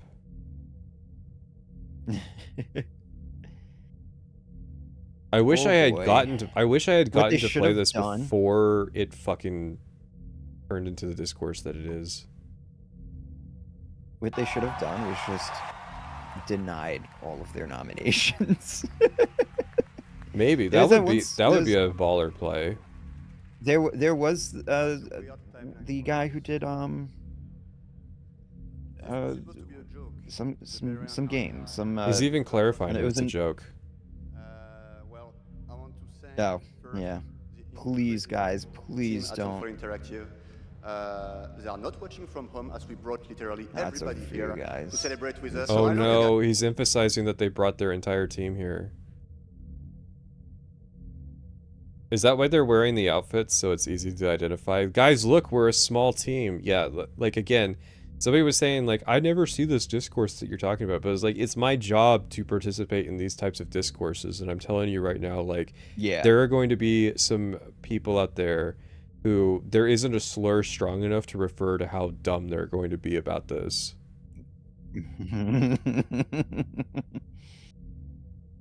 Yeah. I'm sorry you guys made like some really of it good, successful game. I just want to say, like, some of it is literally just tied to like fucking loser indie devs that only have like 10 people that have ever played their game just being jealous. They're just jealous that somebody else was successful. It's just crab mentality. It's like, they're not real indie games. It's like, who gives a shit? Who gives a shit? Do you think an actual indie game is gonna win Game of the Year at this fucking clown show? Yeah, right. And what difference does it fucking make? No, they would have played my game if they didn't. Listen, there's an audience of people who only play indie games, but they were tricked by the clear, obscure people. Yeah. It's like, no, the truth is that they just identified a niche of players that were being starved for a certain type of game, and they just nailed that game. No, Balatro really didn't is win. that fucking simple. Last year, like, Balatro was nominated last year for the same reason that Silksong was nominated this year.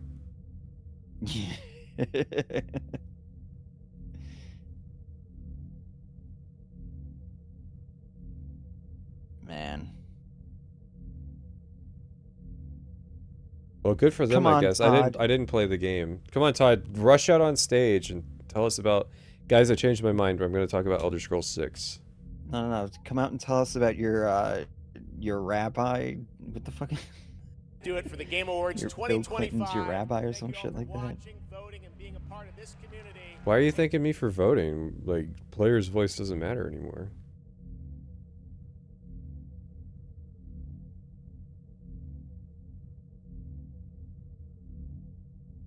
Kill all gamers. Kill all gamers. Man. Whew. That 6 is never, ever happening, is it? No, they're gonna shadow drop it. I hope not. I hope they do. Oh, yeah, absolutely.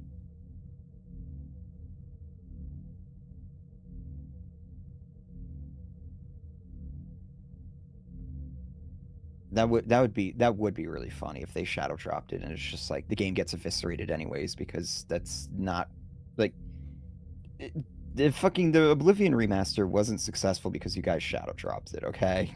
No, it's because it's Oblivion and people were starved for open world RPG games. Yeah. Because they didn't play Tainted Grail. I got an email from the Ardenfall people. Oh, really? There wasn't, well, from their marketing. So, you know, that's all contracted out by these guys, but I guess they got a demo coming up, so that's cool. Maybe one day I'll get to play the actual game. They brought out Todd Howard for 5 seconds. What the fuck? Well, I'm just saying that's the 5 seconds we listened to, so maybe they need to have Todd Howard present the entire show next year. Yeah, there you go. Todd Howard definitely has the charisma to do it. No, Todd Howard is that was it. What Has the Game Awards? That was Todd Howard announcing his retirement. He's no longer a game developer. Showing up on exactly, showing up on stage and having nothing to present of his own. He is kind of just like I'm still here, guys. About it. No, the Game Awards has never been cool. The reason why people shit on the Game Awards is because it's literally the only thing that the games industry has going on now, after we lost E3. And of course, E3 was fucking stupid, too. Yeah. It was good that stuff was split, that we split that stuff up. It's like, now we gotta watch these people jerk themselves off. A bunch of like rich assholes jerking themselves off while they're crashing the entire fucking industry. It is like, it's just perverse.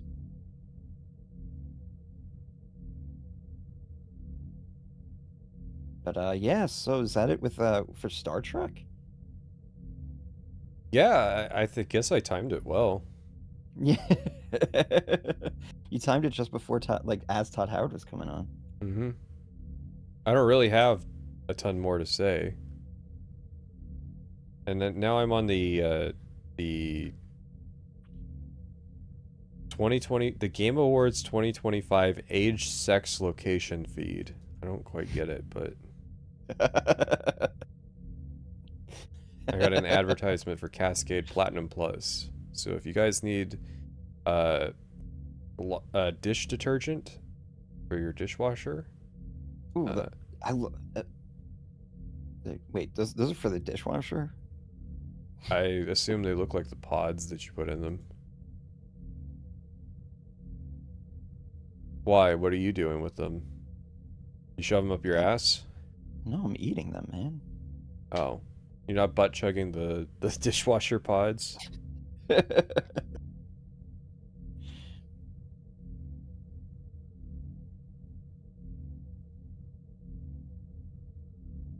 If you don't understand Star Trek, you're very likely a dummy.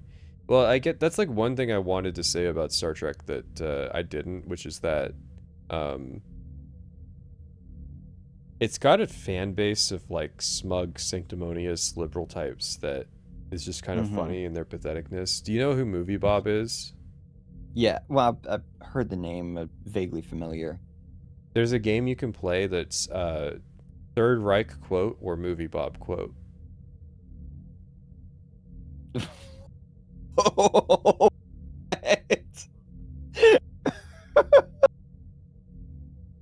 okay. And I would say that like it's pretty reasonable that Movie Bob is probably like the average Star Trek fan. Oh. Okay. So next Game Awards, we're gonna be playing that game. Oh man, 20 minutes. Okay, I'll ask you the first one. Here's the quote. I'll never forgive the troglodytes who stole the future I earned to prolong their worthless existence. Movie Bob or fascist? What the fuck? I'm gonna go with movie Bob. Yeah, I mean it refers to himself, so let's go with Movie Bob. It doesn't. I don't guess it doesn't show the answers as you do it. Oh, this is an actual fucking. No, like this is a real thing. I'll link it to you. And you can tell the chat it's real. I'll show it on screen for a second. See? I think that human beings, if you talk about our differences in terms of talent or intelligence or any other area, that doesn't necessarily make an individual human being inferior or a race inferior. I'm gonna go with Movie Bob again. Oh no, okay, it does show you. That was a fascist quote. So you were right the first time, but you were wrong with that one. Okay. All America politics of my lifetime have been about backwards people wedded to an inferior present, trying to prevent a superior future. I am so very, very tired of being denied a better world because of the small visions and smaller minds afflicting so much. Oh, that has to be Movie Bob. It is. That is textbook supreme leftist. Yeah, and this is kind of his Star Trek mentality of like, Star Trek people believe that like aliens are gonna show up and be benevolent and not be stressed by the same kind of extrinsic entropic features of reality where it's like, no, aliens are not going to be exempt from needing food and having resource conflicts just because they're aliens. I was having this discussion at Thanksgiving. I was asking everybody, I was like, who do you think is going to fire the first shot in the alien-human war? And everybody's like, oh, it'd be the aliens. And I was like, fuck that, no, it's going to be the humans. Be like, well, why would we antagonize the aliens? It's like, because you do not know what their intentions are going to be. It is best to assume hostility, and if we are fighting in a position, if they're technologically advanced enough to reach us, they're probably militarily, like, because why would advanced. Yeah, exactly. So it's like, the really only reason they would be showing up is with ill intent. So yeah, we'll probably get annihilated, but you might as well get the first shot in. Liberals expect aliens to come to Earth and then tell humanity liberals are the supreme beings among us. Yeah, it is like a Christian thing of like, actually we were the enlightened chosen ones. Yeah. Instruction in world history in the so-called high schools is even today in a very sorry condition. Few teachers understand that the study of history can never be to learn historical dates and events by heart. What matters is not whether the children... Oh, I think I moved off it. Okay, hang on. At some point, you have to choose to be a party to meaningful societal evolution and accept that not everyone is going to follow you into the future. Some will choose to remain backward and be left behind. Damn, that's a hard one. I know I keep saying it, but it's got to be Movie Bob. It is. When intelligent members of society become unable to overrule the ignorant, society falls. I'm gonna say that's a fascist. It was Movie Bob. There's kind of a tell where if he talks about himself, it seems like it's Movie Bob, but sometimes it does slip in that like he actually does like talk as independently. There is forward and there is backward, superior future and inferior past, the evolved and the intelligent versus the ignorant and small-minded. All right, that's got to be fascist, right? It is. But that sounded like the other ones. It kind of did, yeah. There are times when I really hate that Jim Crow era laws ruined the idea of intelligence testing for voting. Oh my god. I mean, yeah, obviously Movie Bob, but holy It was, fuck. Yeah. Holy fuck. That one was crazy. Whoa. Is this guy still on the internet? Yeah. I mean, I should clarify. Is he on a reputable platform still? Yeah, I think he's still on YouTube. We must become revolutionaries. We must bypass or shatter existing institutions and make them anew. The sellouts who constitute the old elite must be removed forever. We must constitute a new elite. A daunting goal, perhaps, but the only goal that makes... Some of these get cut off, so I can't finish them, but... Fascist? It is. Okay. Ask them to defend themselves. Give them that opportunity. They will give you nothing because they have nothing. These are the faces of evil. Fascist? Yes.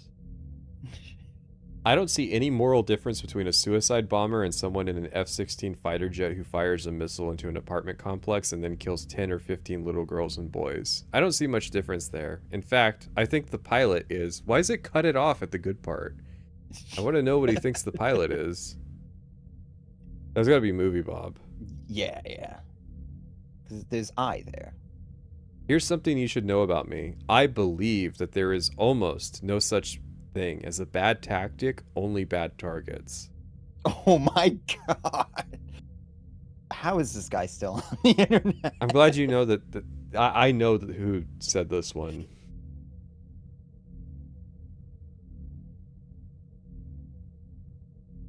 Once we stop rejecting the basic truths of the universe and instead reject, spoiler, our civilization will be 100 times more efficient. Once we rid ourselves of spoiler, the stars will not be far outside our grasp. I mean, that has to be Movie Bob, it has, right? Like... Well, if it's covering up, what he's referring to. Yeah.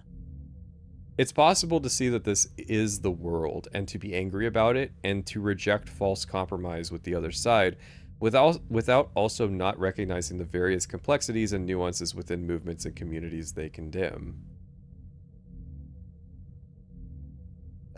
Fascist? Yes. People who have no understanding of the political world around them have no right to criticize or complain about our superior future. Ooh. Movie Bob loves the word superior, so... Oh.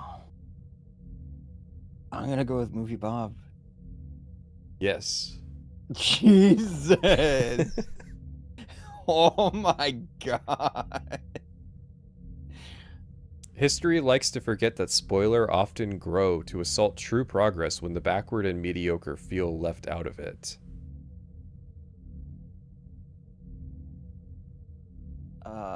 This is what Star Trek does to you.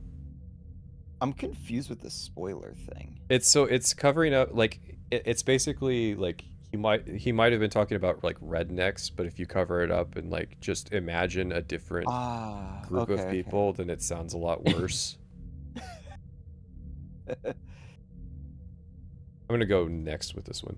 Don't tell me to buy inferior products or hire less capable or qualified workers to artificially inflate a semblance of performance. That has to be fascist. It is.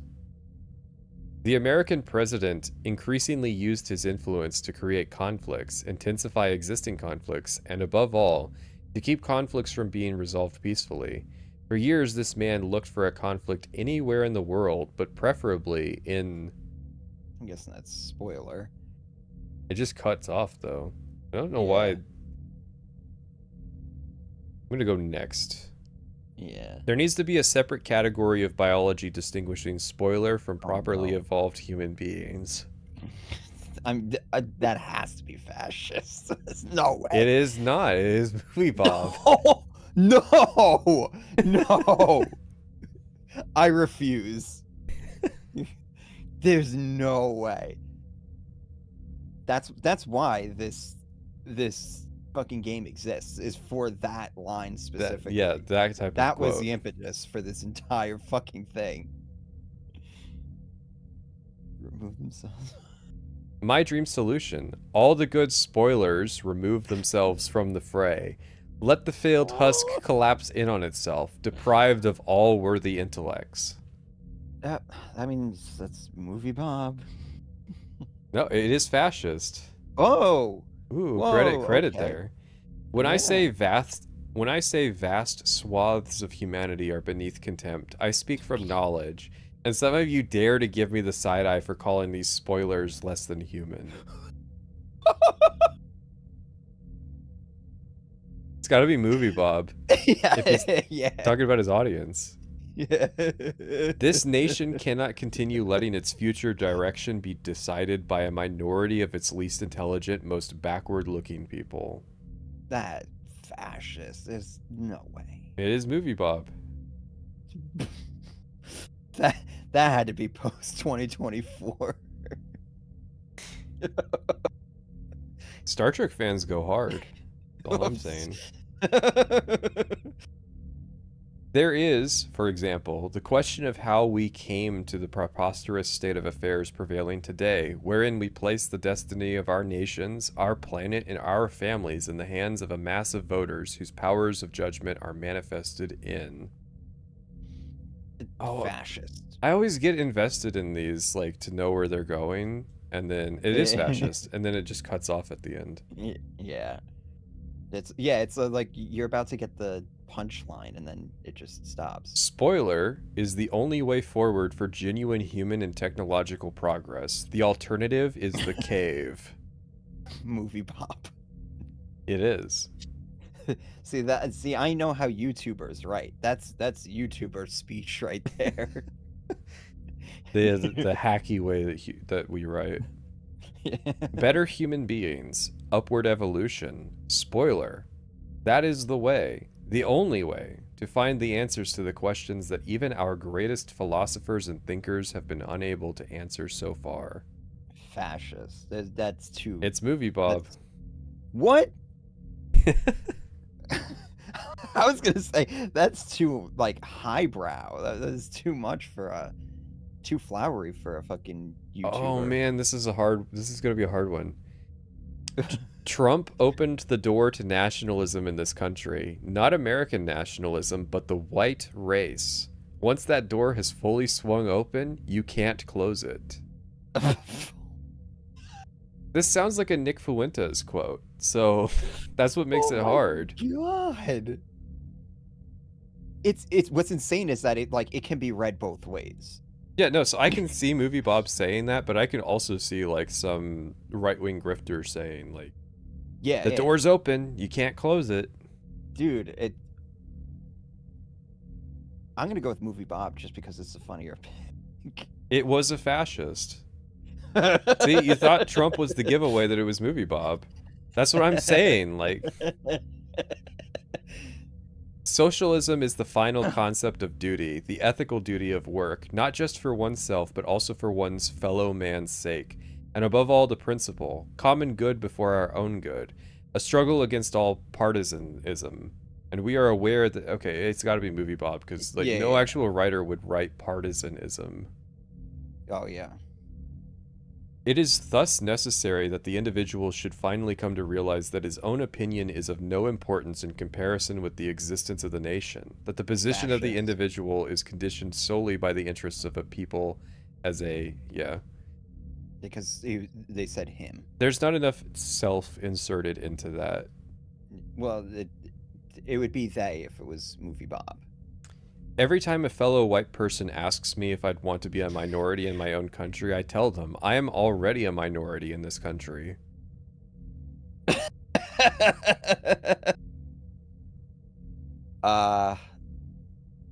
gotta be Movie Bob. I'm gonna go fascist. It was Movie Bob. Oh my god. Oh my god. Spoilers, often film executives or financial moguls sexually use and abuse women by the thousands, decade after decade, and almost always get away with it. Nobody gets punished. Nobody goes to jail. Every now and then somebody gets exposed publicly for... I mean, that has to be Movie Bob, right? Like, it was. History will eventually remember Spoiler as a hero, however imperfect, who was failed by the country they tried to save.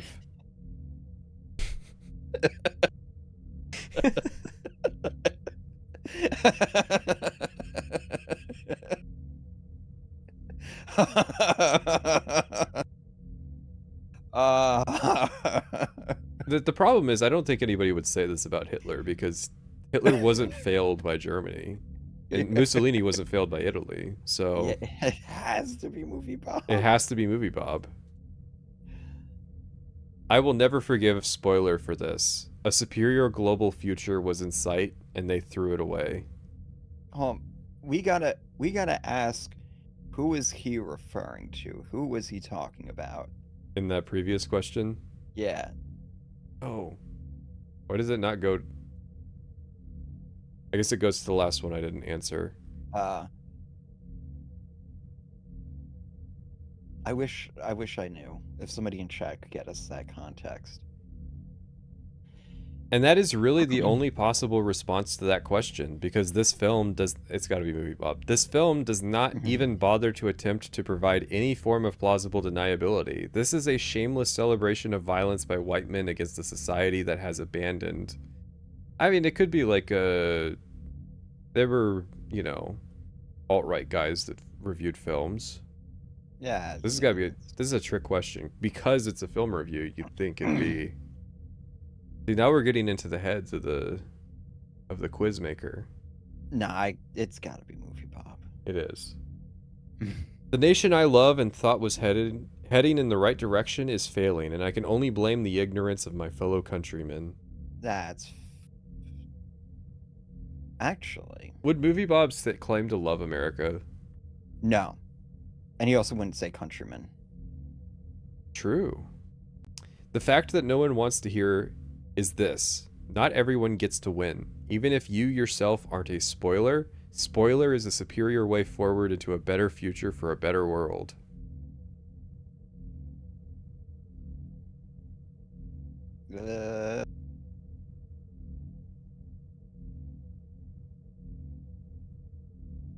Movie Bob?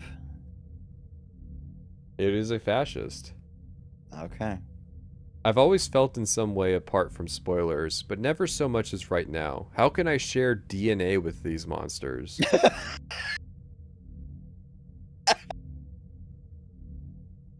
Oh, that has to be Movie Bob. He's probably talking about gamers. Yeah. It's a shame that we leave the abilities of the nation at the mercy of citizens who act with these abilities lightly and as if they were playing a game. Fascist? No. That was Movie Bob. Freedom of expression is nice, but Oh, no. Freedom of expression is nice, but it becomes a factor of corruption, and corruption, if not exercised within the limits set by the interest of the nation. That's fascist. There's no way a YouTuber would say It was. Spoilers are not motivated by the desire to defend a scientific idea or to spread this idea, but by the bigotry of opinion, idea, or belief. Motivated by the desire to defend a scientific idea. Movie Bob? I gotta say it's Movie Bob. He said the B word. Private Sessions only just learned about Movie Borg, but has them pretty well figured out. Because this type of guy... He exists. I've seen enough of these. The thing is, it's like... What you're this is really... Like, he's just... he's straw-manning right now for the super far left. And it's... yeah. And, you know, it's... Shit's a horseshoe. It's not a spectrum. It's not a line. Mm-hmm. There is left and right. That's kind of my point, is that he's an archetype. It's not just that he's an exceptional individual. It's that there are people out there who don't have platforms who think exactly like he does. Like, just the smug, overconfident liberal type who believes that, like, oh yeah, we were almost to the utopia. And then Gamergate happened. And, like, just completely, just the lack of self-awareness. The fact that people can make a game like this, it should, you know, get you to self-reflect a bit and question, like, am I the bad guy? Am I just becoming the thing that I hated? Mm-hmm. Spoilers were given a choice to evolve and become a superior spoiler, or stagnate and remain inferior. The majority chose wrong.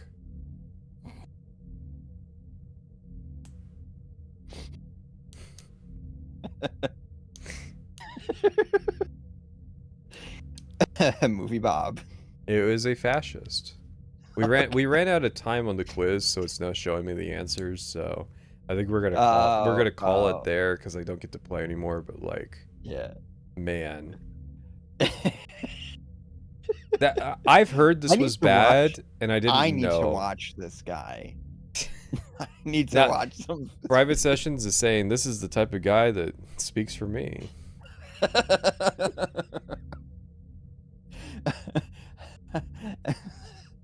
I'm beside myself right now. Let's look up Movie Bob. What's he up to? New big picture. Quentin Tarantino needs to shut up. He looks exactly what I expected him to look like.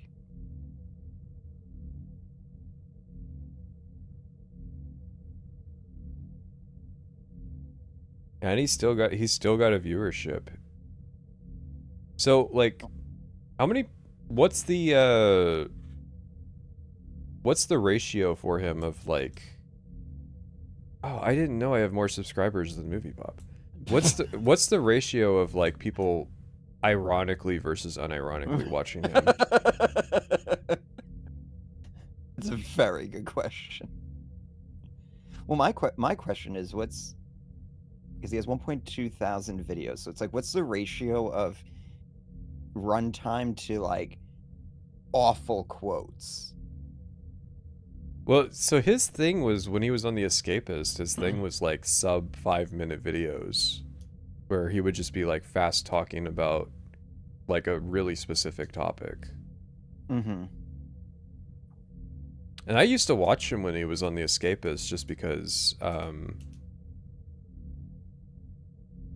that was really all they had. Like they had Yahtzee for 0 punctuation. Yep.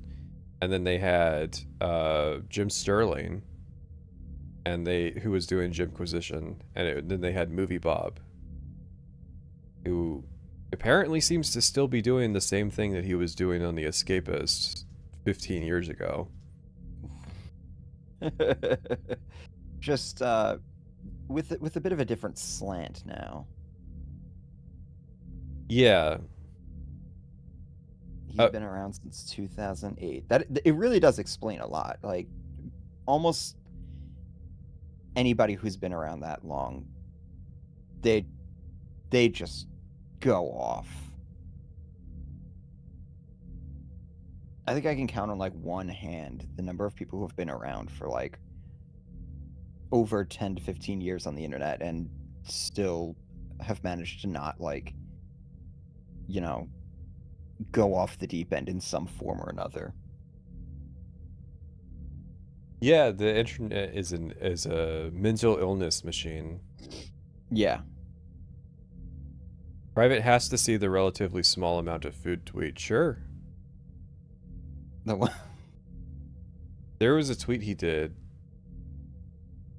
Movie Bob food tweet.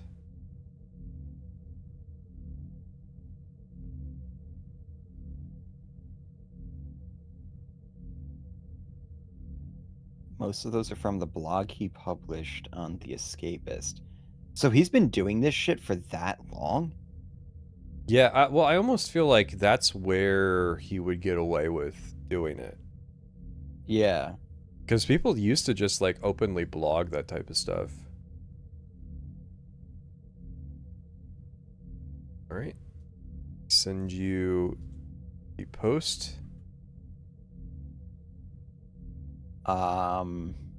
That's a fairly small amount of McDonald's for an average-sized person, I'd say. The main reason fast food cooks so fast and lasts so short is that there isn't much density to it. I wouldn't want to eat a double helping of nuggets in that time frame, but I could easily.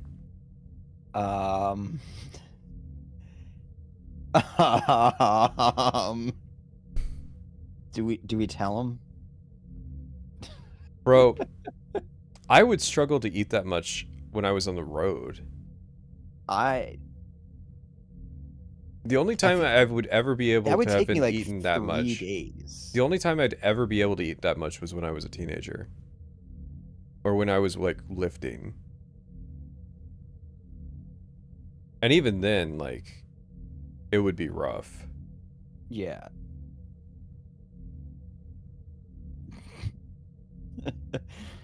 But for Movie Bob, that's just... It's a fairly small amount for an average-sized person. Did Movie Bob see the bit with Big Smoke making his order at the Cluck and Bell and being like, why do they have him like just giving his order? Yeah. Like, where's the punchline here? What's the punchline?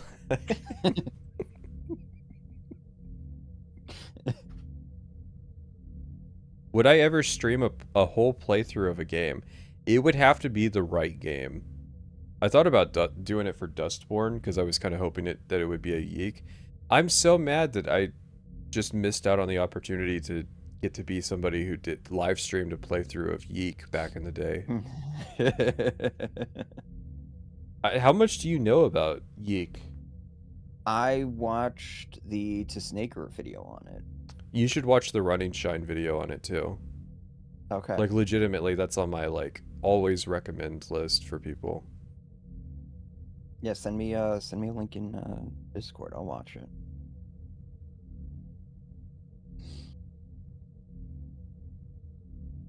I'm trying to think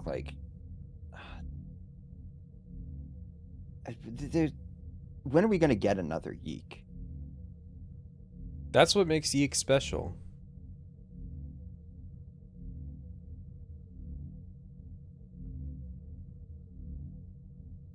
It's a once in a generation event. Oh my god, this is 2 hours long.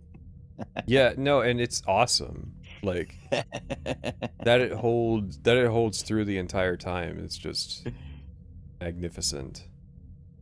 One of the greats. One of the classics. One of those videos that I download and put into my archive. So, in order to get a Yeek, you need somebody who firmly believes that they understand an intellectual idea, but they either actually don't, or they don't know how to manifest it into their art.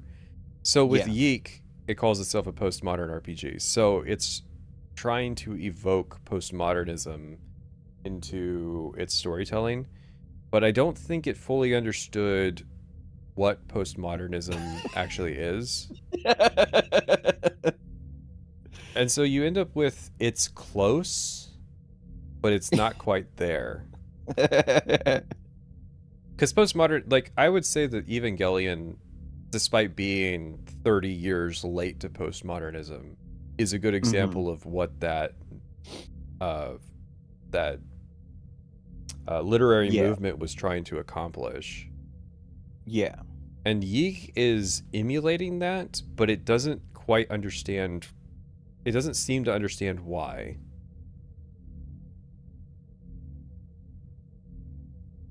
Pat, do a Minecraft server shout out. Yeah, about that. Listen.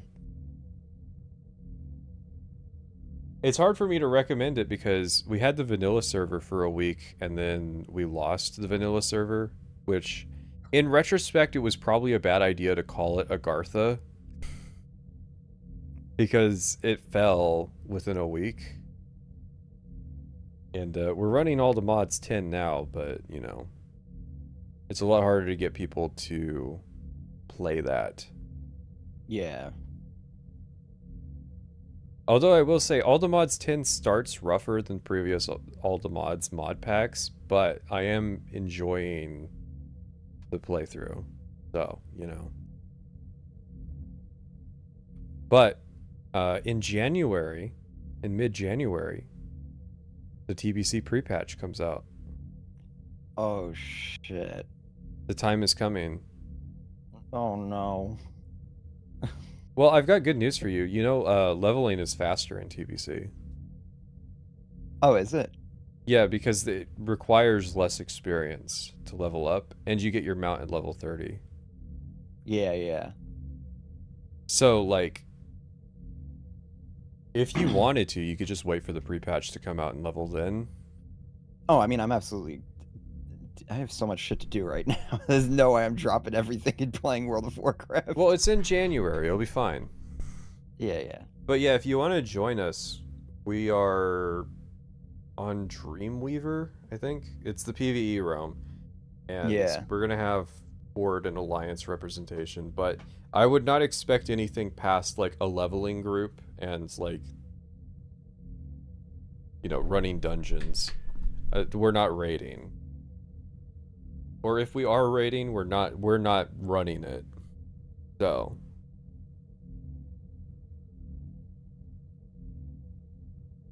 I use Obsidian.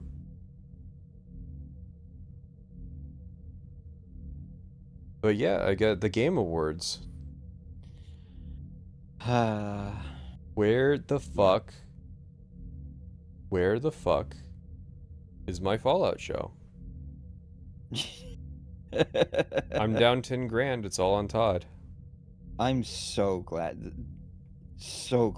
he did that. It is good for the bit. Now I want to know why.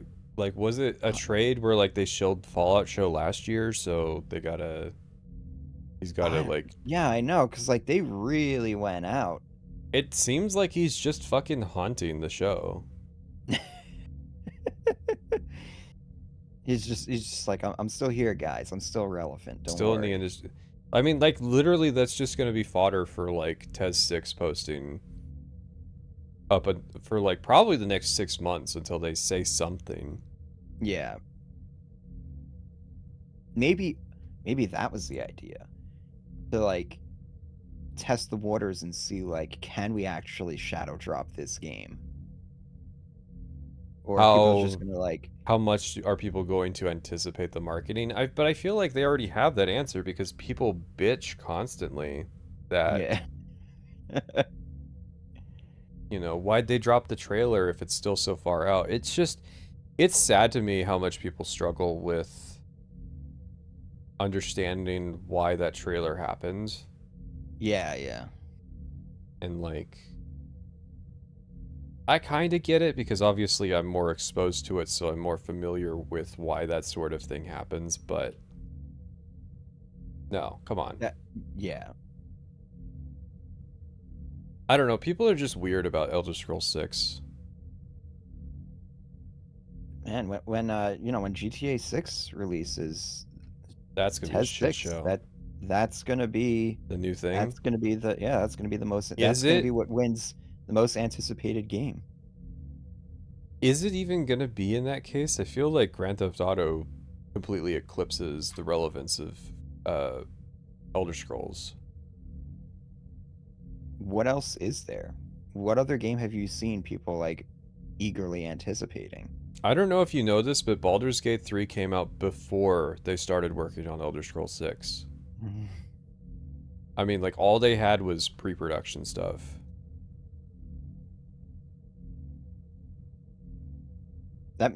Exactly. So, like, TES 6 is going to be good because they're just going to make it like Baldur's Gate 3.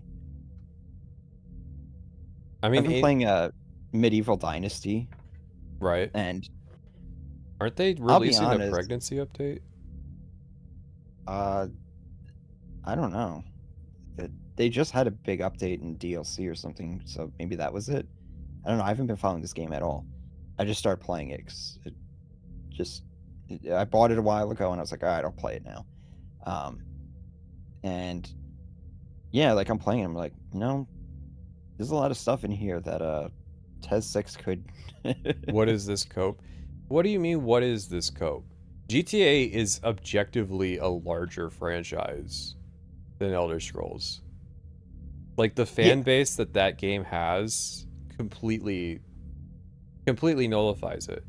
Skyrim was a game that was popular at one time or another.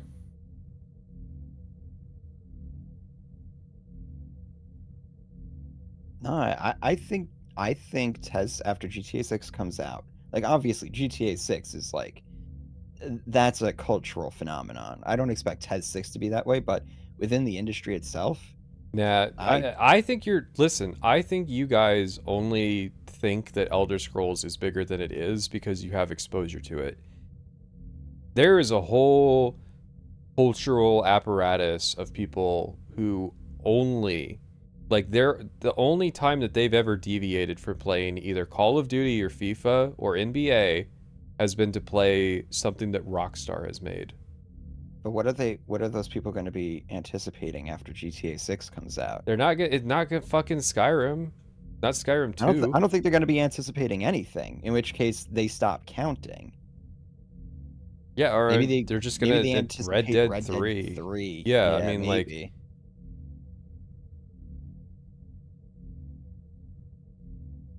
I think the window will be there for TES 6 to be a big mover. What's the sales on Red Dead 2? Wasn't it like 70 million? One game Jesus is more than every time that Skyrim has been resold combined.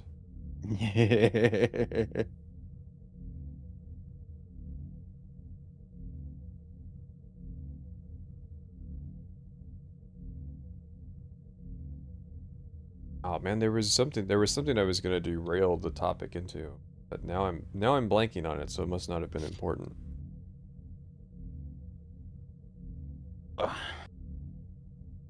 The power of a dog shit chatter.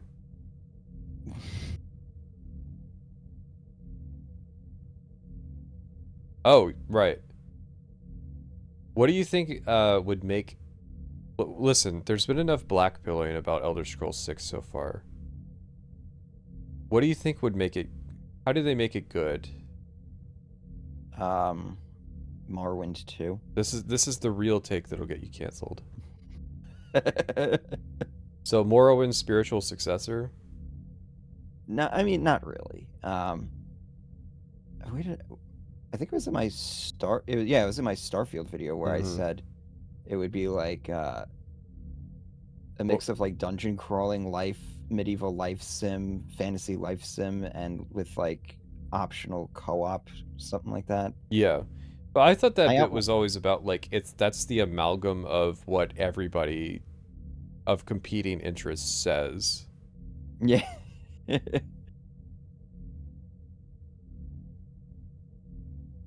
I mean, it definitely they definitely have to lean more into the life sim aspect, or the fantasy life sim aspect. Like we need to go back to no fast travel, or very limited fast travel, and a greater emphasis on like traveling and discovery and things like that. It was funny that I got comments like, I wonder if Patrician's gonna change his stance on fast travel, and it's like, no, 100% the trip like just completely solidified that I'm anti-fast travel.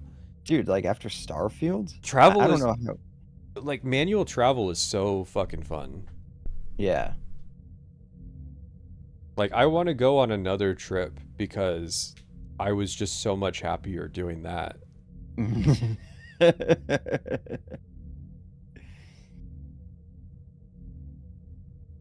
it's like, but it would be nice if there were more games that tapped into that feeling of what being on that type of trip is like.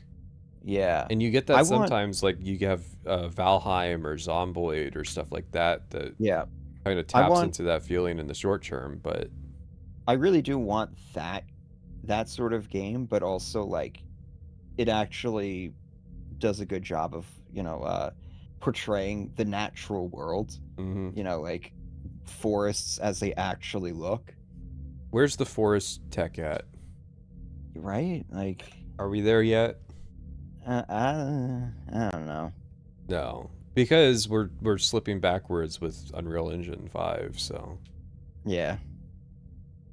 I mean, you'd have to knock down the graphical fidelity, most likely, in order to push. Which is why forests are never realistic. Yeah.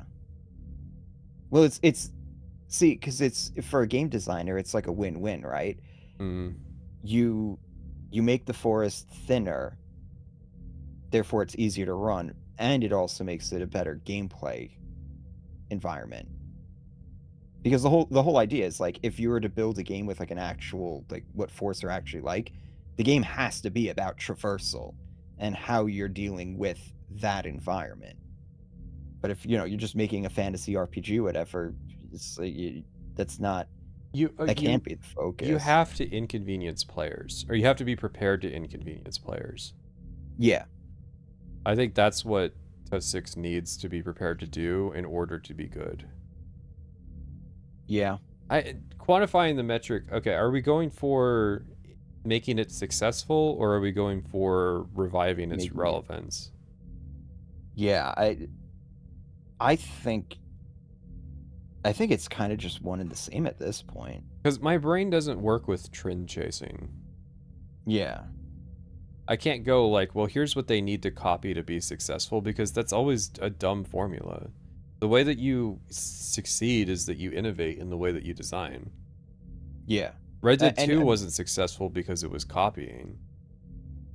And I think that's what we're seeing a lot of now, too, is like that success, like Expedition 33. It's just like, here's the thing that people have been wanting, so we're just going to nail it.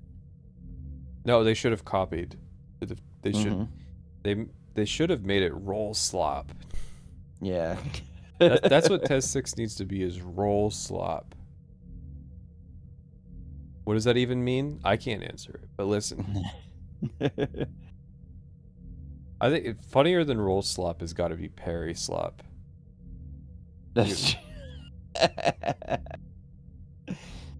It's true.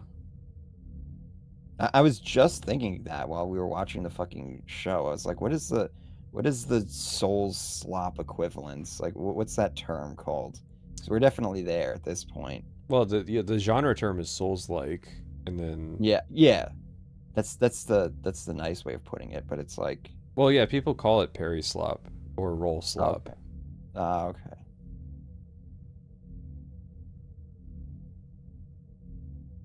Yeah, what's the black pill? Have we ever come up with a reason why the Game Awards is always everybody has the same ideas to do the same stuff at the same time? I feel like nobody did body horror last year. It's got to be like they're probably all using the same marketing firms, right? Well, like, I mean, is it just that they go to GDC? Like, probably. It's probably that they all, like, you know, if somebody gets laid off at one studio and they go to the other studio and they bring those ideas with them. I mean, it's just weird that everybody did body horror this year. Because the last time I remember people doing that was, like, Scorn. Yeah. But what I'm saying is, what's the market trend? What's the game that I missed that did that everybody's copying? I don't think there is. I know, that's what I'm saying though. Like, why was there a year where everybody leaned into grappling hooks at the same time? Yeah. As an example. I'm trying to remember, what was the thing last year? I'm sorry I slept through the Game Awards last year, so... That's what I'm trying to remember, too. I can't fucking remember. Like, trend chasing is somebody does something, and then the next year, you start seeing more and more games that are, like, doing that same thing. Like the cyberpunk thing we were just talking about. During the show. That's transparently, like, it's been long enough since Phantom Liberty that there's going to be game projects that are trying to tap into the hole that everybody knows is being left open by CD Projekt Red, because they are doing The Witcher 4 instead of doing another cyberpunk game.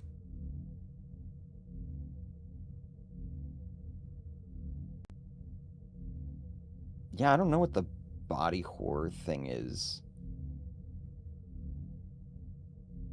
It's probably some fucking, like, indie streamer game that was really popular for, like, 2 weeks. Like Outlast or some shit. Just something that is not on either of our radars. Well, I mean, how do you take the gameplay from Cyberpunk? It's just Far Cry.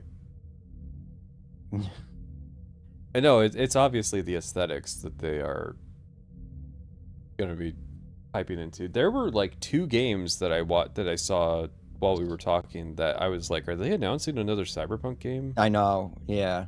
That's what I thought. Or like a spin-off, or like a mobile game or something. Like, yeah, I mean, like, it was that as blatant with the aesthetics. Yeah, like, worse than Starfield.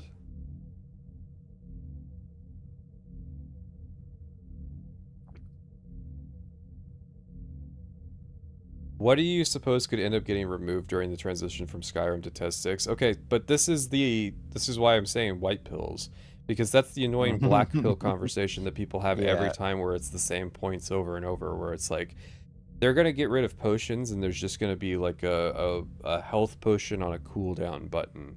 And they're going to get rid of arrows, and it's just going to be like you just get a tier of arrows, but you have an infinite amount of them, and there's not going to be perks anymore. Now it's just going to be, you know, like, people do that shit all the time, and it's always annoying.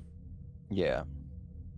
People are always eager to, like, black pill and post about, like, here's all the reasons I can come up with that I predict will make Elder Scrolls 6 bad. And it's like, I don't know, just let them cook. Let them serve the steak raw, you know, like... Yeah. Like, that's basically it. Don't do their job for them. Yeah, they're gonna disappoint you regardless, you know. Yeah. It's not even worth the effort. take that effort and instead talk about good games.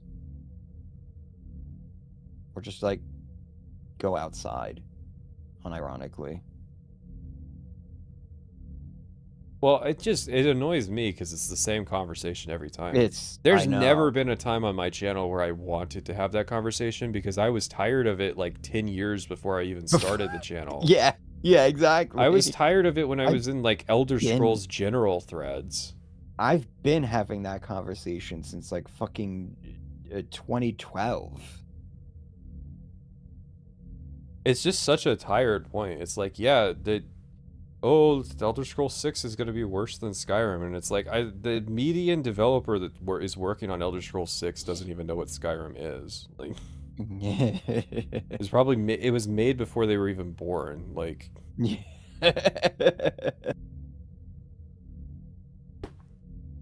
Skyrim is such an old fucking game. It really is. It's pretty remarkable. It's almost like a form of arrested development where everybody's like stuck in the mindset that Skyrim is still like considered to be a relevant game. Yeah, and it's like there have been so many open world games that have come out since that are more relevant today to today's industry. Yeah. Like at this point, the average fantasy game is influenced more by Fortnite than it is Skyrim. Like, you're not wrong. Because it's been so fucking long. Fucking like, unreal. Yeah, that is true. That is an unintended connection, but yeah.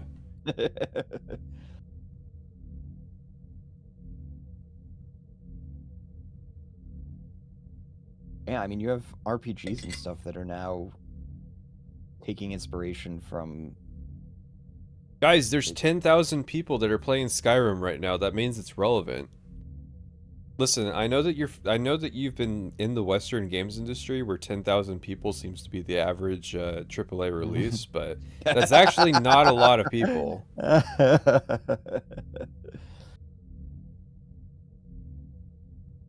Guys, the same number of people that played The Outer Worlds 2, the most relevant game to come out in 2025, they're playing Skyrim at any given time, and it's like, so? Like saying Minecraft is still relevant to the way that games are being made just because tons of people still play it. Fuck, more people probably play Minecraft. Oh, absolutely. Minecraft is definitely a more relevant franchise. But is it even still considered influential at this point? I feel like most of the survival games that are still surviving in the modern day, none of them are Minecraft. No, absolutely not. Except for Hytale, and Hytale is just fucking funny. Have you kept up with Hytale? I don't even. What is that? It was supposed to be the Minecraft replacement from it's so fucking far back too. Let me look up when was Hytale announced? The Minecraft replacement? Like, who made this? Wow, that's later than I thought it was.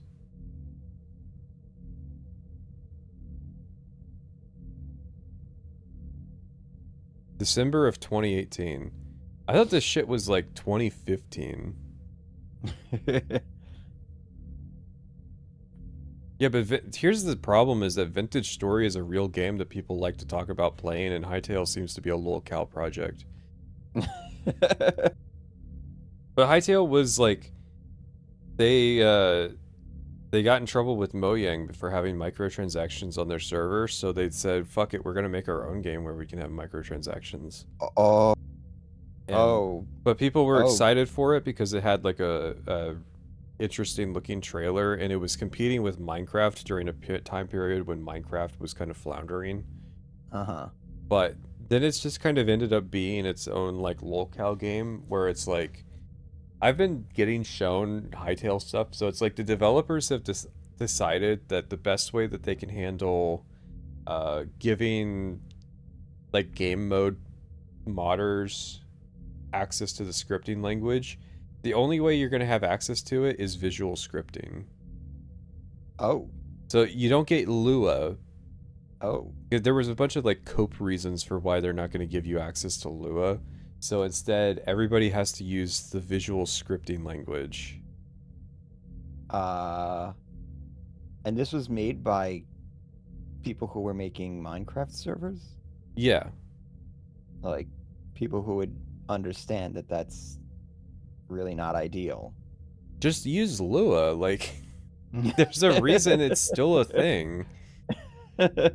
Fucking Lua was like a thing in 2005, and it probably goes back way further than that. Like,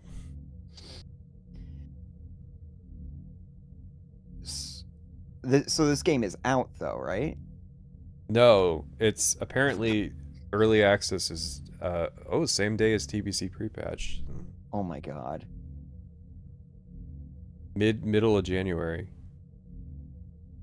That. Why do you keep oh my godding? It sounds like you're not. You are showing up for a TBC pre-patch, right? Sure. You When is that? January 13th.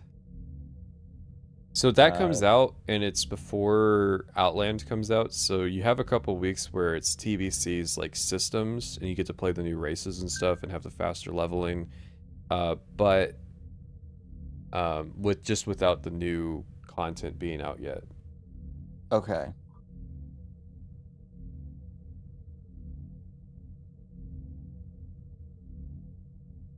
My friend is texting me right now saying like, he's like, I called it Expedition 33 sweeping the Game Awards. That's like calling that the sun's gonna come up. Listen, he's not. Is he a bit more of a normie? He's very normie. He's very much normie.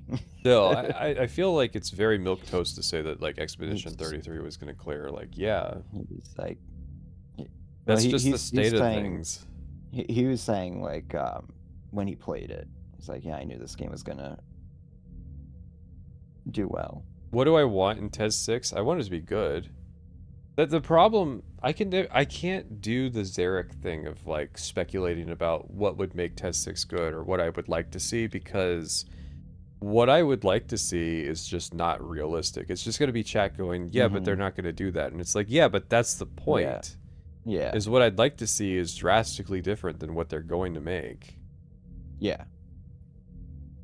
No, it's like, that's why I've written off TES 6 already. It's like, I know they're not going to make a game that appeals to me. So why even bother? Yeah, I mean, like, the question is, if they took a step in the right direction, would I be happy with that? No. Yeah, exactly, because like they've taken steps in the right direction, and it was like shattered space. Yeah. And it's like, there's a lot of stuff that's on paper would... It's also like they're just so far behind in terms of like everything else. It's like, no, you guys taking a step in the right direction is not going to make me love TES 6. First off, I didn't even like Skyrim, so we have to make up for the lost ground you made with Skyrim. Yeah.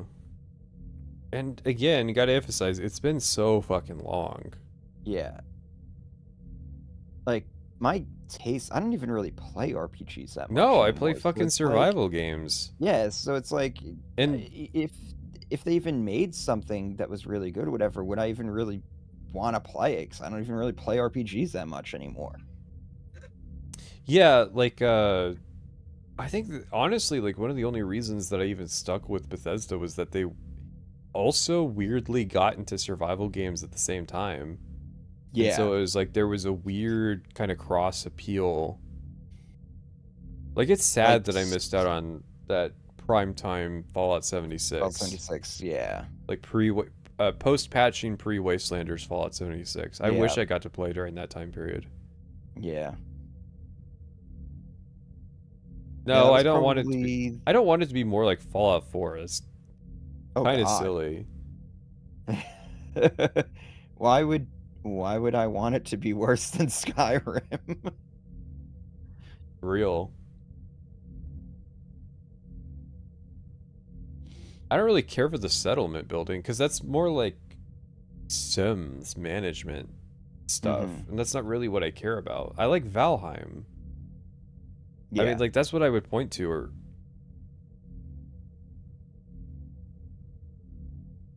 And it's just like, it's not... What I like these days is not compatible with what they can make. So, like, you know... Yeah. That's why there's not really a point to speculate about it. I mean, I want somebody to make the game that's in my head. I don't want Bethesda to make that. The issue with suggesting that I won't say what they should do to be good is because I want it to be bad and I would benefit from it. Is that that gives the implication that I have enough influence to say, like, to change Bethesda's course. Yeah. With like a random stream segment after we talked about the Game Awards. We talked about Star Trek at the Game Awards for 2 hours. No. If Starfield's flopping wasn't enough to make them change direction, like nothing's... It's not going to be fucking me. Like... Yeah. No external force is going to be able to force that change. Listen, I'm just an influencer. And even then, like... I'm not influencing people to feel anyways about anything. I put things to words so that you can better understand what your issue was when you played Starfield. I only influence the most impressionable people in my audience, which is why you should all go out and buy Enshrouded. No, this is why you should use Klarna to donate to me on PayPal. Yeah. I'm going to leave my Bitcoin wallet link. You guys, you know what to do. Whole Bitcoins only, please. Yeah, full Bitcoin.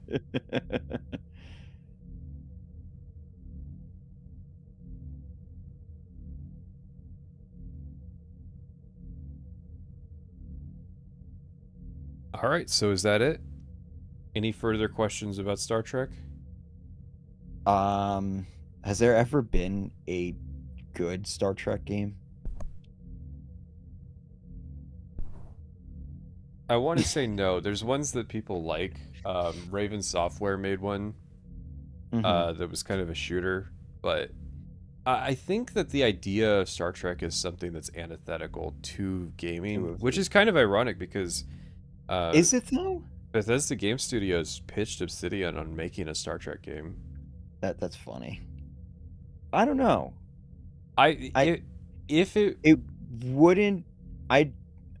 You would have to come up with like some seriously good dialogue. Right, it would be like a Mass Effect game. Yeah. Like it has to be like dialogue. But I don't think BioWare would be good at writing it.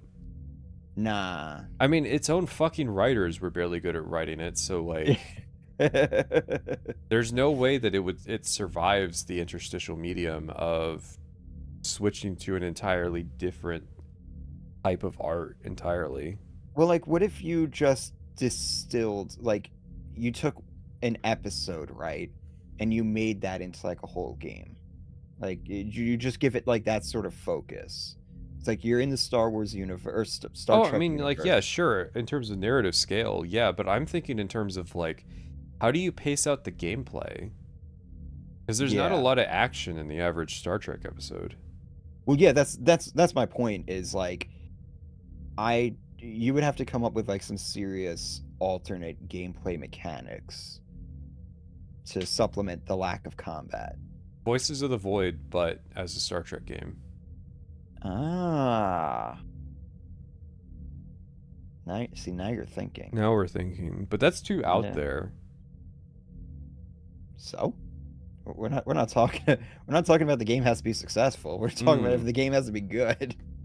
If the game has to be good, then yeah, Voices of the Void, where you play like a kind of middle rank science officer who has like a specific job that you have to do, and then like so that's like 20% of the day. And then the 80% of the day is you navigating like weird social situations that arise on the ship. No, Firefly would make for a much better game than Star Trek. Oh man, Firefly would be such a good game. The fucking show is like designed to be made into a game. It's weird that it's never been done. It's just because that franchise isn't going anywhere, because it's not a franchise, you know? Yeah.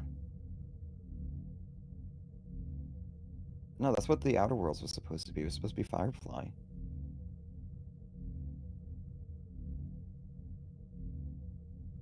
All right, well, I think I'm going to call it. I'm happy I disrespected the Game Awards. The best, the greatest, oh man, what is it? The greatest insults of an enemy is to be ignored. 100%. Old Reddit r/no sodium.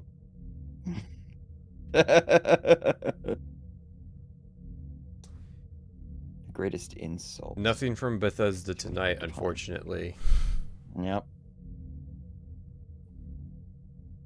So the problem is that subreddit is so dead that it could have just been somebody in your chat that just went over there. Yeah. Call me gullible, hoping that leaked rumor was true tonight. Top comment. Being a Bethesda fan has been absolutely brutal lately.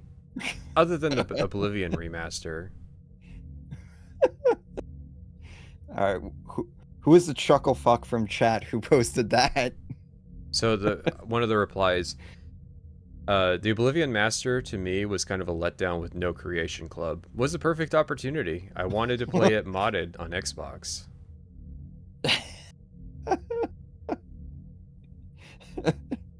I want to believe that's real. Actually, I don't know. Do I? I kind of don't want to believe that's real, actually. Yeah. How much of the Starfield's No Sodium Starfield subreddit is real? I feel like that's just the game on Reddit these days. It's like, how many of these people are actually just bots? Yeah, honestly, I was more afraid that they'd say something about Starfield and then get crucified online because it wasn't Test 6 and 7 combo pack releasing.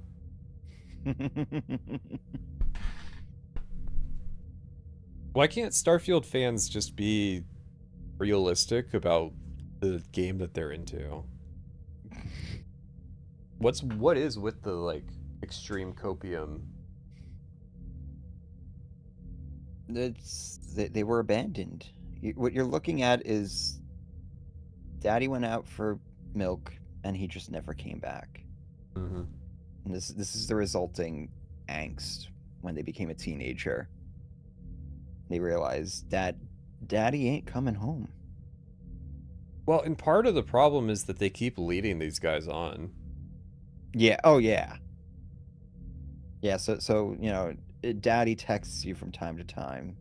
I woke up at 5 in the morning for essentially disappointment.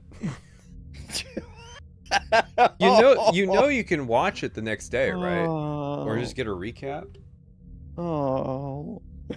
That's what I don't get is like, for me, it's not even that I can make money from watching the TGAs. It's that I can have a platform to make fun of the TGAs. Yeah, that I'm in it for.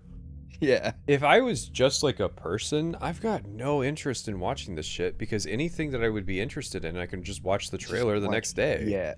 And I'm sorry, I don't give a fuck what it is. I am not getting up at 5 a.m. to watch a trailer.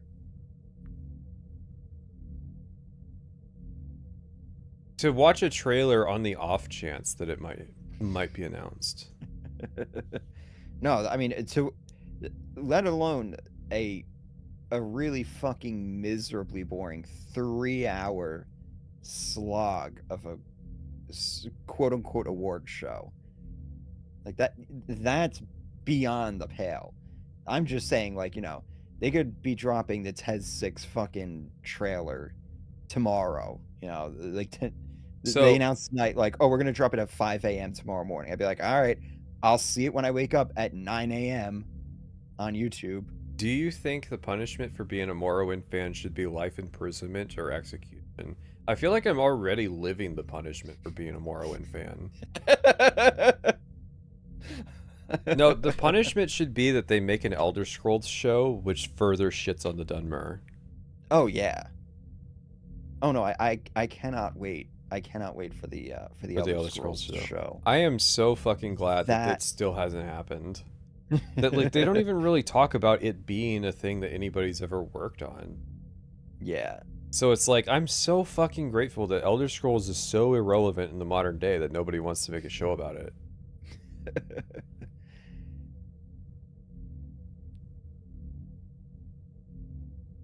Well, you know, it's fantasy. Fantasy's harder to sell. You look at the Amazon Lord of the Rings show. You look at the potential losses. Be like, yeah, maybe. I've been on a Lord of the Rings kick lately, and I got recommended clips from The Hobbit, and I'd only seen the first Hobbit movie, so I have no clue what like happens in the later two. I've read The Hobbit. It's just the first Hobbit movie sucked, so like, why would I watch the other two?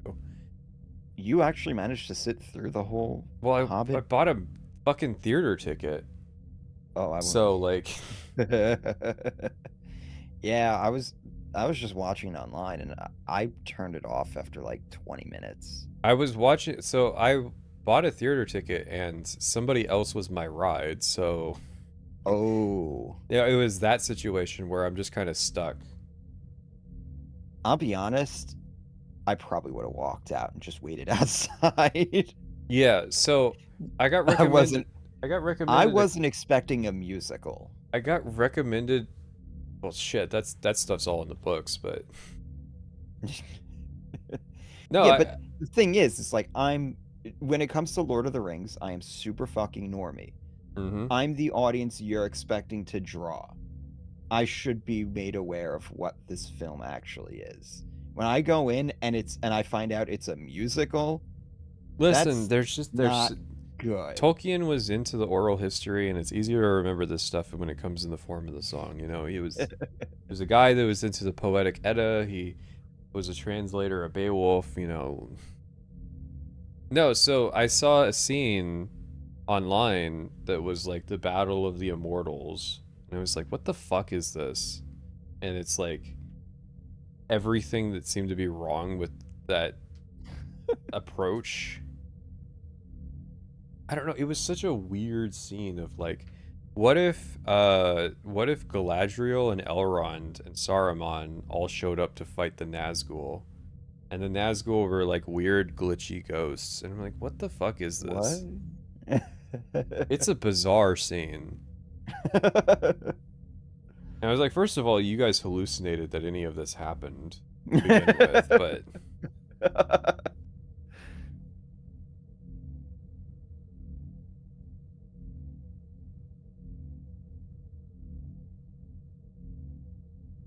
but I've been on a bent lately of like rewatching and analyzing the scenes from the Lord of the Rings movies. Like, oh yeah, that's a cool detail, or like that's why that's going on, or like, no. Now that I've read them. Yeah, I just like the action scenes. I mean, I don't blame you, but there's a lot of cool stuff that's in those movies.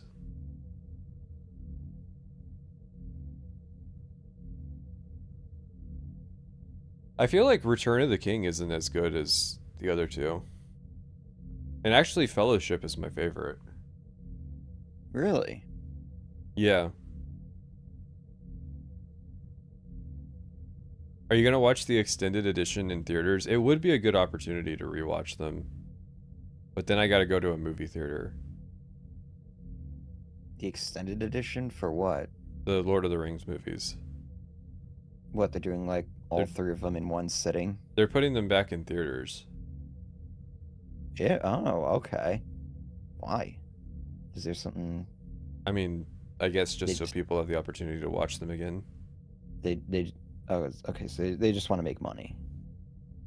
Yeah. I mean, obviously, but it's not like, well, it's interesting. Setting up for another project. Yeah, these rewatches were the first time that I felt that the effects are really aging. It took a long time, but like, yeah, I'm definitely seeing the edges of it now. I remember spotting a lot of that. And I'm like, damn, it's pretty impressive though that like it held up that long. Yeah. Yeah. No, I have this distinct memory of like when they were in the forest and they're like riding on the giant walking trees. Mm-hmm. Like that scene really did not age well. I was noticing the seams of that back. I was still in fucking... Yeah, those guys were rough. I was in high school, I think, and I was noticing that. That was like 15 years ago or so. Yeah, there's some interesting choices with like, because Tolkien didn't really write action, so a lot of that stuff was invented for the movies. Oh, okay. Man, he left out the best parts. Left out the best parts. I think honestly, like the biggest battle scene that Tolkien wrote is the Ent March. It's not Helm's Deep and it's not the Siege of Gondor.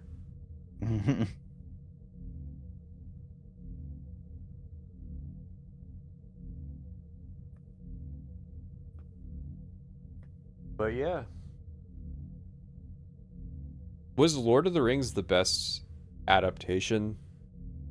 I guess you didn't read it, so you don't know how good of an adaptation it was, but I feel like it's probably one of the best like in terms of an actual adapting from one format to another. Probably.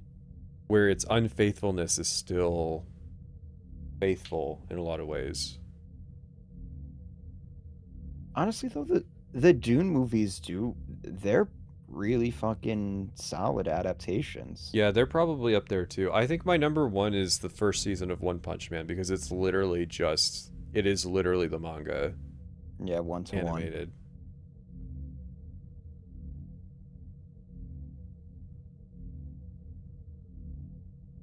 But yeah, I was like, I want to do an analysis of the Lord of the Rings at some point in my life. Just because it would be fun. I've got a lot of thoughts about it. Here we go. Another project creep. Another video game YouTuber turned film critic. Well, I want to talk about the books too, but is that even like a common trajectory?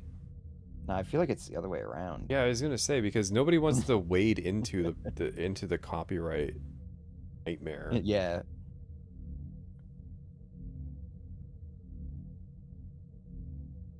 No, you're gonna become an IRL YouTuber. Get back on that fucking bike now. Get back on that bike. So a few people are like trying to encourage me to go that route, just because I enjoyed it.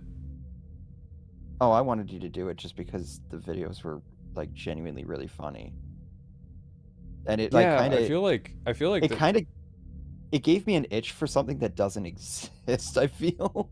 Because all of the travel videos and stuff, like all the people like, doing traveling vlogs and stuff, it's always like, it's like, oh, things are kind of rough, but I'm going to get through it and everything. It's always, like some sort of great, spirit to it and everything. But yours was literally just how much can somebody bitch in a single sentence? Yeah, and I feel like it's carried by the fact that I do a completely different genre most of the time. So if I ever switched to being a bike YouTuber, like that would ruin the aesthetic. Yeah, probably. But that was the appeal to me. When I was sitting there watching, I'm like, this is so unlike all the other like outdoors IRL 100%, because the people I watch like I would describe as like himbos or way too optimistic or way too like eager to wake up in the morning.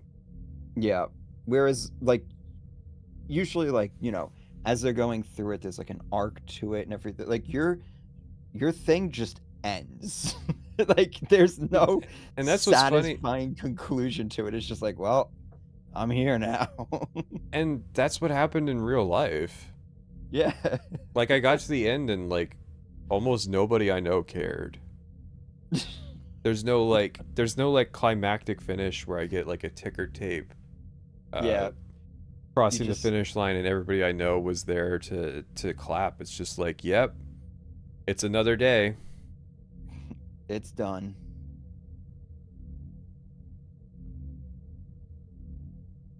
So I want to do the Great Divide because that's typically where people start.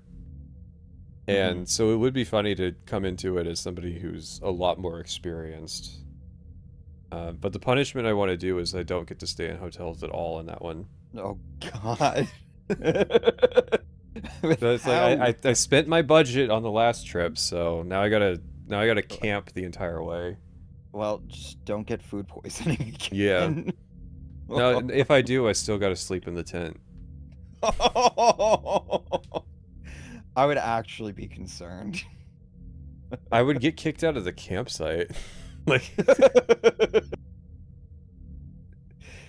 Sir, you have two options. You can either go to the hospital. Yeah. That was the thing when I looked it up, I was like, but you can't stay here. I was in bed the entire time and I was like, well, I guess I'll just look up what should I do, and they're like, go to the hospital. And I was like, well, I don't know.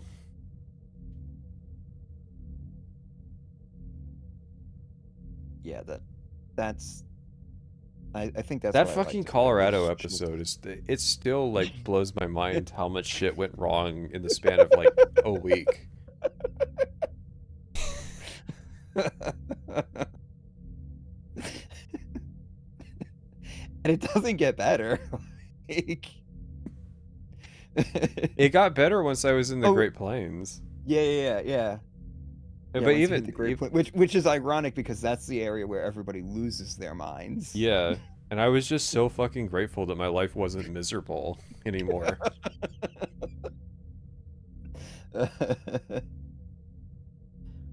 And it was funny too because I got sick again entering into the Great Plains, and I was still like, that first day in eastern Colorado was so cool, even though I was like sick and delirious.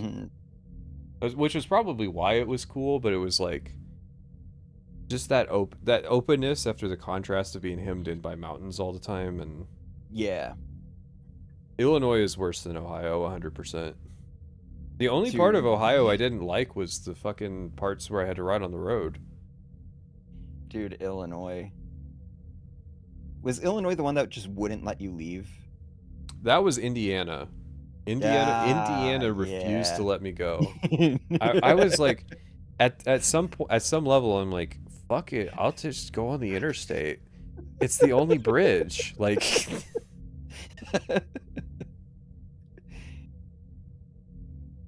oh man, I think Indiana was the worst state. How much does it cost to do a trip like yours? A lot less than I spent, but you could probably do it for like, including the cost of all the gear, like $5,000. You just gotta be really cheap with where you stay. Probably be cheap with what you're eating too, right? Yeah. Honestly, I didn't spend a ton of money on food. Like for how much I had to eat, because I needed at least 3,500 calories a day. Yeah, so you're just like eating garbage to get those calories. Yeah. But I mean, like, that's kind of the ideal situation that fast food is for. Yeah. Like, even Michael Phelps was like, he needed like 10,000 calories a day for his training routine. And like, so he was eating like multiple pizzas a day. Oh my God. I don't understand like how somebody can even physically consume that much food. Yeah, no, it does gross me out because, well, see, like, I always thought like, well, it's whatever, you know. Back when I was like, the most I would do was like 3,000 calories for like Thanksgiving, right? Yeah. And then I did it for the trip and I was like, holy fuck, he is eating 3 times as much food as I am. Like, what could he possibly be doing to be burning 10,000 calories? It's just that fucking it's swimming like that is high intensity. Yeah. One thing you got to remember is that if you eat 4,000 calories in a day, that's not you working twice as hard as you usually do. That's you working 10 times as hard as you usually do. Because typically you only burn 200 calories a day on activities.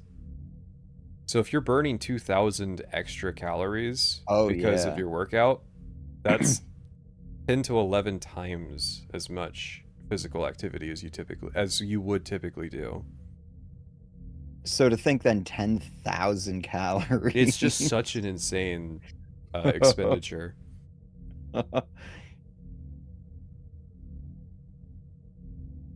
Doing the Movie Bob challenge while riding cross country. That was, listen, it is a lot of food.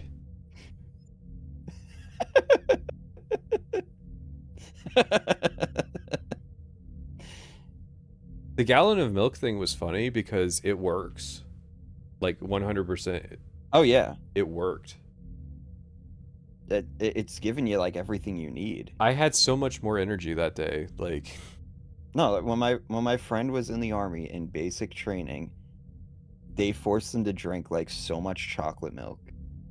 He's like, we literally were drinking like a gallon a day of just chocolate milk. He's like, it was fucking disgusting. That's because it's just like really quick calories and shit tons of protein. I didn't know most of the country had super sweet chocolate milk. Oh. Like, our local chocolate milk is not as sweet as everywhere else I've been. Really? Yeah. You never had a Yoo-hoo? No. Which isn't even like... No, that's not even chocolate milk. Yeah. No, like the stuff that you buy in a grocery store in a carton, like, it's just not as sweet here as it is in the rest of the country. Interesting. It's weird. Yeah, I would think, you know, out where you guys are, it's... Well, you know. Yeah, I don't know what it is.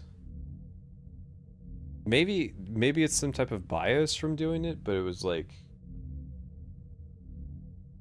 The chocolate milk I had when I was in, like, Arizona, that was, like, just almost undrinkable from how much extra sugar's in it. It's weird to me, too, because I would think that, like, dark chocolate milk would be a thing. Where they don't add extra sugar to compensate for the bitterness of the chocolate. Yeah, because milk is, like... It's already sweet. Yeah. It's just... It really is just, like, sugar water.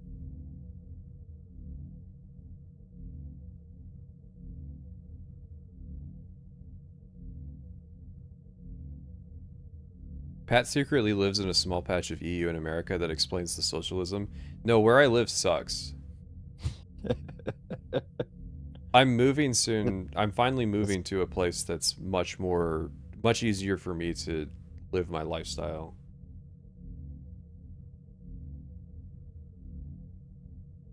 That's definitely part of why I bitch so much. Is just because, like, I am in a particularly hostile area, but at the same time, like, a lot of the places that I visited in America are the same way. Yeah. It's easier to list places that aren't that way than it is to list places that are. Yeah. Well, I mean, that's the problem, is because you're living a lifestyle that is incompatible with most of the United States. Yeah, and it's like... Also, you're a leftist. And then your choices are, like, the worst cities in the country. So, like, you can live in New York, but, like, that's not a question of, do you want to live without a car? That's a question of, do you want to live in New York? And same thing with San Francisco. It's like, sure, you could live in San Francisco, but... Yeah. Do you want to live there? I forgot who I was talking to. Portland's another one where it's like, it would have been cool to live in Portland when it was a good place to live. Yeah. Like 2010 to 2015. It might have been you that I was talking to, where you were saying, like, somebody left... Oh, yeah, it was your bike mechanic. They left New York... He left New York City. Yeah, he lived in New York for 10 years. Yeah. And I basically... My answer... My response was, like, really any excuse is a good excuse to leave New York City. No, it seems like shit. Like, there's a reason I've never moved there. It's for a very specific type of person, and there's no way you're living there the rest of your life. In Manhattan, anyways. The outer boroughs, that's a different story, but Manhattan, no. It's just... It's too intense.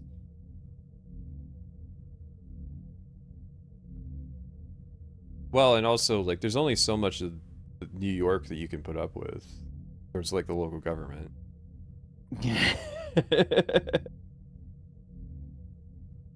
Come to Texas. Texas just feels like a big gamble, though. I mean, I don't know what it is about Texas, but I've always been off-put by it. Because I know the whole state isn't the Dallas-Fort Worth area, but it feels like the entire state is the Dallas-Fort Worth area. Mm-hmm. It's just too hot for me down there.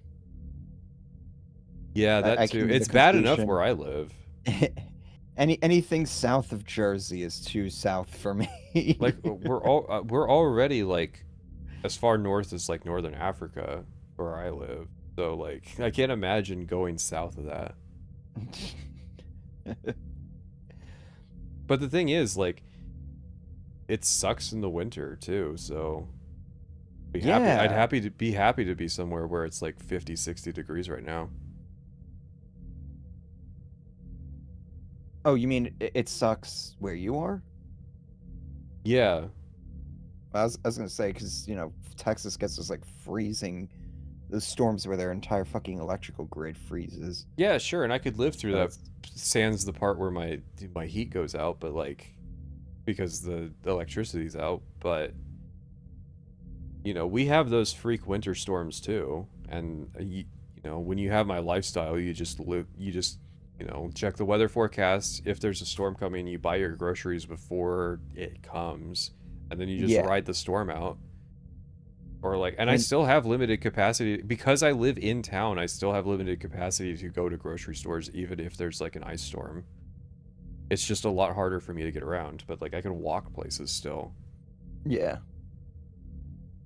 Just be an adult and get a car already. What the fuck is wrong with you? No, like so like after like 10 years of having this lifestyle, I can say that like the biggest factor of it that I think gets people is peer pressure, especially sexual pressure in terms of like because women are just like they either get it or they don't. And most oftentimes they're not going to get it. And I feel like that's why a lot of guys just give it up. I can't have or it's like, you know, I can't have a family and have a bike. No, that's the other thing too, is that like it's even very though they limited. Do that in Europe. It's very limited where you can live and like raise a family if you don't have a car. Yeah. But it's like in the Netherlands, like that's just you see a whole family bicycling. It's just like, oh, they must be out for, you know, a nice weekend ride. And it's like, no, they're going places. That's just how it is. Mm-hmm. But yeah, without the infrastructure and shit like that, it's just not possible. So like in my area, stores do close whenever there's winter storms, but it's because a lot of employees and a lot of customers live outside of town, and so a lot of those country roads will freeze up and they just can't get in to go to work. And so like that's why that stuff closes. But if you live somewhere where it snows frequently, you're not going to close as readily as it does here because you already have the infrastructure. You're going to assume it's going to happen. If you live in Maine, that it's going to snow at some point.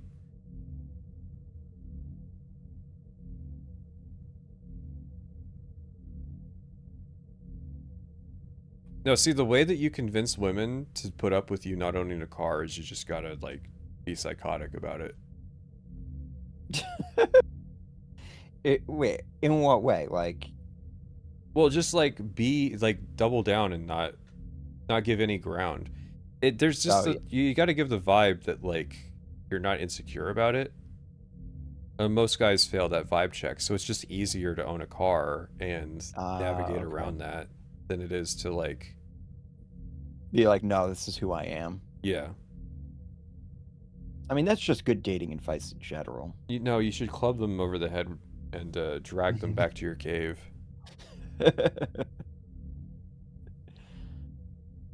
Just you just got the what the Dahmer frames. Mm-hmm. The Jeffrey Dahmer frames. Yeah, there you go. And then it's like, oh, it all makes sense.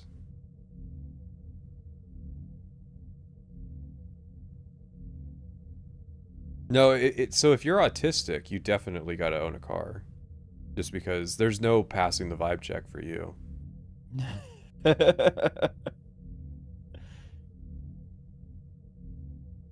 rough out there. It is rough out there. Society's not built for the autistic. I don't think society's built for anybody. That is true, because like you could own a car and like you're still fucked by the system. Yeah, you just I love get that those in other ways. I love that those I forget what the new Toyota trucks got approved because they got rid of the cafe standard. It's like all the truck guys for a day were like, see, now trucks are gonna get smaller, and then nobody's said anything about those trucks since then. And it's like, you guys aren't gonna buy those fucking trucks. Because if you wanted a smaller truck, you wouldn't have gotten a crew cab. Oh yeah. So like, are you talking about like the K car trucks? Yeah. Like those tiny trucks? Yeah. They got banned in New York. Yeah. They're like not designed for our roads. They were like super unsafe. I'm sure they just got banned because they could. Like, yeah. Oh, well, I mean, you know. How do you not be designed for a road? Do they let F-150s into New York? Yeah. So like anything that like an F-150 can fit onto, I'm sure those trucks could. Oh, no. They mean like they're just super dangerous for the people inside the vehicle. Because it's like if you get hit by an F-150 in that thing, it's kind of just like over. This is why I'm radicalized, because it's like how do you de-escalate that? How do you convince somebody to drive a lighter vehicle if one of their chief concerns with owning a vehicle is that like you're gonna die? The answer is government regulation. It sucks to say, but there's no market pressure that's gonna decrease vehicle sizes. Nah. Well, what's also crazy too is like you got a lot of people who are like driving EVs, which are just naturally heavier, and they're realizing like, whoa, driving like a heavier vehicle feels like a lot better. It's smooth. Mm-hmm. It like you can feel that like inertia in it and stuff, and it's just like, so now people just want heavier vehicles in general. Yeah, and it's like, but at some level, we as a society have to say like, no, it's beneficial for everybody if we don't do that. Yeah.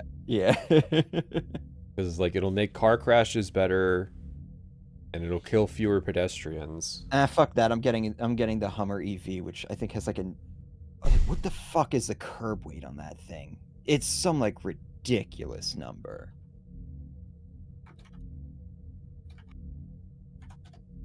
No, I just want to genuinely see how many of the truck guys actually go for the Hilux. Pounds. Oh my god.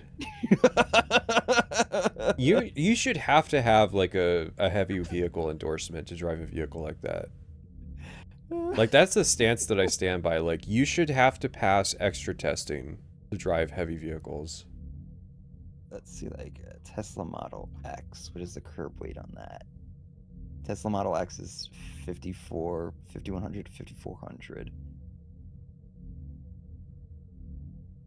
No, I was always funny seeing a Cybertruck. I think there's only one in the video, but I saw at least a dozen. Yeah, what is this on the trip? Cybertruck curb weight. Even the Cybertruck is only 7,000 pounds. Oh my. Dude, the Hummer is a beast. And what's insane too is like that thing has insane pickup. It goes from like 0 to 60 in I think it's like 3 seconds or something. 4 seconds. Like Hummer EV 0 to 60. I'm sorry, but you gotta get. Oh my god! You guys There's a version of it that does it in 2.8 seconds. Oh Jesus!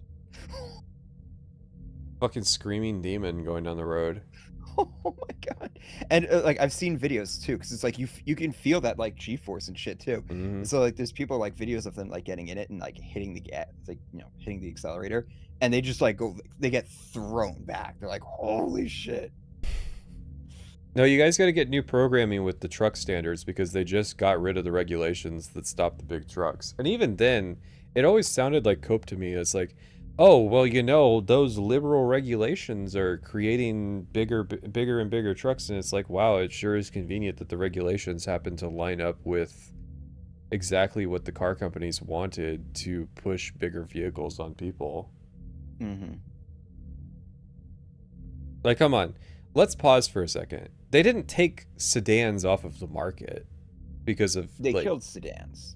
Yeah, but like, you can still get them. So like, I mean, can you? Who's still making sedans outside of Japanese manufacturers? Yeah, all the American auto manufacturers gave up on sedans. Yeah, that's my point. Like all the American ones. And the thing is like, people are like, oh, they didn't want them anymore. It's like, no, they were murdered because the sedans were fucking dog shit. Well, yeah. I'm sorry, the Taurus was a fucking piece of shit. I can't think of an American sedan that was good anyways. But the general point is that, like, if it were the case that, like, every vehicle is the size of an SUV now, then you wouldn't see smaller vehicles on the market at all. But you do. Yeah. You know what's interesting is, when I would go upstate, I would tell people, I'd be like, what do you think is the most common vehicle you see upstate? And everybody's like, oh, like a Wrangler or something. I'm like, nope. It's front wheel drive Nissan Altimas and stuff like that. Why? Because it's cheap. The people up there don't have fucking money to spend on a $60,000 Wrangler. So those vehicles are very rare. The only people who have like a truck are people like who genuinely need one. Most people just drive sedans because they're the cheapest vehicles they can get, which is pretty crazy because it's like the roads up there, they get pretty fucking dicey when it gets snowy and shit. But no, listen, it's all the cafe standards that Trump left there for 4 years when he was president after Obama. It didn't seem to be a problem back then. It's just now, which the current standards were probably written by Biden, so somebody's going to be like, I got you. But the cope has always been that, like, I'm just saying, Nah, fuck that. There were big trucks before Joe Biden was president. Give me my Ram 4500. I mean, it's very clearly just market interest.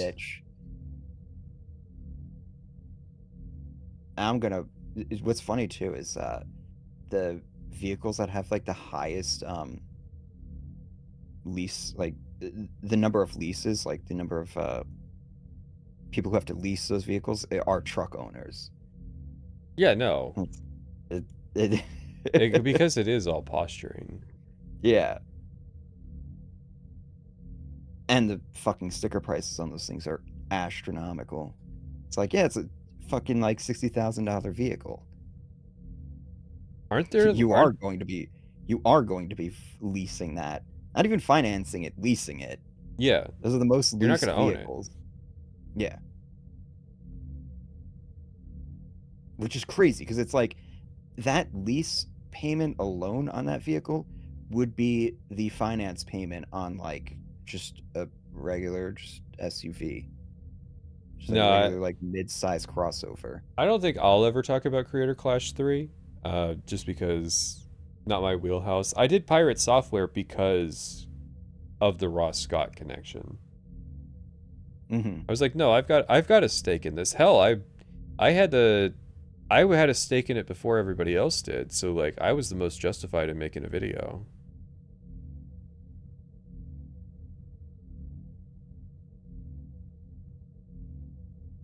But yeah.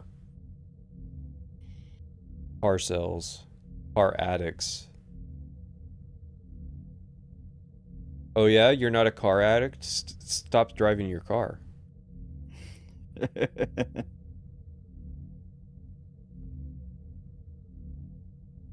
I love my car.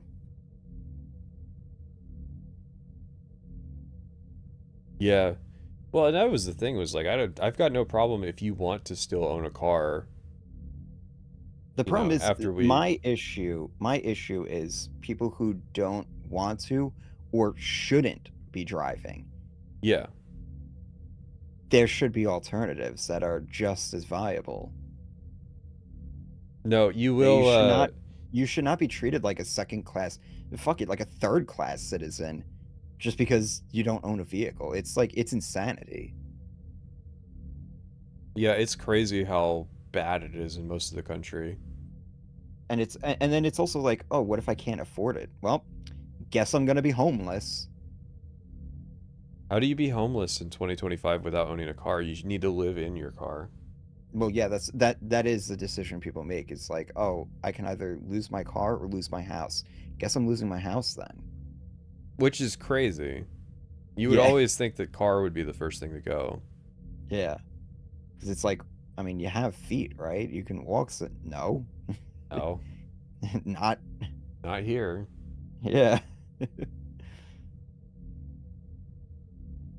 Like, the vehicle is supposed to be a convenience, not a... It goes beyond necessity. It's like, you might as well just fucking kill yourself if you don't have a car. Mm-hmm. In some places. I mean, to be fair, like, that is basically what happens. It's like, all right, I'm going to get on my bike and get killed.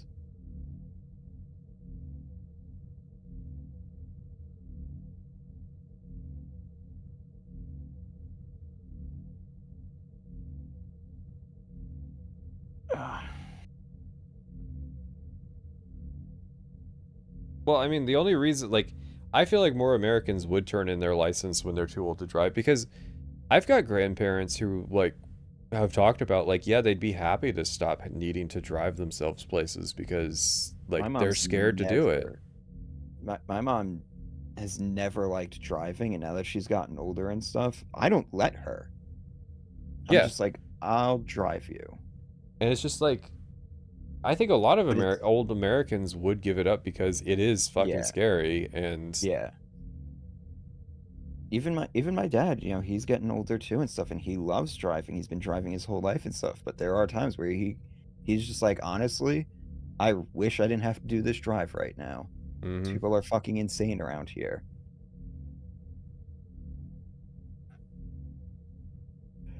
Well, yeah, there are other not grandparents, but members of my family who are like, would get defensive about it because they see it as you taking their freedom of travel away from them because they're so invested into the program. Yeah. Well, that's the thing too, is that I feel like that's always been that's kind of like the philosophy here, right? Do you view a vehicle as something that is an obligation, or do you view it as something that is freedom? Like, is this thing a burden or is it freedom? And like, I get the argument that it's freedom because it creates a lot of job opportunities. Like, you can have a job a town over that you would never be able to reliably cycle to every day. Like, I understand that argument, but at the same time, if you're obligated to own a car to go to a job that is in the same town that you live in, just because the town was poorly infrastructurally designed, and then that becomes a financial burden on you because you're spending tons and tons of money every month on this vehicle, like, at what point does that transition from freedom to being a shackle in its own right? If you don't have the freedom to say no, you know? Yeah. Well, that's kind of that would be my point, is it can't be freedom if it's an obligation. You might enjoy the obligation. You might not have any problems with the obligation, but it's still an obligation. It's still there. And that in of itself is not freedom. In Europe, it's not, well, at least to the Europeans I've talked to, it's not uncommon for jobs to have a time range that you come in for because you are expected to probably be taking transit. Whereas in America, obviously, you have a time that you're expected to be there. Which is funny because, like, I've never worked a job where that was ever enforced. And I've never really known anybody, except for like really, really hostile, toxic work environments where it's like, if you show up 5 or 10 minutes late, you're not going to get fired or even reprimanded or whatever. And the reason is because, well, I hit traffic. Yeah. So it's the same shit. Like people bring up that point, and it's like, yeah, but if you live in any place that has any sort of traffic, you're gonna be late from time to time. Listen, I'm not against hobbyist drunk driving. I think that if you want to do that, you should have the freedom to be able to do that. Just don't obligate everybody else into driving too. Mm-hmm.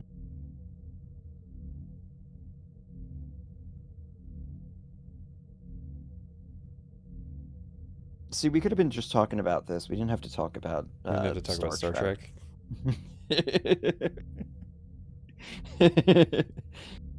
It was it really, and it is inevitable. Your argument was, when I made that point, I was like, let's just do 2 hours of urbanist talk, and you're like, that's always the stream. Yeah, no, that's every Patrician TV stream. Because it's like, it is something that I enjoy talking about occasionally. Yeah. Because I think it does blow a lot of Americans' mind the way that I live my life. They're like, you do what? Yeah, I don't know. Yeah, I know. I've told people that. I'm like, yeah, he doesn't own a car. And they're just like, what? Is he okay? Is he unemployed or whatever? I'm like, no. He just, like, can he not afford a car? Did he get a, or the other question yeah, is, it's always DUI. DUI. Yeah, yeah. It's like, nah, he doesn't drink or do any of that shit. He just chooses not to have a car. They just like look at me like, okay. Yeah, I would love to one day run a channel where I just give people advice on like, yeah, here's how you do this. Like, it's not hard. And the main thing is that I've been trying to work through what a lot of the problems are and try to come up with solutions or things that I can tell people. Listen, honestly, that might be a more worthwhile, a more usable fucking YouTube channel than all these people who are doing off-grid living and shit like that. Yeah. Hey guys, here's a lifestyle that is actually attainable and affordable to most people. Yeah, no, like I always advocate for it because when I had a car, it was a economic liability that I had. And yeah. Giving it up was like, oh, I'm saving a lot of money per month. For a lot of people, like I afforded my bike within like 3 months of giving up my car. Transport for most people in the U.S. is like at least a quarter of their income. Yeah. More often than not, like a third of it. I would say like the main problem I face personally is half of the town is inaccessible to me if I don't plan it out in advance where I want to go. Because of the way that the local infrastructure is designed. Yeah, because you can't just like hop on a interstate or something like that. Yeah, I can't just get in a car and like if I had a car, I could just go to any part of the town I wanted to. Yeah. But a lot of the issues that I face are just poor infrastructure. Yeah, it really isn't. It's not, because people would think like, oh, it has to be a distance thing, right? Like you just don't want to ride that far. It's like, no, it's just I literally cannot go on an interstate with my bike, and therefore, it's like it's as if you try to drive your car across a river. If there's no bridge there, you're not getting across it. Mm-hmm. So like where I live, I can go one way and get to my grocery store, but if I try to go to like a Dollar General that's down the road the other way, it's just impossible because of the way that the infrastructure is laid out right now. Mm-hmm. There's just no way to do it. Do they have like Jersey mediums? No, it's that so there is a multi-use path and then it just ends, and there's no way but it's on the oncoming traffic side of the road. So in order to continue down that road, you have to cross a 5-lane. Oh. Yeah.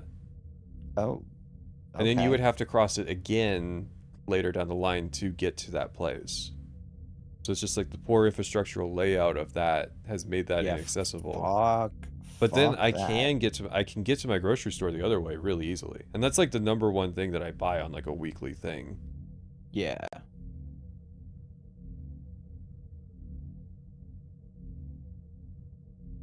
And then it's like lately I've been like getting milk as part of my groceries, and that's not even that hard to do. Even if you have to get like a gallon every now and then. Now, there's a lot of stuff that I don't have answers to yet, like how do you feed multiple people on grocery runs? But even then, I don't think that is that big of a challenge because there's wide cargo racks for e-bikes and... I'm gonna be honest, Instacart is really not that expensive. Yeah. And yeah, I mean, I haven't even tried solutions like that as well, but it's like when it comes to feeding yourself, it's really not that hard to buy food for one person. Unless you're like buying 12 packs of sodas and... Like that's, like if I was, I would just order that on like Instacart or whatever, like order the big shit and then go out and get the little shit. Weekly grocery trip is insane. So a weekly grocery trip only seems insane for people who are used to going like monthly and buying like a shopping cart of food all at once.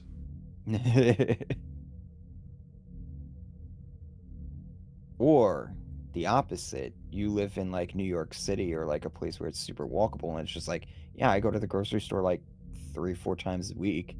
I just pick up the 2 or 3 things that I need for the next day or so. But why would I bother somebody to drive me to the grocery store when I can do it myself? Like, it's not hard for me to go to the grocery store. That's like the easiest thing that I can do. It's literally anything else, like that becomes more challenging. And it's like, one of the things with not owning a car is I don't want to be a burden on other people. I was like, at that point, I would rather own a car than like have to bother people to drive me places. Yeah, because then at that point you're just becoming selfish. Like, yeah, so the only rides I take, the only rides I take are rides I would take anyways, like going to the airport. Like, yeah, I would take that ride even if I owned a car. So yeah, exactly, because it's like, what am I gonna do? Like park my car in long-term parking and pay that shit ton of money? So no. No, there's nothing in my life that it's been impossible for me to buy. It's just that like I can't go impulse buy like a dehumidifier, for example. Yeah. But it's like I can work that out logistically pretty easily. You just have to live like 1% more deliberately. And I think that's what scares a lot of people, is that like you can't just be impulsive and be like, I'm just going to take my car and go and do this thing that I decided to do. Yeah. It's like, no, you got to actually like think out your life. And it's like, but that's not hard at all. Which I feel like most people don't even do that anymore anyways. Yeah, they don't have the income to just impulse shop for like appliances, so. Yeah. Well, also like, what if you had to buy a couch? But shopping here's on, like, the thing Amazon. though, is that anybody who sells furniture or couches in my town delivers, yeah. And they do it for free if it's in the town. Yeah. Like you only have to pay if you live outside of town. So it's like, why wouldn't I just have a hardware store deliver me a refrigerator if they're going to do it for free? Yeah.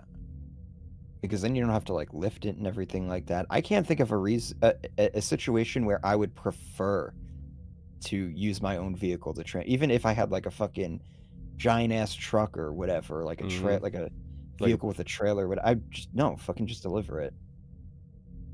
Some people do like to do it. Like I would do it myself if I was renovating a house.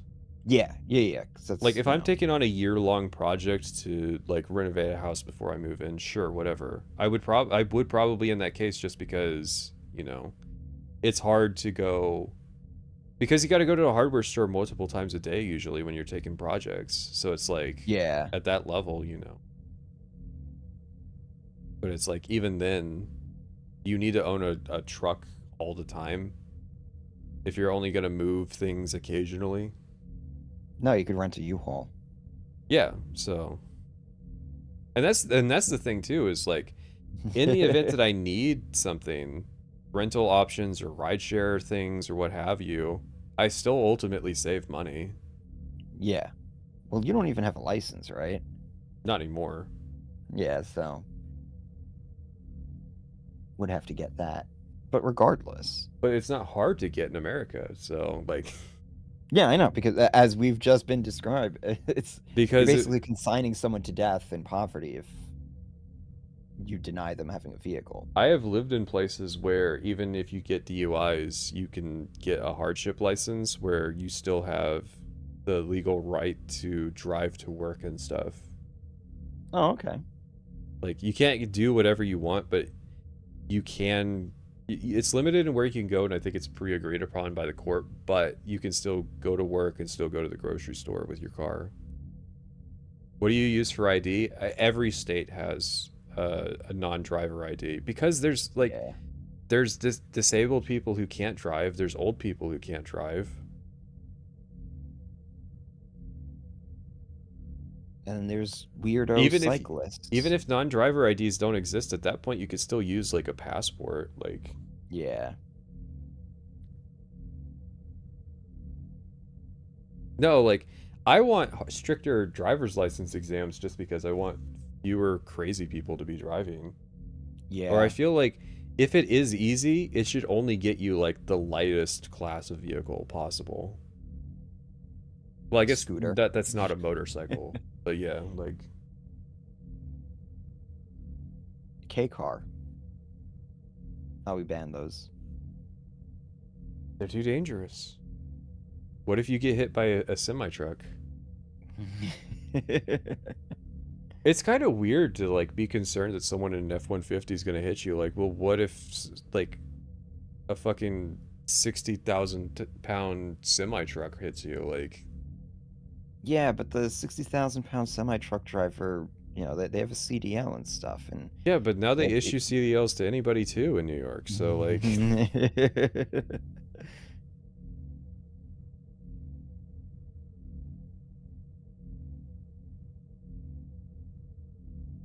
Man.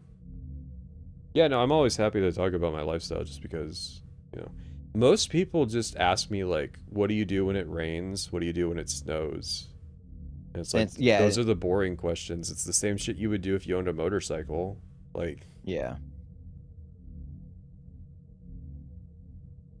Well, check the weather forecast. Nobody just owns a motorcycle. A motorcycle is an accessory vehicle. It's a secondary vehicle. Their primary vehicle is a 9,000-pound... Yeah. A Hummer EV.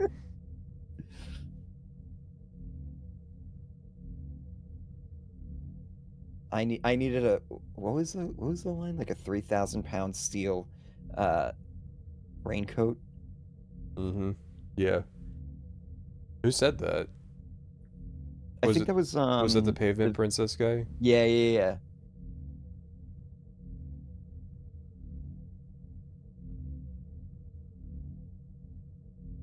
Really limits how fast you can respond in case of an emergency would be my concern. I mean, like... But it's personally never come up for me, and... I feel like in that situation, it's justified to ask literally anybody, hey, can you drive me to the hospital? Like, my so-and-so got hurt. I don't think anybody's going to deny you that. Even a neighbor, like... Mm-hmm. Yeah, because, I mean, we drove our neighbor to a hospital before, like... Yeah. So and, it's you know, not that if you're weird. talking about, like, a medical emergency, like, I need to transport somebody, yeah, in that situation, you really should just be calling 911. Yeah, and I mean, like, again, it is funny how often the hypotheticals are literally just, like... on the level of like, but what if a spree killer showed up? Yeah.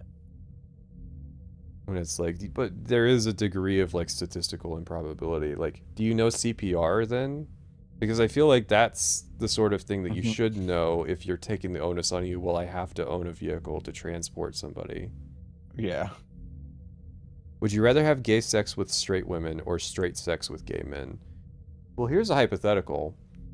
Do you know what a penis sleeve is? You, like, put it on and it makes your dick, like, thicker and longer. So is that the ultimate form of gay sex? Because you are putting your penis inside of another penis, and a woman is having another vagina put inside her. What? Well, you're wearing a penis, right? Okay. So your penis is touching another penis, so that's gay, right? Yeah. Oh. We can acquiesce on that, right? Oh. But at the same time, it's basically a fleshlight that a woman is putting inside her. Yeah. So, like, is a penis sleeve the ultimate homosexual toy? I think we need a Star Trek episode to answer this. Alex Kurtzman, I got a script idea for you.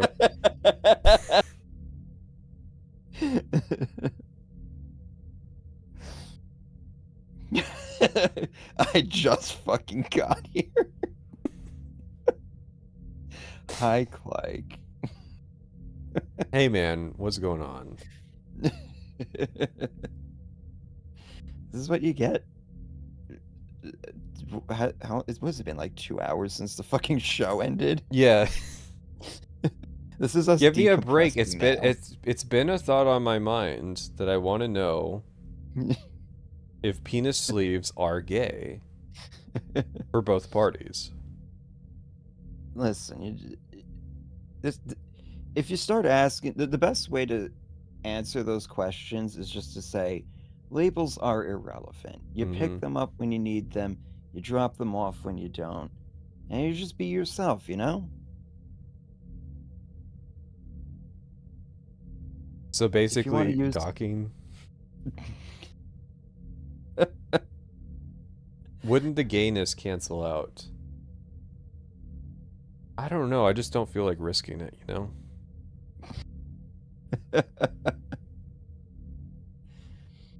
This sounds like something like I need a YouTuber in the manosphere to explain to me. Yeah, like get Andrew Tate to explain if penis sleeves are gay. Yeah. Or is it the ultimate heterosexuality to project having a larger penis? It's like a form of dominance, you know? Here's my question. Is pegging femdom or male dom because I'm making a woman pleasure me while she gets almost nothing from it? See, that okay, so I was just about to say Andrew Tate would say that it's super like gay, like the penis extension thing, 'cause it's just like, dude, just fuck her with your small penis. Like, what difference does it make? You're still enjoying it. There's just difference is she's not going to get any pleasure out of it, but who the fuck cares? It is like kind of the ultimate alpha male move to have a small dick. Yeah, there you go. I mean, that's what the Romans were into. Dude, I think we figured it out. And you know what's going to shrink your dick? Lots of steroids. Yeah. Yeah, so it all comes full circle. Guzzle that shit. Hit the gym. Get yoked. And then fuck women with your tiny penis.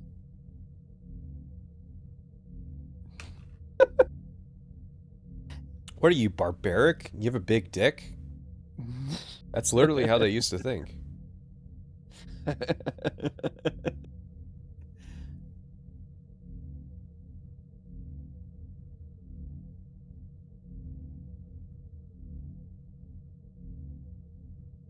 I had a friend messaging me right now. I was like, is he watching this show right now?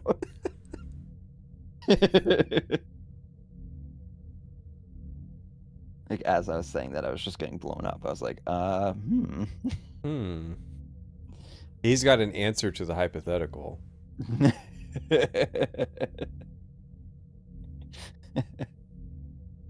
What do you think of Jeff talking about his dad that passed away recently during the Game Awards? I didn't notice that because we had it muted. And it muted while talking. The real question is, would we have made fun of him?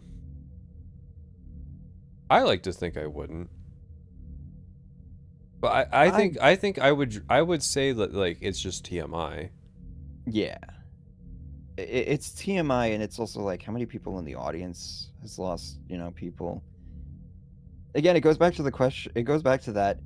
How many people have been laid off in the industry this year? Right. Yeah. And it's like, I'm sorry you lost your dad. Well, but it's weird because Jeff Keighley treats the Game Awards like it's his YouTube live stream. Like, maybe he'll start talking about fleshlights. Yeah.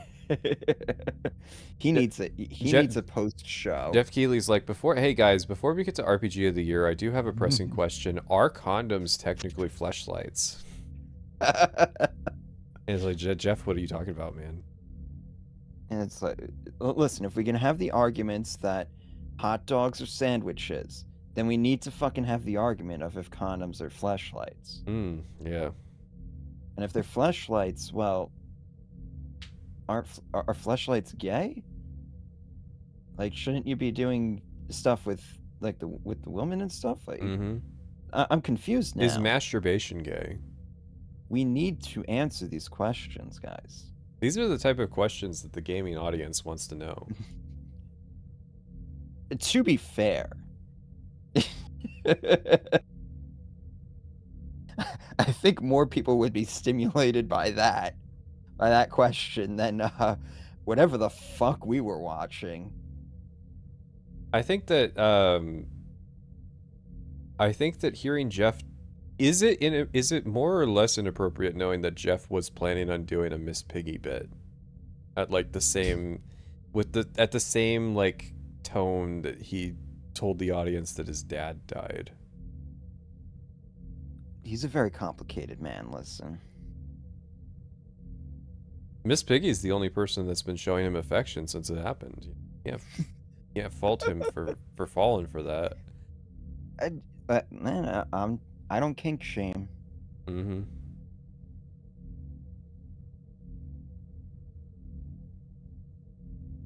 That Miss Piggy shit is garbage. What are we, 80 years old? They had those two guys. Fucking dude, yeah, the Muppets have been a feature in these fucking things for like 4 years now. That's 5 years too many. Yeah. They keep showing up, and I don't know why. Listen, it literally is like Jeff Keighley's form of being an influencer. Like, he's very excited because like all his friends are going to come over to his house and hang out with him.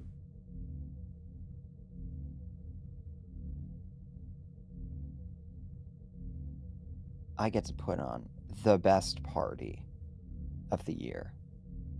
Sure, the Muppets are awesome. I don't know what they have to do with video games.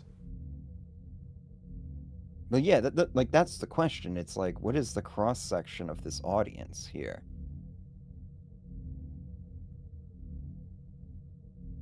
I would be equally concerned if like Wallace and Gromit showed up, you know?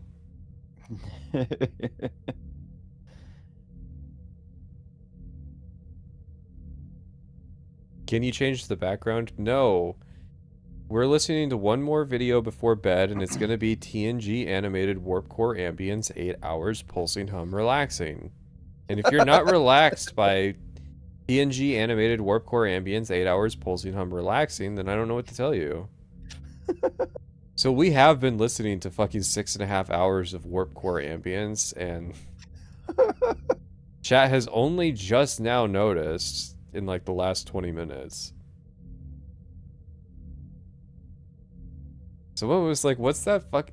Someone DM'd me and was like, what's that fucking refrigerator sound in the background? I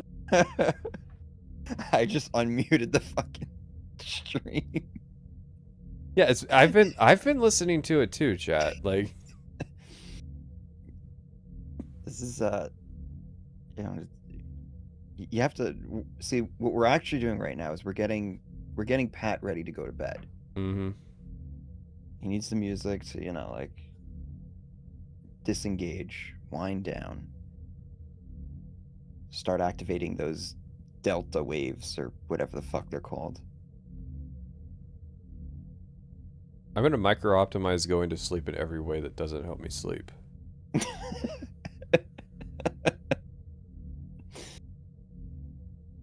I've got binaural beats going just like my ancestors. You want to know what helps with a sleep disorder, helping you get to bed on time? Chat, do you have a 25-hour circadian rhythm? Do you want to know what fixes that? Riding your bike for 8 hours. If you do that, I promise that you'll go to bed on time.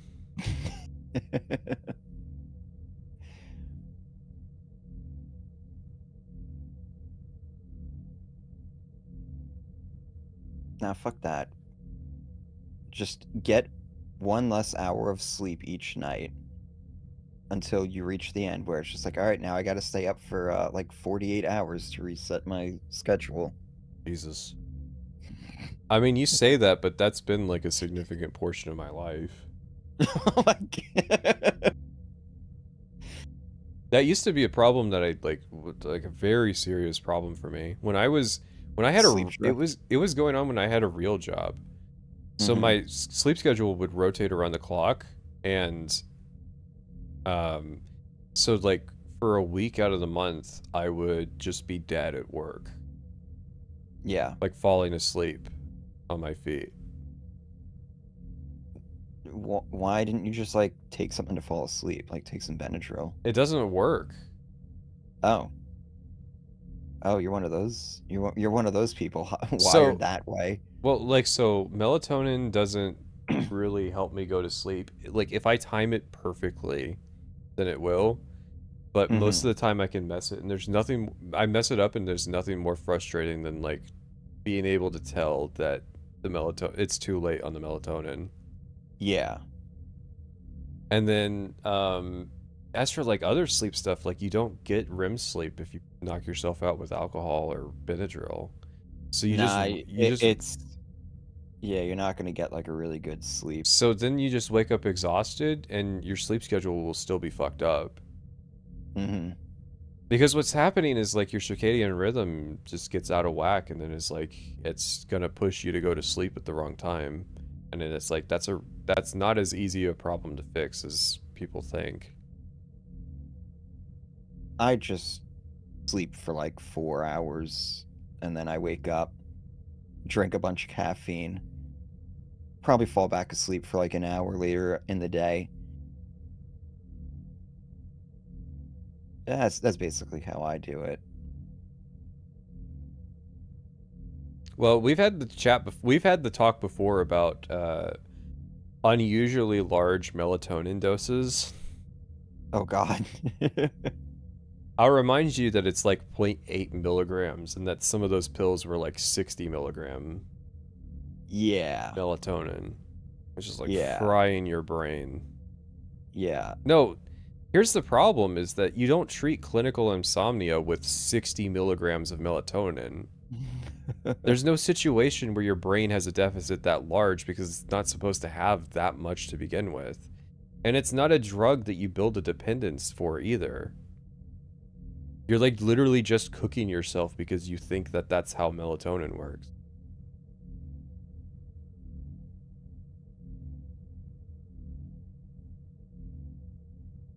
Yeah, no, like the average melatonin pill you can buy is like massively bigger than you can get, and more doesn't make you sleep better. I took 12 milligrams one time, and I thought I was gonna die. Oh God. I try to take like 1.5. One time I took 5, and that was, those are some of the worst fucking dreams I've ever had in my life. It was horrifying.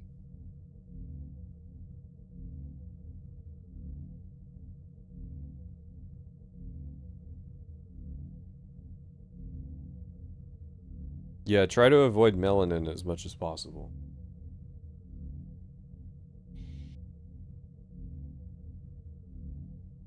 No, so like we were talking about before, like melatonin is just not regulated in the United States. And so like there's people that are cooking themselves.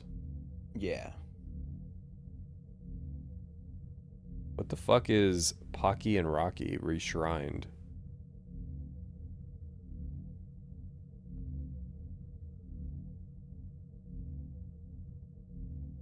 Like, one thing that I would recommend is, like, you got to avoid caffeine after, like, a third of the way into your day. Yeah. See, that's a mistake I make sometimes. A lot of the time. It helps a lot if you avoid it.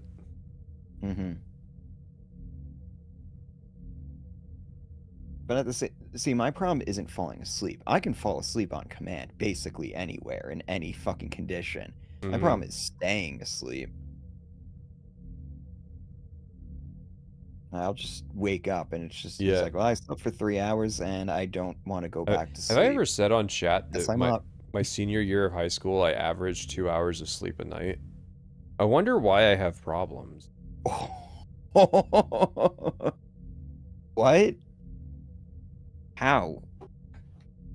I thought I was dead in fucking high school. That was just like the workload that I was under for whatever reason. In high school? Yeah, no, it was the dumbest fucking thing. That I was like under that much stress. In your senior year? What the fuck? How? What were you doing? What were you taking? I had 2 AP courses that year. And for whatever reason, high school AP is harder than actual college. Yeah. Oh, absolutely. I mean, shit, fucking high school English classes were more annoying with, like, citation and shit than college. Because all my high school teachers would be like, oh, when you get to college, they're gonna make, you gotta use MLA and blah, blah, blah. Then I get to fucking college. Not even my fucking English professors were like, just have them written somewhere. Like,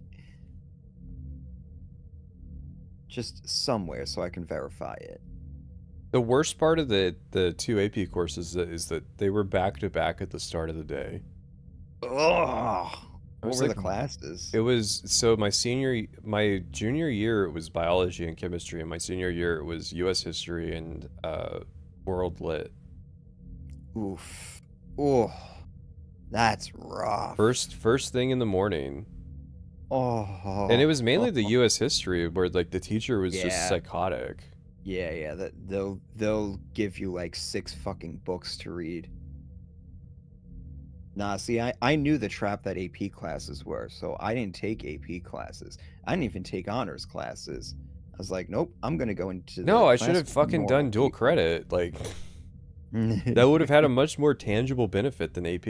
AP is dumb. Like, straight up, it was a scam when I did it. It's a scam now. Yeah. My senior year was awesome because I had 4 classes, I think, 5 classes. So we had 9 periods per day, and I missed, like, I would go in at 3rd period and I would leave at 8th period. It was so good. And that was the first half of the year. Then the second half of the year, I think I was there for like 3 classes. I was barely there. I can't imagine AP has improved simply for the merit that, like, college as a concept hasn't improved yet. Yeah, like, it's gotten worse. So, like, who cares? Don't fucking take AP classes. Like, you want really good advice? Here's what you do in high school. If you're in high school right now, get a job. Any job. Yeah. Save some money. Just get a job. Something that pays. Well, yeah, and I was in high school during the time period, like, late Obama administration, when, like, they were trying to push everybody to go to college. Yep. That's the same shit that happened to me. It wasn't even a question. Because I was a student who had good grades. Mm-hmm. And they were always trying to push me to do, like, AP classes and shit like that. I'm like, no, just a normal class, please. And then, yeah, come time I'm graduating, they're like, all right, what college are you going to? I'm like, well, I'm going to go to the community college down the street because it's down the street, 1, and 2, it's cheap. I'm like, okay, that sounds like a good idea. And then, do you know how long it took for me to drop out my first semester ever? 1 day. Oh, jeez. I went there. My dad dropped me off. He picked me up at the end of the day. I did my 5 classes, whatever. He picked me up at the end of the day. I was standing in the kitchen making mac and cheese. I turned around. My dad was sitting there in the kitchen. I was like, I'm dropping out. I didn't go back for like 5 years. I had an art teacher in high school that I transferred out of their class on the first day. Dude, do you know how many times I dropped out of college? I actually don't know. I think it's 5. I stopped going during COVID. And then my channel took off and I was like, well, I guess I don't really have the time to continue. Yep. Nah, for me it was when I finally was just like, I'm done with college. I was sitting there and how old was I at that point? 27, 28? Everybody in the class is like 20, like 22, 21, if they're even legal drinking age. And the professor's going around like asking everybody, like, okay, like what are you doing? Like what's the job that you want after this? And I'm sitting there like, well, I'm already doing what I want to do. Then why the fuck am I still here? Yeah, it saves yourself a lot of money doing that. Yeah. I wish I made that realization many years ago before I got that deep into the scam. Mm-hmm. No, you gotta do like college the third for time 2 dropping years. out. And that's just the times I dropped out. I don't even know how many classes I dropped. Probably like 6, 7 classes in college I dropped. You would think at some point I would get the hint that it's just like, this isn't gonna work. There will be complacent people where it's like they've got this extremely long list of reasons why you gotta drop a professor, and it's just like, no, they're annoying. Like, yeah, fuck it, you know? Yeah, it's not a big deal. Unless they're literally the only, unless it's your major and they're literally the only person that teaches that class, like, sure, but hopefully you picked a school that like has a good program for your major. Yeah, I would be sitting there and it's just like, well, first off, I would vet professors on Rate My Professor. After my first semester, I learned that. Yeah, and that saved me so much. No, that was the thing with college for me was the debt aspect. It's like even now I'm still wealthier than the average person my age who did go to college. Yeah. And it's not because I'm well-to-do, it's just because like I'm massively ahead by not taking on that amount of debt. Yeah, you don't have the student debt and you also don't have a car, so.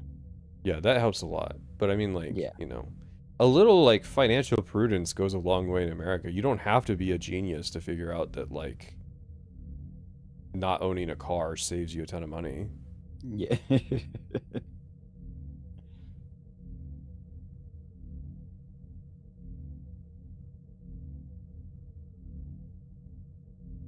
No, you got to get a 4-year degree and then and then go to you got to get your master's afterwards.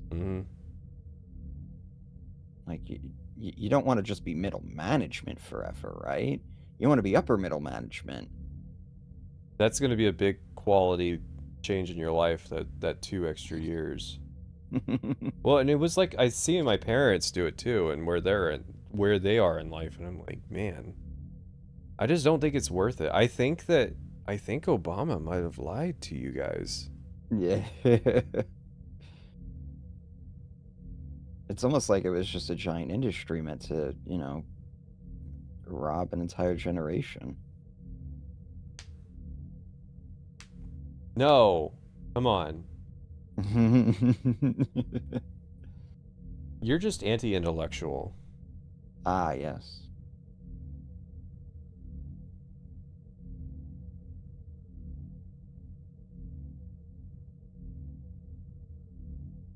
No, the fucked up part was like, all throughout high school, I had so many people telling me, like, you're gonna love college. It's awesome. You're gonna get to learn so much cool shit. You get to come and go as you please. You get to do, and then I get to college, I'm like, oh my god, it is just the 13th grade. Yeah. That. Well, your problem may have been that you went to a community college. I went to after my community college, I did go to a 4-year school. And it was a little bit better, but not much.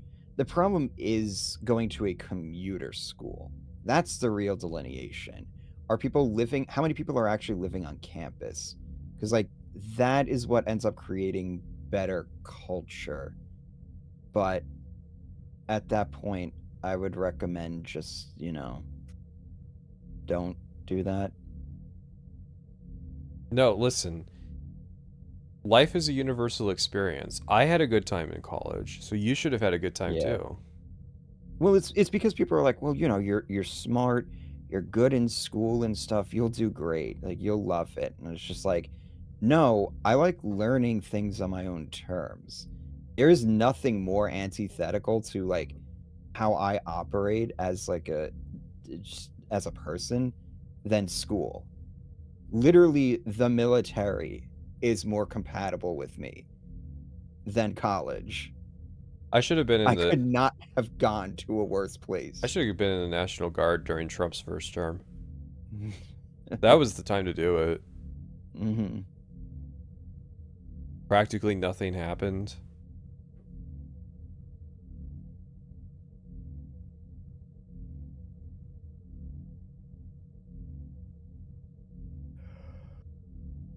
Oh. No, I have no like college or job advice because like I don't know, I'm kind of just hoping that I am able to stay employed. Yeah, that's basically where I'm at. That's where I'm at this point. I was looking at jobs as like the market and stuff. I'm like, fuck, man. I gotta make YouTube work better. That's basically it.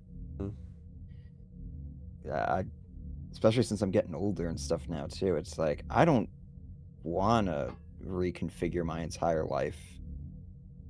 This shit better make this shit work.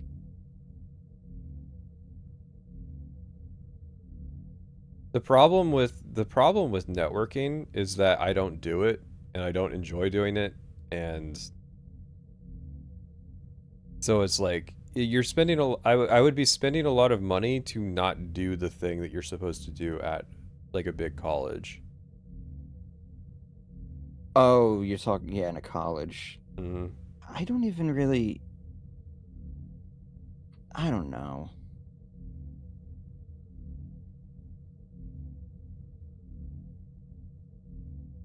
I think a better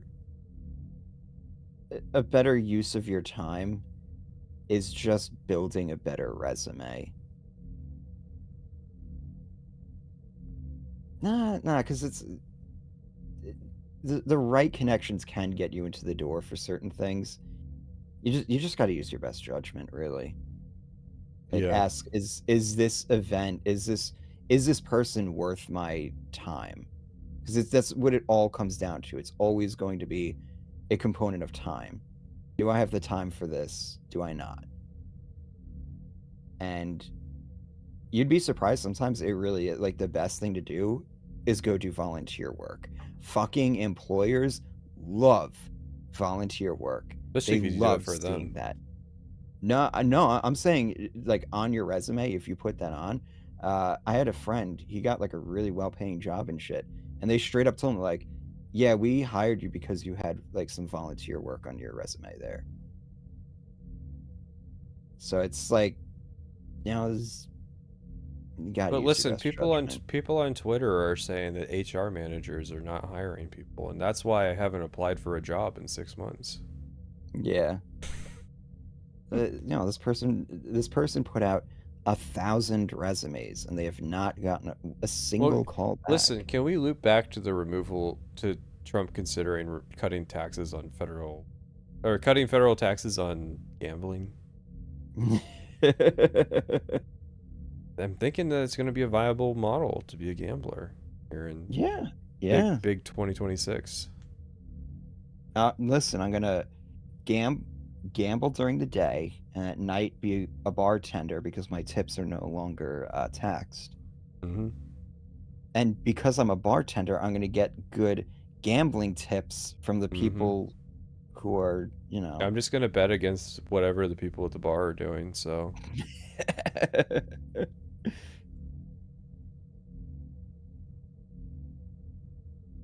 That strategy never works.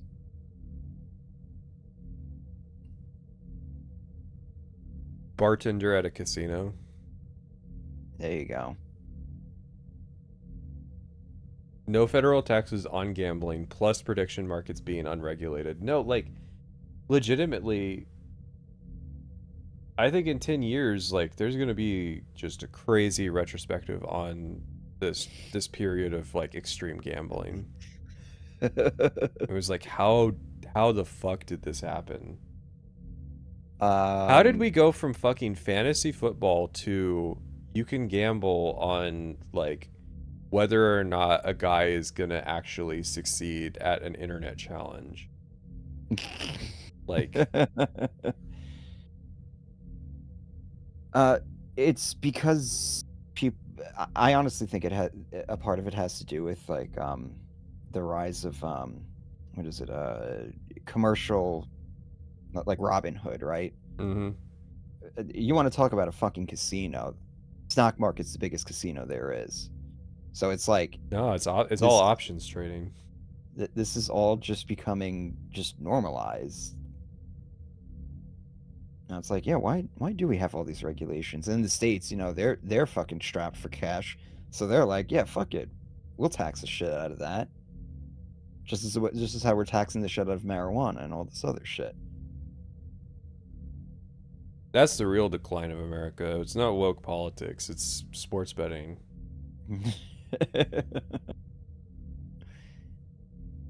It's the race to the bottom. That's all it is.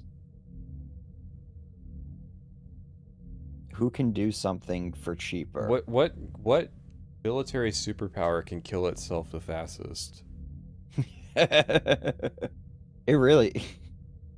is pretty funny to hear, to like read about like all the issues that China's having. It's just like, man, is anybody having a good time right now? No, listen, you got to be concerned that Russia's going to be a major threat, and it's like, I don't think Russia's going to have like a considerable military for another 15 years. Like, I don't know if they're even going to have an economy.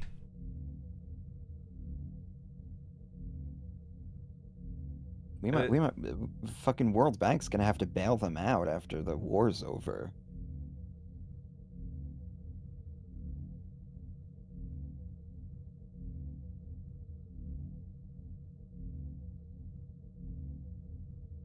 No, listen, the people on top are having a good time, the billionaires. Yeah. But the billionaires.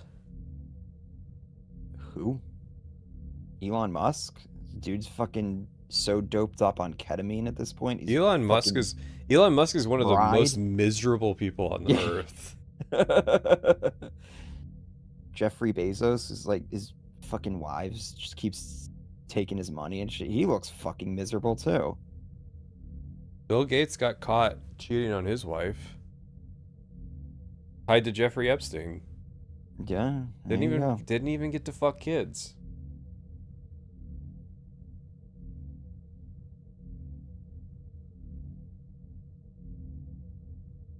Yeah, I remember I was reading something the other day, and they're just like, if we get rid of billionaires, we'll be able to solve all the world's problems. And it's like, sounds like a do you know just like what the national deficit is off of the top of your head right now?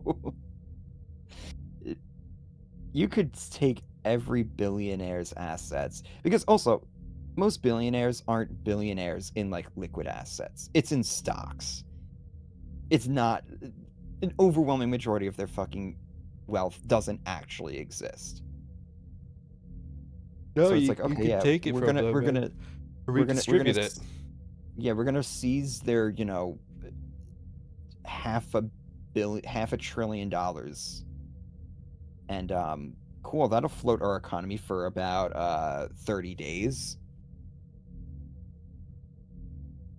So you do realize that the US government's writing budgets annually for like $1 to $2 trillion. Like, which is just crazy. And it's sad that, why the fuck did we put Elon Musk in charge of the government efficiency deal? Like, of course that crashed out and burned.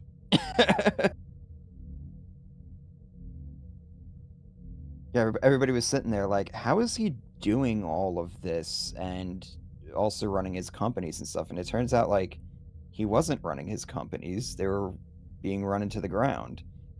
And it's like, no, they were grateful that he wasn't there. Probably, yeah. Now they're being run into the ground because he was doing Doge. And then he was bad at that too.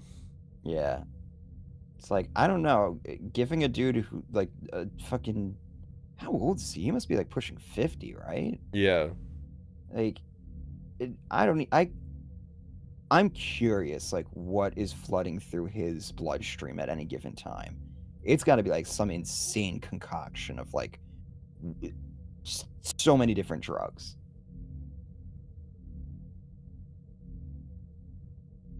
Maybe that was the point. Most importantly, Elon also sucks at video games. Yes. Yes. And he has a tiny ego. Or he has a big ego. Soft ego. Is Twitter not profitable? I don't see how.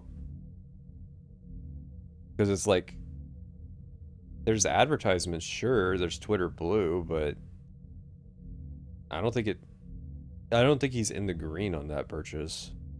Probably not. Yeah, but listen, they got Grok. Stopped. Yeah, there you go.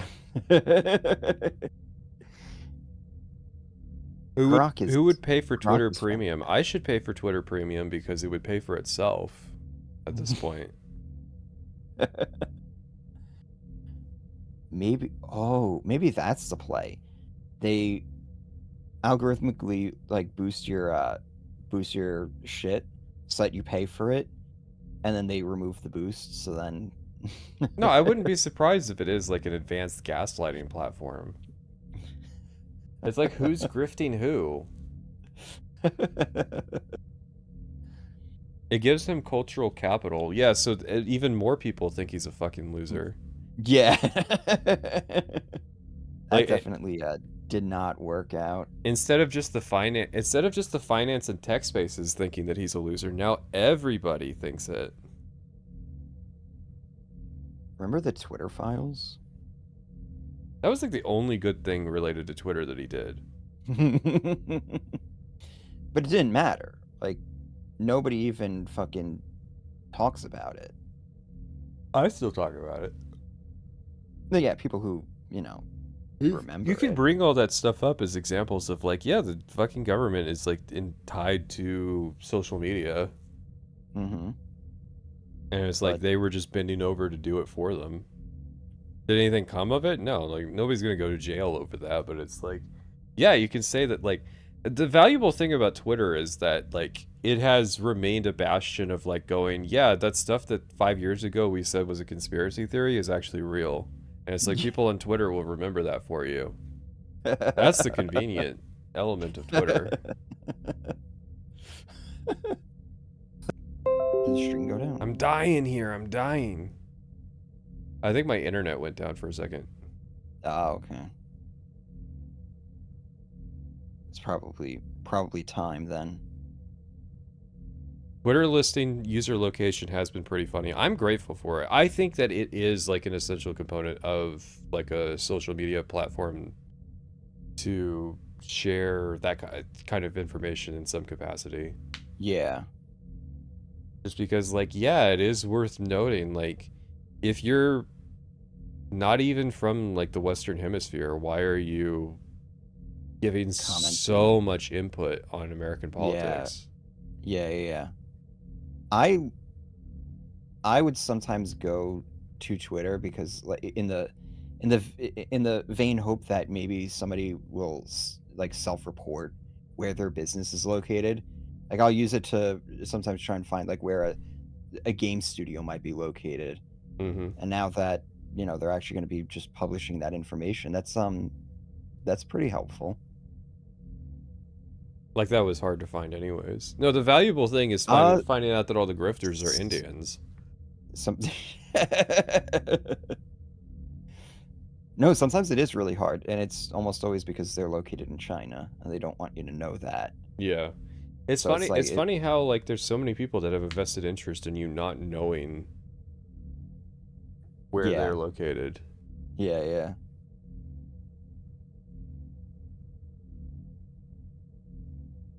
The trick is to never use Twitter. The best time to use Twitter was when Elon first bought it. Oh my god. It was so good. That was fantastic.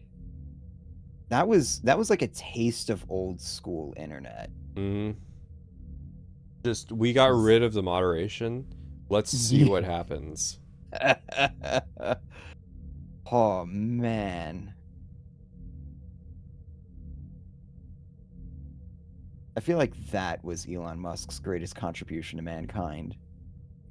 Well, I mean, honestly, I think it did sway the election. Like, I think it is fair to say that Elon Musk buying Twitter did help Donald Trump win. Probably.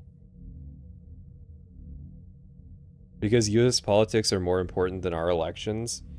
Yeah, but like a lot of these guys aren't just like going, here's why I care about U.S. politics as far as it affects India. They're pretending to be Americans and then giving takes.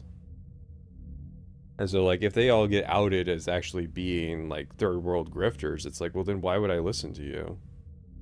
Of course, why would you listen to them anyways? You shouldn't listen to blue check marks on Twitter. If you see me get a blue check mark, I've officially entered the dark woke phase.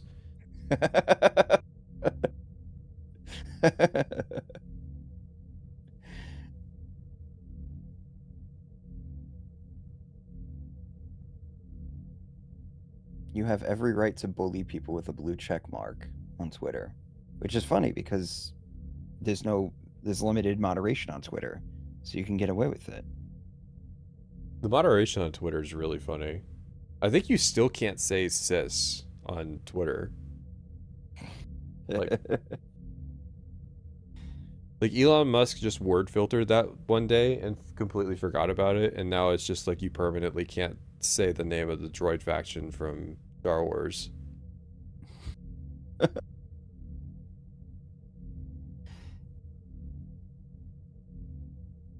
What is dark woke?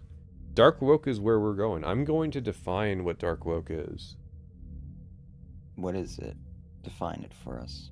Oh, I meant in terms of my actions, not in terms of like literally.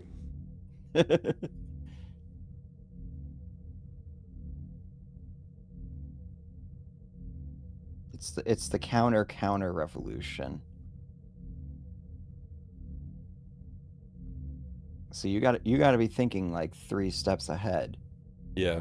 There is something funny about banning the word cis on Twitter and then people complaining that it's supposed to be the free speech app, and it's like, yeah, sure, but you can get away with still saying a lot on Twitter. Like, you can call Elon Musk a fat retard and still get like 5 million views and not algorithmically throttled. Like, it's still not moderated as much as people think it is. How can it be when they fired everybody in the moderation team?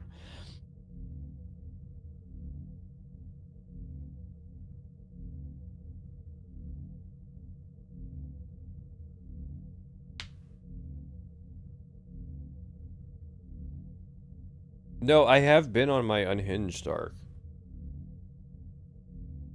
That's why I'm going dark woke.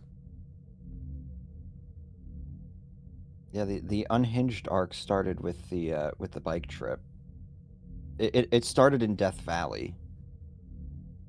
Yeah, kind of.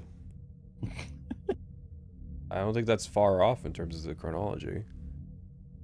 Would I ever do anything with a face cam now? Probably not, because I think what some people didn't realize is that the lack of a face cam was a stylistic choice on my part. I've always had a camera. I've always had the capacity to record my face and put it in my videos. I just don't, because that's the style of video that I watch. Yeah. Yeah, I don't find face cam really contributes much to most of the content I watch. Especially like gaming content. Some of it makes me uncomfortable. Like, yeah. I want to hang out with you and talk about video games. I don't want to see your stupid fucking face sitting on a yoga ball. Holding a microphone that's taped to like a whiskey bottle. Yeah.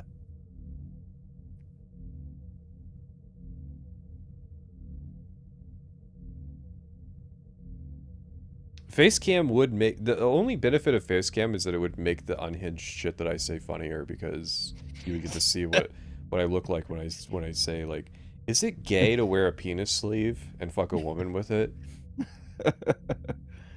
Well, as somebody who's seen that in real life, it's just you deadpan. It would confuse people more. Like, people would have a harder time discerning what I'm joking about. Yeah.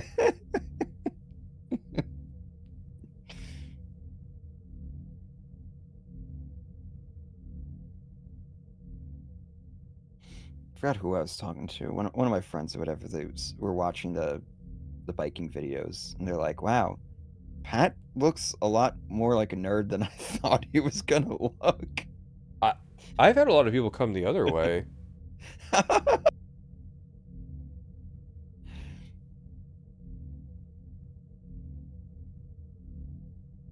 It's just a difficult person to define, you know? Yeah.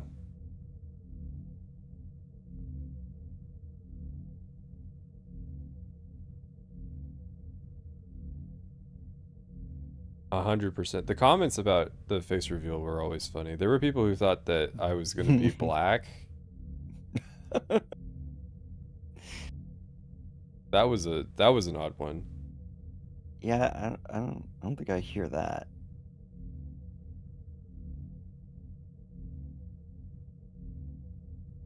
Yeah, people did want me to be bald, and it's just like, give me time. Does it run in your family? No. No? So.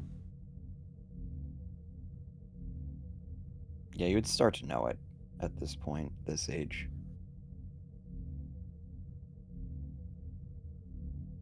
I always feel for the guys who's like, they have to start shaving their head at like 24. Just Bro, like, Doug Walker was balding in high school. Oh. When are we doing the Doug Walker deep dive? Next TGA? God damn it, that's a better idea than Star Trek. we could have been watching Doug Walker videos. Summer Games Fest. Summer Games Fest. Look forward to the Doug Walker retrospective. But see, now that I put the idea out there, people are actually going to hold me to that.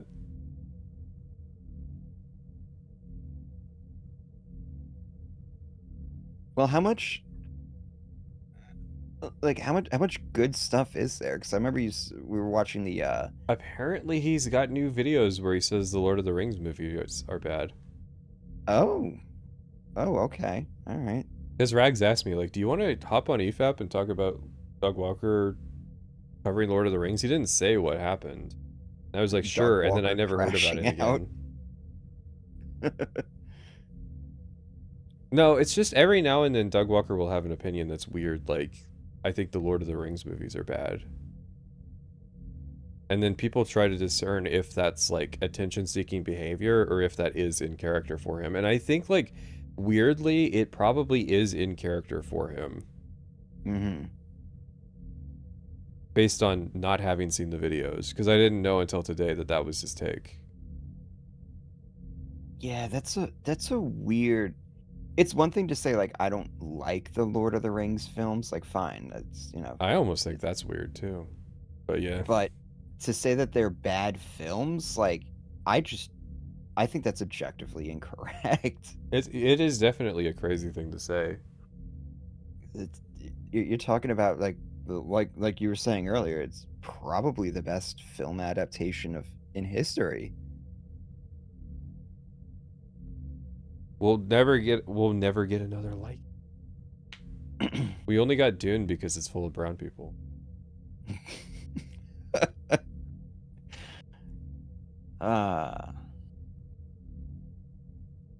Well, see, I don't think Dune can be better because it has Zendaya in it. Oh, right. Yeah. Can't act.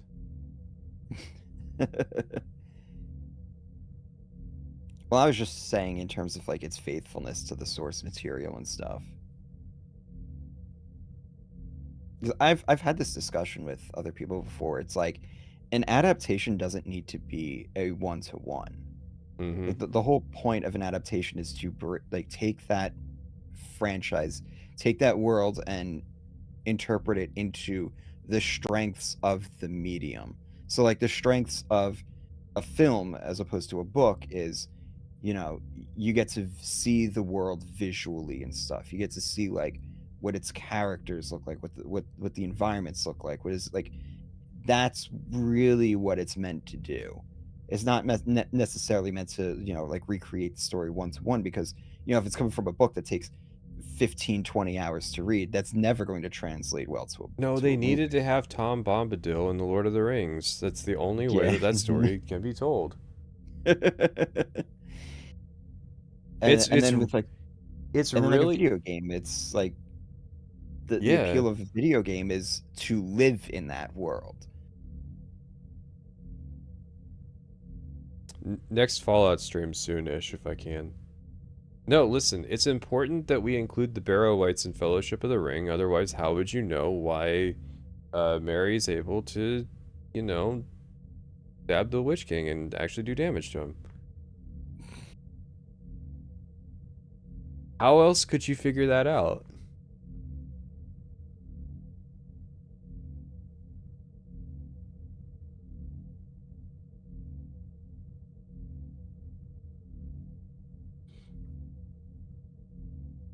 Basically, if you say I like Dune movies because of the aesthetic, that's a perfectly valid take, because that's kind of the point. Well, I mean, that's what Villeneuve, what is his name? That's what Dennis is good at. Yeah. Oh wait, hold on, I gotta bring it up because I did look up how to pronounce it.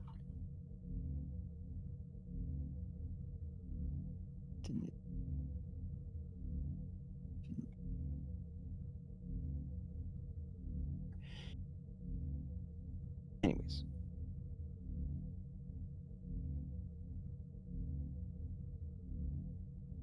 Yeah, I was delaying the stream so that guy that was watching at 2x speed could finally catch up.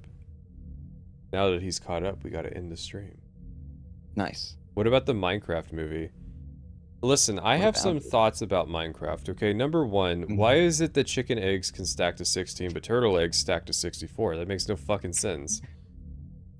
Number two, why can't cauldrons hold water in your inventory and just serve as, like, larger buckets?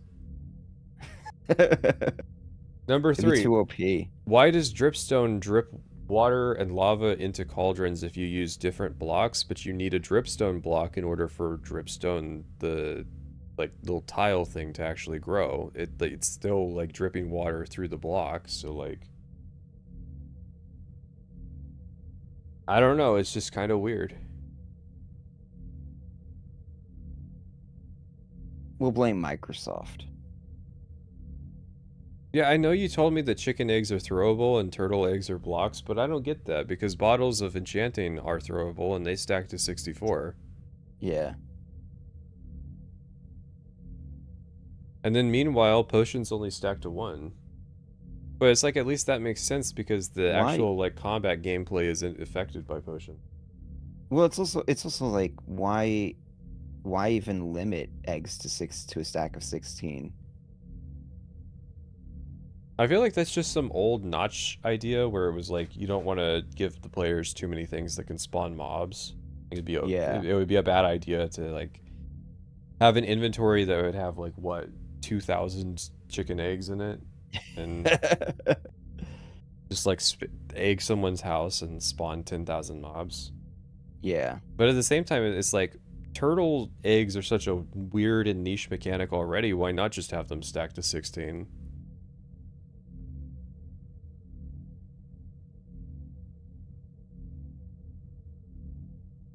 Ender pearls and snowballs also stacked to 16. But see, that shit's weird too. Why should snowballs stack to 16? Who cares about the snowballs? Yeah, right? And then Ender pearls, you have that have you ever had somebody spam snowballs in your face before? You don't want that smoke. You don't want the snowball mains. They're dangerous people.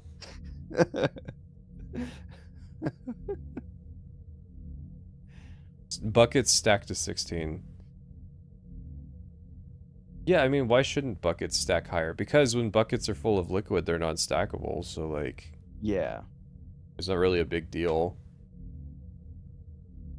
I think somebody needs to go through and just, you know, do a little bit of cleanup. What was the last vanilla version of Minecraft you played?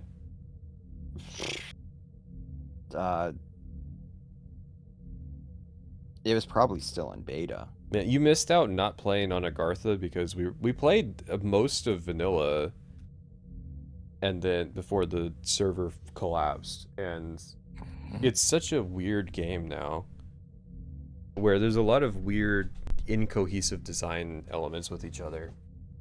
Oh yeah. It was fun though. Like that was actually like probably the most fun I've ever had playing vanilla Minecraft. Mm-hmm. And maybe it was because I was getting lots of attention while we were doing it, but I would be down to do that again one day. Just, you know, not while the memory of Agartha is so close.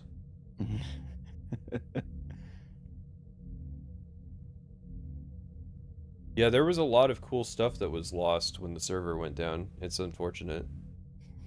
Now, what's even funnier is the night, because you were telling me like for weeks basically, like, dude, just come on and like check out the server and stuff. So then the day, not even the fucking hour, I make a new account, get the fucking set up my skin and everything. So I had a whole bit with that I was gonna do, and I asked you, I was like, all right, yo, like, what's going on? And you're like, the server died. Yeah, the server was killed by poorly documented server management software.